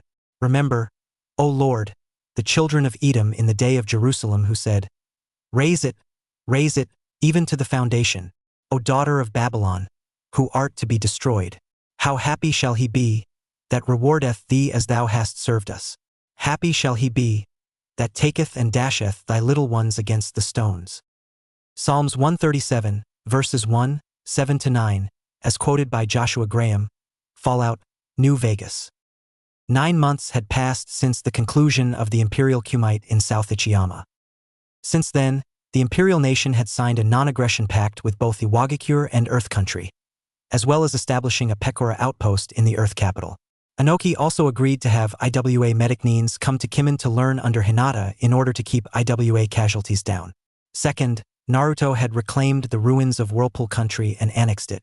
He did not revive Uzushigakure no Sato, as there was no need. He did, however, made Whirlpool into a major Pekora outpost. In the months following the conclusion of the Imperial Kumite, Sasuke Uchiha had defected from Konoha and had murdered Asuma Sarutobi and the Konoha Civilian Council on his way out. The incident would become known as the Uchiha Slaughter. Given the fact that he had ran years earlier and that he wielded the Magenkyu Sharingan, he was labeled as an S-class threat in the bingo book. Orders: kill on sight. Naruto knew that he had fled to Odogekure, as he was the one who manipulated the Uchiha to head there in the first place. Now, it was only a matter of time before Orochimaru and Sasuke would invade Konoha. Orochimaru had not only been training Sasuke in learning how to control his cursed seal, but also had recruited bandits and missing Nin to the sound, swelling his ranks, the majority of which having been subjected to the cursed seal. As expected, Orochimaru had ordered his Nin not to antagonize the Pekora merchants and their caravans, as he did not want the Empire on his back. Sasuke balked at the order, but honored it, as Orochimaru did have a point. Kabuto had seen firsthand the Imperial forces in action, as the Akatsuki found out the hard way. We will make our move against the Empire and their interests soon enough, Orochimaru had told Sasuke. But right now, our main focus is the leaf. It did not occur to Orochimaru that Naruto was manipulating him into attacking Konoha. Kabuto had his suspicions, but dismissed them, as he assumed that Naruto could not plan such a grandiose scheme. It did not occur to Sasuke that Naruto had manipulated him into defecting from Konoha by making him look worthless in the eyes of the shinobi world, nor that the blackout books from Danzu and the Hokage were planted by him. He had failed to take his late sensei's words to heart. Look underneath the hidden meanings. It did not occur to Tsunade and Jiraiya that they had severely underestimated their ex-godson. They thought he had the devil's luck in avoiding their hunter Nins and establishing the empire, that he was like Jiraiya when the Sannin were under Sarutobi's tutelage, a dead last. They did not expect to be manipulated by Naruto, or that he would use Orochimaru and Sasuke to bring about Konoha's destruction with Naruto himself delivering the coup de grace. 9 months later, Hinata had given birth to their second child. The couple named her Mocha Kushina Namikaze. As the imperial nation celebrated the birth of their new princess, Orochimaru had decided that the time was right for them to attack Konohagakure. Captain Asahina had sent a communique to the imperial capital, notifying Naruto and Hinata of the invasion of Konoha. Even though he did not want to leave his newborn daughter, Naruto had to make sure that Konoha and by extension, Odo, could not threaten his family or the empire. Hinata had understood and told him to do what he must, and that he had better come back alive. Taking Kurama with him, Naruto used the Demon's Gate and the pair found themselves in Fire Country. Naruto had summoned the Six Paths and placed them under Henges and had them join up with Orochimaru's army, while both he and Kurama set up in Konoha from their place on top of the ruined Hokage monument, after retrieving the ashes of Hashirama and Tobarama Senju from the Konoha cemetery. From their place on the monument, Naruto and Kurama watched as Tsunade had ordered the village to be evacuated of all civilians, followed by Konoha shinobi trying to strengthen their defenses. Several messenger birds had been dispatched to Suna and Mist, but Naruto knew that Gaara and Mei would not get involved. This would be Konoha's final war. One of two things was going to happen: that Konoha would somehow survive, but would be irreversibly crippled, or Konoha would be destroyed. Naruto was going to make sure that the latter would be the desired result. He had once told Hinata that when the time came, he would be watching Konoha's downfall on the top of the Hokage monument with some drinks, a couple of sushi plates, and some popcorn. Much to Kurama's amusement, he did just that. The invasion had begun in earnest shortly after noon. Sasuke and Orochimaru led the assault, backed by over 2,000 Odo shinobi, while Sasuke went after Danzu, with 2 of Naruto's 6 paths, following him deep into the underground complex, where Danzu was located. Through control of the 2 paths accompanying Sasuke, he had seen the events which had led to Danzu's final fight with Sasuke, while Orochimaru and his forces carved a path to the ruins of the Hokage Tower, where Tsunade, Jiraiya, and the remaining members of the Konoha 11 and their families awaited to make their last stand. Orochimaru, being the sadistic bastard he was, had not only subjected half of his forces to the cursed seal, but also had used the impure world resurrection jutsu, bringing back once again Hashirama and Tobarama Senju, but also Hiruzen Sarutobi, Kakashi Hatake, Itachi Uchiha, who had accompanied Sasuke to kill Danzu, Asuma Sarutobi, and the Konohamaru Corps to help and bring about Konoha's destruction. Helpless under Orochimaru's control, the resurrected shinobi put their former village to the sword. Asuma Sarutobi had murdered his wife. The Konohamaru Corps had slaughtered a quarter of the Chunin that had came up with them in their days at the Shinobi Academy, forcing the surviving Chunin to lead the Konohamaru Corps into a trap, consisting of rigging the former Hyuga compound with explosive tags, destroying the compound and crushing the revived trio under the debris. Meanwhile, Tsunade, Jiraiya, and the remaining clan heads and their children were fighting Orochimaru, the 2 Senju brothers, and Hiruzen Sarutobi, while Kakashi slaughtered the majority of the ANBU Black Ops by using Amaterasu, Yamato, and Yugao being among the casualties, but not before Yamato used his Mokuton to crush the Sound 4. The Konoha hospital was not exempt from Orochimaru's wrath. A squad of Odo Nin, their bodies covered with exploding tags and under the influence of the cursed seals, leveled the building in a suicide attack. Among the casualties were Shizen Kato and Mado Gai, who had been in the hospital since Suna. Despite this, Tsunade and Konoha had fought on, until the battle had begun to inch to a stalemate. Tsume and Kiba Inuzuka were both killed by the Sandaime and his son. Hana Inuzuka, on her mother's orders, had evacuated with the civilians. Shino and Shibi Aburame had met their end at the hands of the revived Shodaime and Nidaime Hokages. Sasuke had joined in the fray, and had cut down the remaining ANBU who were there to protect Tsunade. Naruto, having seen enough, finally decided to intervene. Clap, clap, clap, clap. The fighting between Konoha and Odo Shinobi stopped as they heard the sound of clapping. The three Sannin stopped their 2-on-1 brawl, as did the revived Hiruzen and Asuma Sarutobi, Kakashi Hatake, and the Senju brothers. The warring parties looked around, trying to find out who was clapping, until the person in question revealed himself. He stepped out of the smoke, accompanied by a red-headed woman. He was the one who was clapping, applauding at the mayhem that was unfolding, dressed in his shinobi uniform, the same one which Tsunade and Jiraiya had seen him wear in Suna. Kurama accompanied him, dressed in her battle uniform. Life's end. Isn't it beautiful? It's almost tragic. When life ends, it gives off a final lingering aroma. Light is but a farewell gift from the darkness to those on their way to die, the Emperor stated. Hiruzen blinked. Minato. I'm not my father, old man, Naruto sniped. Oh yes, I know that the yellow flash was my father. You lied to me, Sarutobi. You lied to me ever since I was a child. Naruto, I did what I did to protect you.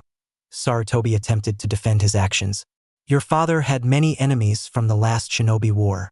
Please understand.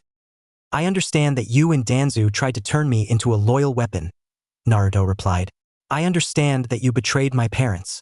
Oh yes, I understand that manipulating a boy was more important than honoring my parents' final wishes. Hiruzen sighed, dropping the facade. I suppose I can drop the act then.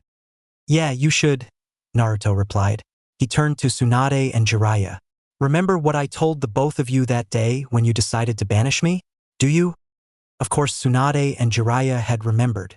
They did not take it in account that he was serious. After all, they had written him off as the dead last, the Kyuubi brat who had robbed them of their loved ones. They had laughed off his threat. This isn't over. Not by a long shot. You and all of Konohagakure decided to back a traitor over me. I will not forget this, and I sure as hell will not forgive the both of you for this betrayal. Pray that I don't come back to this godforsaken village, because when I do, I will destroy you all. Never let it be known that I keep my word, the Emperor said. I told the both of you in Suna that this was just the beginning. As my father brought about Konoha's rise, so I will bring about its fall. You? Bringing about the leaf's destruction? Ha! Sakura snorted. You were so full of yourself, Naruto, even back when we were kids. People change when you don't see or hear from them for years. Haruno? Naruto sniped. Even me. He looked at the faces of the Sannin and those of his former cell and the Sandame. This is quite the reunion.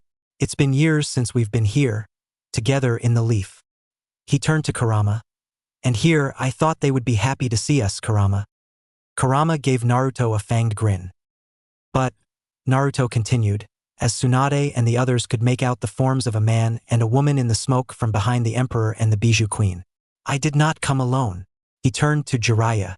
You told me in Suna that you honored my parents' sacrifice by allowing me to suffer, rather than respect their final wishes. Perhaps you would like to convey what you told me to them yourself. With that, the two people emerged from the smoke. To anyone from Konoha, they recognized the pair almost instantly, even after being dead for over 20 years. The man had blonde hair styled in the same manner as his son. He was dressed in the standard Konoha Jounin uniform, complete with flak vest.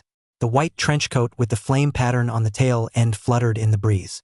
On one finger, through the ring, he was twirling a Hiratian trikunai. His companion had long red hair, which she kept tied in a ponytail. Rather than the Konoha Jounin uniform, she was dressed in the standard uniform of the Whirlpool Kunoichi, which was similar as to what Hinata herself would wear. A ninjato was in her left hand. The Yellow Flash, himself, Yondaime Hokage Minato Namikaze, and his wife, the Princess of Whirlpool, the Red Death herself, Kushina Uzumaki Namikaze. And the pair did not look very happy upon seeing the people who had betrayed and later attempted to kill their son. People who they at one time trusted with their lives. Naruto smirked. Orochimaru isn't the only one who knows the impure world resurrection. In truth, Naruto did not know the forbidden jutsu.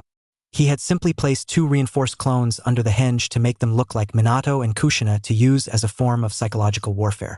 However, through a twist of fate, the Shinigami allowed Minato and Kushina's souls to possess the two shadow clones for the duration of the clones' existence. Even the death god agreed that Konoha had to answer for their betrayal, and had allowed them to return to the land of the living, if only for a short time. This Naruto had done before leaving Kimen for Konoha. Of course, it did give Minato and Kushina some time with their grandchildren before they left, as well as thanking their friends, the Ino Shikacho and Hayashi, for honoring their final request in regards to Naruto. While Naruto was on the Hokage monument, Minato and Kushina decided to vent out their frustrations by taking the fight to Konoha's forces until the time came for the big reveal. Give me one good reason as to why I should not do to this village what I had done to Iwa, Minato said, gripping the trikunai in one hand. One reason. We did what we had to do, Jiraiya defended. Hiruzen-sensei saw that Konoha was crippled following the last Shinobi War, so we had to ensure that the Nine Tails remained in Konoha to ensure our survival. When it became clear that Naruto could not be controlled, we saw him as a threat and had to be dealt with as such. Kushina, on the other hand, was livid. So not only you tried to exterminate my brother and my clan, but you damned my son to a living hell? She demanded. She was not known as the red-hot habanero for nothing. She wanted to gut Jiraiya for what he had done. The Nine Tails were the property of the Senju clan, and by extension, the Leaf, defended Tsunade, just as all of the other Bijou were. Kushina looked at her aunt with a mixture of pity and betrayal. You're wrong.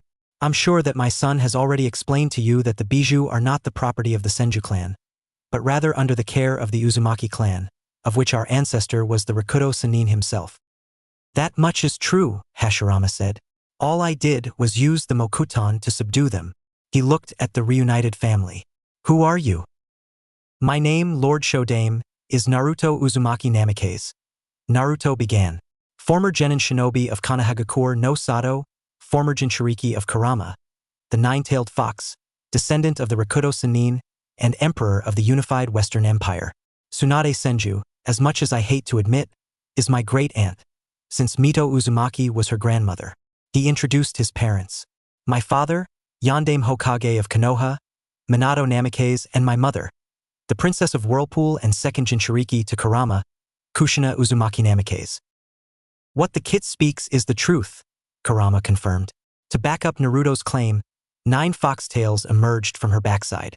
The Bijou Queen smirked as she savored the looks of disbelief on the faces of the Sannin and on the resurrected Kages. Even Orochimaru looked shocked. In case you're a bit slow, I am Kurama, better known by my title, Kyubi no Yoko, the Nine-Tailed Fox. She looked at Hashirama. You don't look so good, Hashirama. Mito would disapprove. Jiraiya was shocked. The hot redhead that had been hanging around Naruto had been the Kyubi the whole time. Naruto looked at the gathered Kages. Isn't this something? All of Konoha's Kages together. You broke the seal? Hiruzen demanded in a rage. I did, Naruto replied. I did this after I was banished from the Leaf by your successor. You were banished from the Leaf? Hashirama asked, now interested in Naruto's backstory. What was your crime? Being a hero, Naruto replied. Konoha favored a potential traitor over me. That and because I was Kurama's jailer, and that both Tsunade and Jiraiya blamed the death of my parents on me, as did Hiruzen for the death of his wife. Long story short, a former student of my father's thought to have been Kia, returned and unleashed Kurama onto the village as my mother was giving birth to me. My mother died from complications surrounding her birth, and my father had to use the Shiki Fujin to seal Kurama in me at the cost of his life. Tobirama nodded. A noble sacrifice, he said. Naruto scoffed. Konoha didn't seem to think so, neither did Sarutobi or those 2 idiots. My father's last wish was for the Leaf to see me as a hero, but I was denied my inheritance by Sarutobi, and the village treated me like a virtual pariah. But that is just the tip of the iceberg, Lord Nidaime. Sorobi and Shimura wanted to make me into Konoha's weapon, but died as a result of sealing Orochimaru's arms with the Shiki Fujin. Sarutobi's scheme soon fell onto Tsunade and Jiraiya.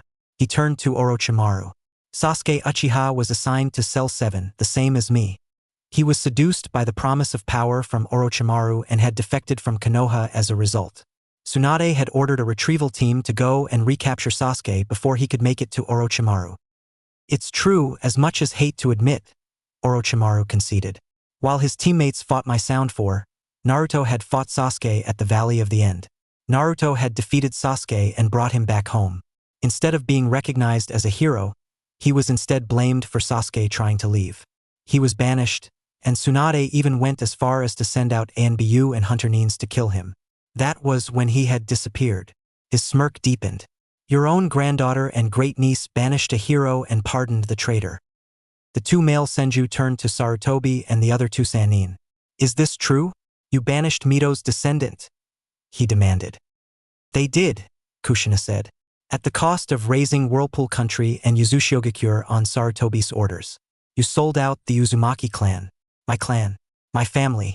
All for what? The chance for Konoha to regain control of Kurama. Good thing that I didn't fully trust you, which is why I had Takuma and nearly all of Yuzushiokure relocate back to the west, after eliminating the invading shinobi and dressing them up in Yuzu's shinobi uniforms. Orochimaru and Sasuke stood on the sidelines, watching this drama play out. This is very interesting, the snake thought. I wonder how this will play out. Sasuke, in the meantime, was thinking along the lines of, hope the dobe gets himself killed. While you thought that the Uzumaki was nearly extinct, they were in the west, out of sight, out of mind. Of course, Mom could not send word to Uncle Takuma, as she knew that you were watching her like a hawk. Naruto finished. Jiraiya growled. Naruto had all but confirmed that Kushina had deceived him, the great spymaster of Konoha. Even Hiruzen, who had signed off on the order, was irate that the Yandame's wife had played both him and Jiraiya. The power of the Kyuubi belonged to the leaf, the one-armed sage shouted. There was no way that I, nor Hiruzen-sensei, would allow the Uzumaki to take what was rightfully ours. He pointed to Kushina. You were only protected because you were Minato's wife. Minato had heard enough.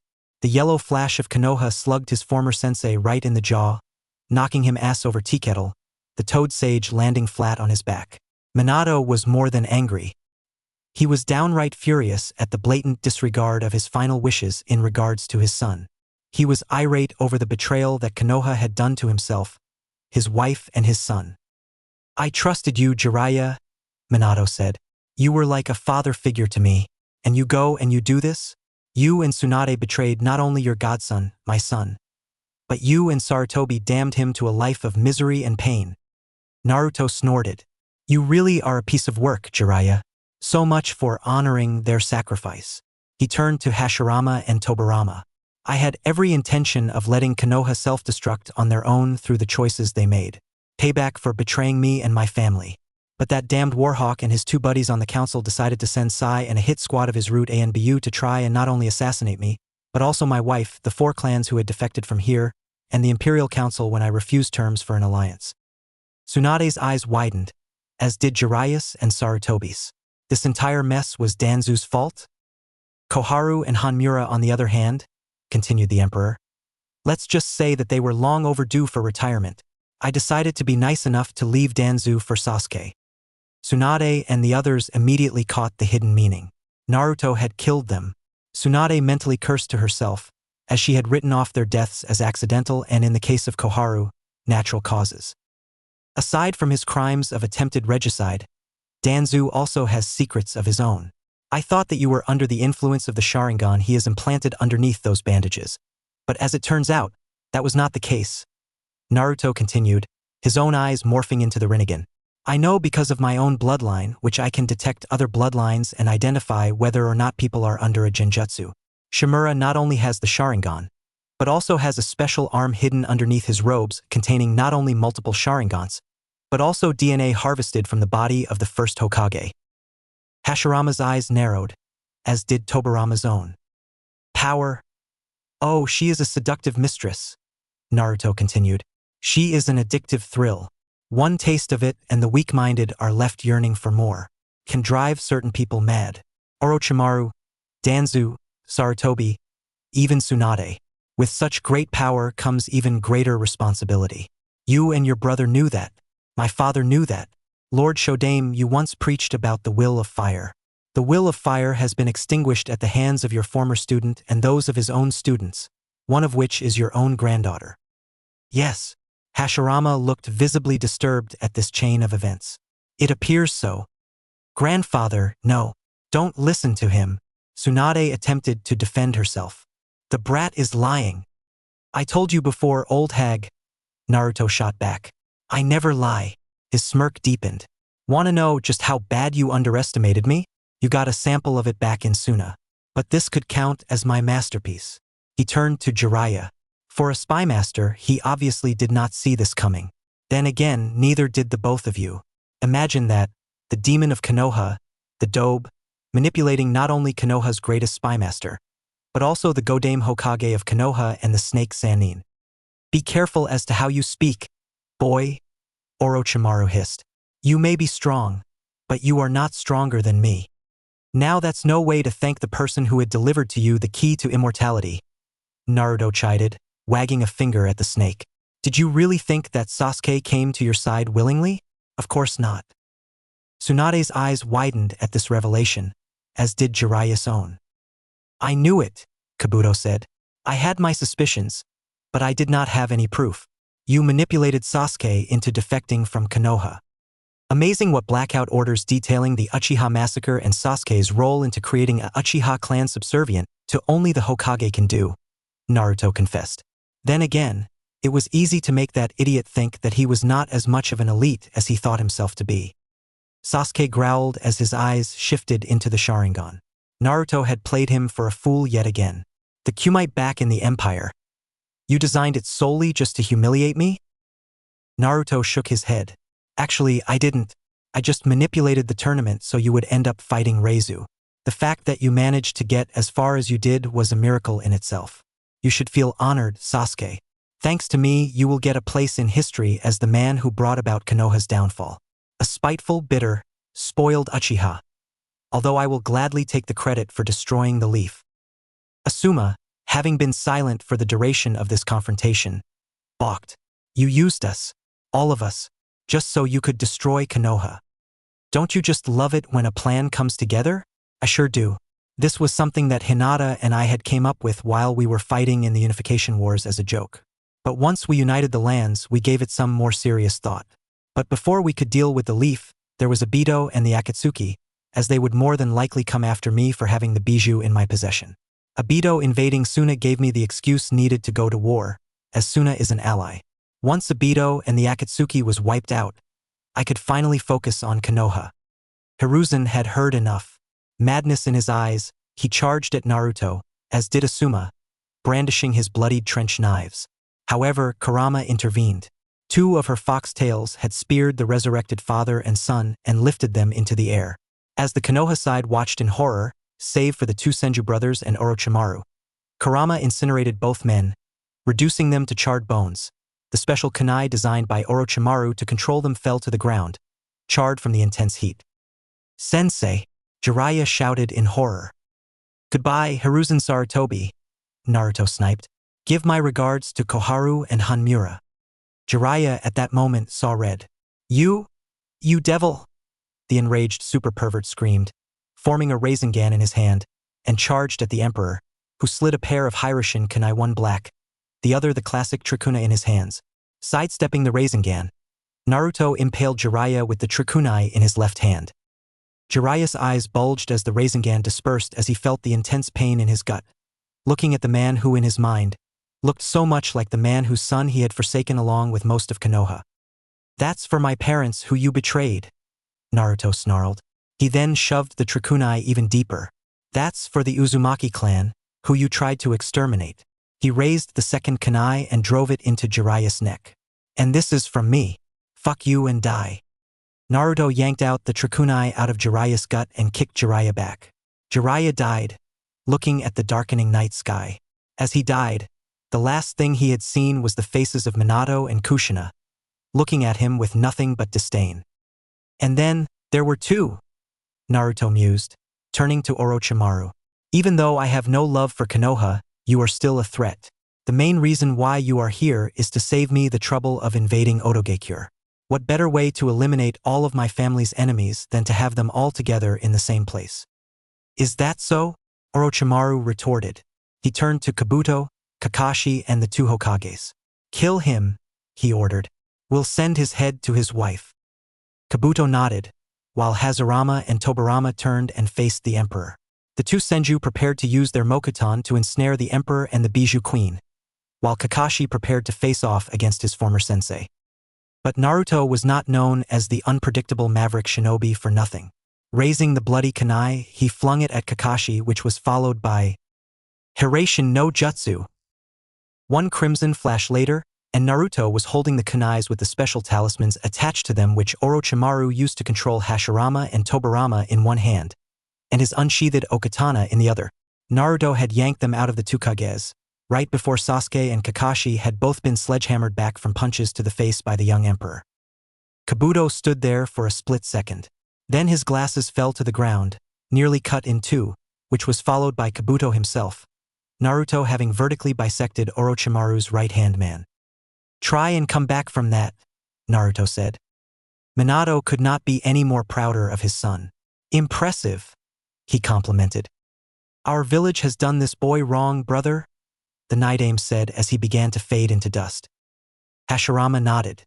"He is in the right to destroy Konoha. This is not the village we have died for." Before fading away completely, he addressed Tsunade. "You are a disappointment to the clan, Tsunade." Now Tsunade and Orochimaru closed in on the Namikaze family, with the surviving Konoha shinobi, Tsunade having lost any and all sense of sanity following her grandfather's denouncement of her, and Orochimaru, Kusanagi in hand. Kakashi had retrieved a pair of kunai from his pouch, while Sasuke summoned lightning to his Chikudo, wanting to get in on the action of finally eliminating the dobe once and for all. Naruto, Minato, and Kurama responded by letting loose with a torrent of black Hiraishin kunai, the ones with the Hiraishin seals etched onto the blade, at the surviving sound and leaf shinobi, as well with the classic trikunai. As expected, Sasuke, Tsunade, and Orochimaru had dodged the rain of steel, but some of their subordinates were not as lucky. Hiraishin no Jutsu. Minato Namikaze had become famous for using the Flying Thunder God to annihilate a sizable portion of Iwagakure shinobi. Now, Konoha and Sound had gotten a full taste of the combined wrath of the Yondaime and of the Emperor. First a crimson flash, followed by a yellow flash, and the dying started. When the flash faded, carnage was left behind. Kakashi Hatake was slain, his soul sealed. Kushina and Kurama had cut down a number of shinobi from both sides. Naruto had cut down Sakura Haruno, and Tsunade and Orochimaru were mortally wounded, Naruto placing a special seal designed to nullify his powers before severing his spine. Tsunade had been stabbed repeatedly by Kushina, the wounds causing her to bleed internally. Naruto, on the other hand, did not want to deal with the Uchiha, as he had already beaten him 3 times already. He wasn't going to fight him, but he wasn't going to outright kill him. Naruto simply slashed at the tendons in his arms and legs, thus rendering his former teammate a cripple, but not for very long. The rest of the attacking shinobi, having seen the power of the Hiraishin and who had survived Minato and Kushina's assault, retreated deeper into the village. "Behold," Naruto began, arms spread out, looking around the ruined village, "the end result of your betrayal." Naruto," Tsunade pleaded. "Please, don't destroy Konoha. I'm sorry for betraying you. Please, show mercy." "Mercy? I don't show mercy to traitors. Now, it's time to end this," Naruto stated calmly as he retrieved Sasuke's Chikudo and Orochimaru's Kusanagi as trophies of war. Turning to the dying Tsunade and Orochimaru, he gave him his final words, ignoring Sasuke's screams. "The both of you won't die just yet. You will live long enough to see Konoha burn. I think what I have in store for Konoha's fate is fitting. Farewell." The Bijou Queen and the Namikaze family then vanished via Shunshin. Outside of Konohagakure. "Funny how things come full circle," Kurama mused, now in fox form, just as she was all those years ago. Only this time, the mountain-sized Kitsune was now a willing participant in Konoha's destruction. Had Konoha had honored your father's request and favored you instead of the Uchiha runt, then this would not have been their fate. Naruto and his parents was seated on Kurama's head. "I know, but there is no time for regrets. The leaf has made their bed. Now it's time for them to lie in it." Minato, on the other hand, looked sad as he watched his home village in his final moments. He had once believed in his village. He had believed in the will of fire. When Naruto had told him of how Konoha had become corrupted, he did not believe him at first. But then he saw it with his own eyes.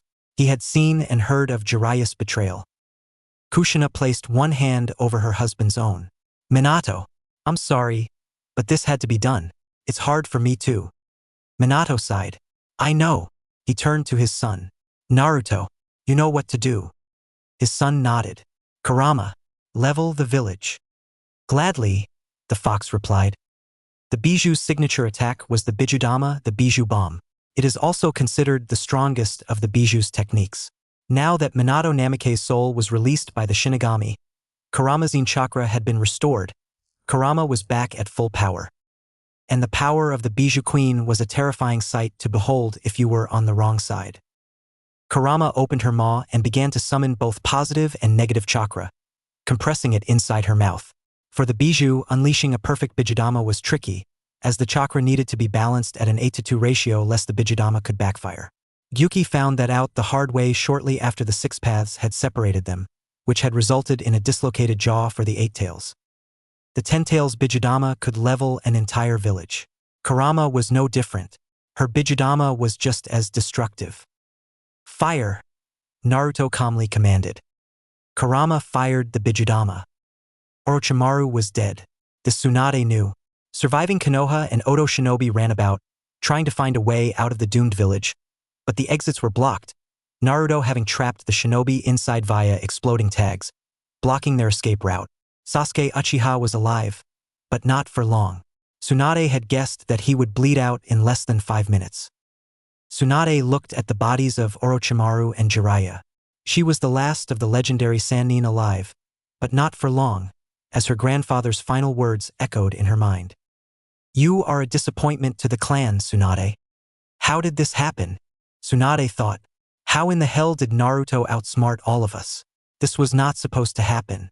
Konoha is supposed to be the strongest of the villages. Where did we go wrong? Sasuke was thinking along the lines of, this can't be happening. I don't want to die. Showing that through his facade of being a superior Uchiha, he was in fact afraid of dying.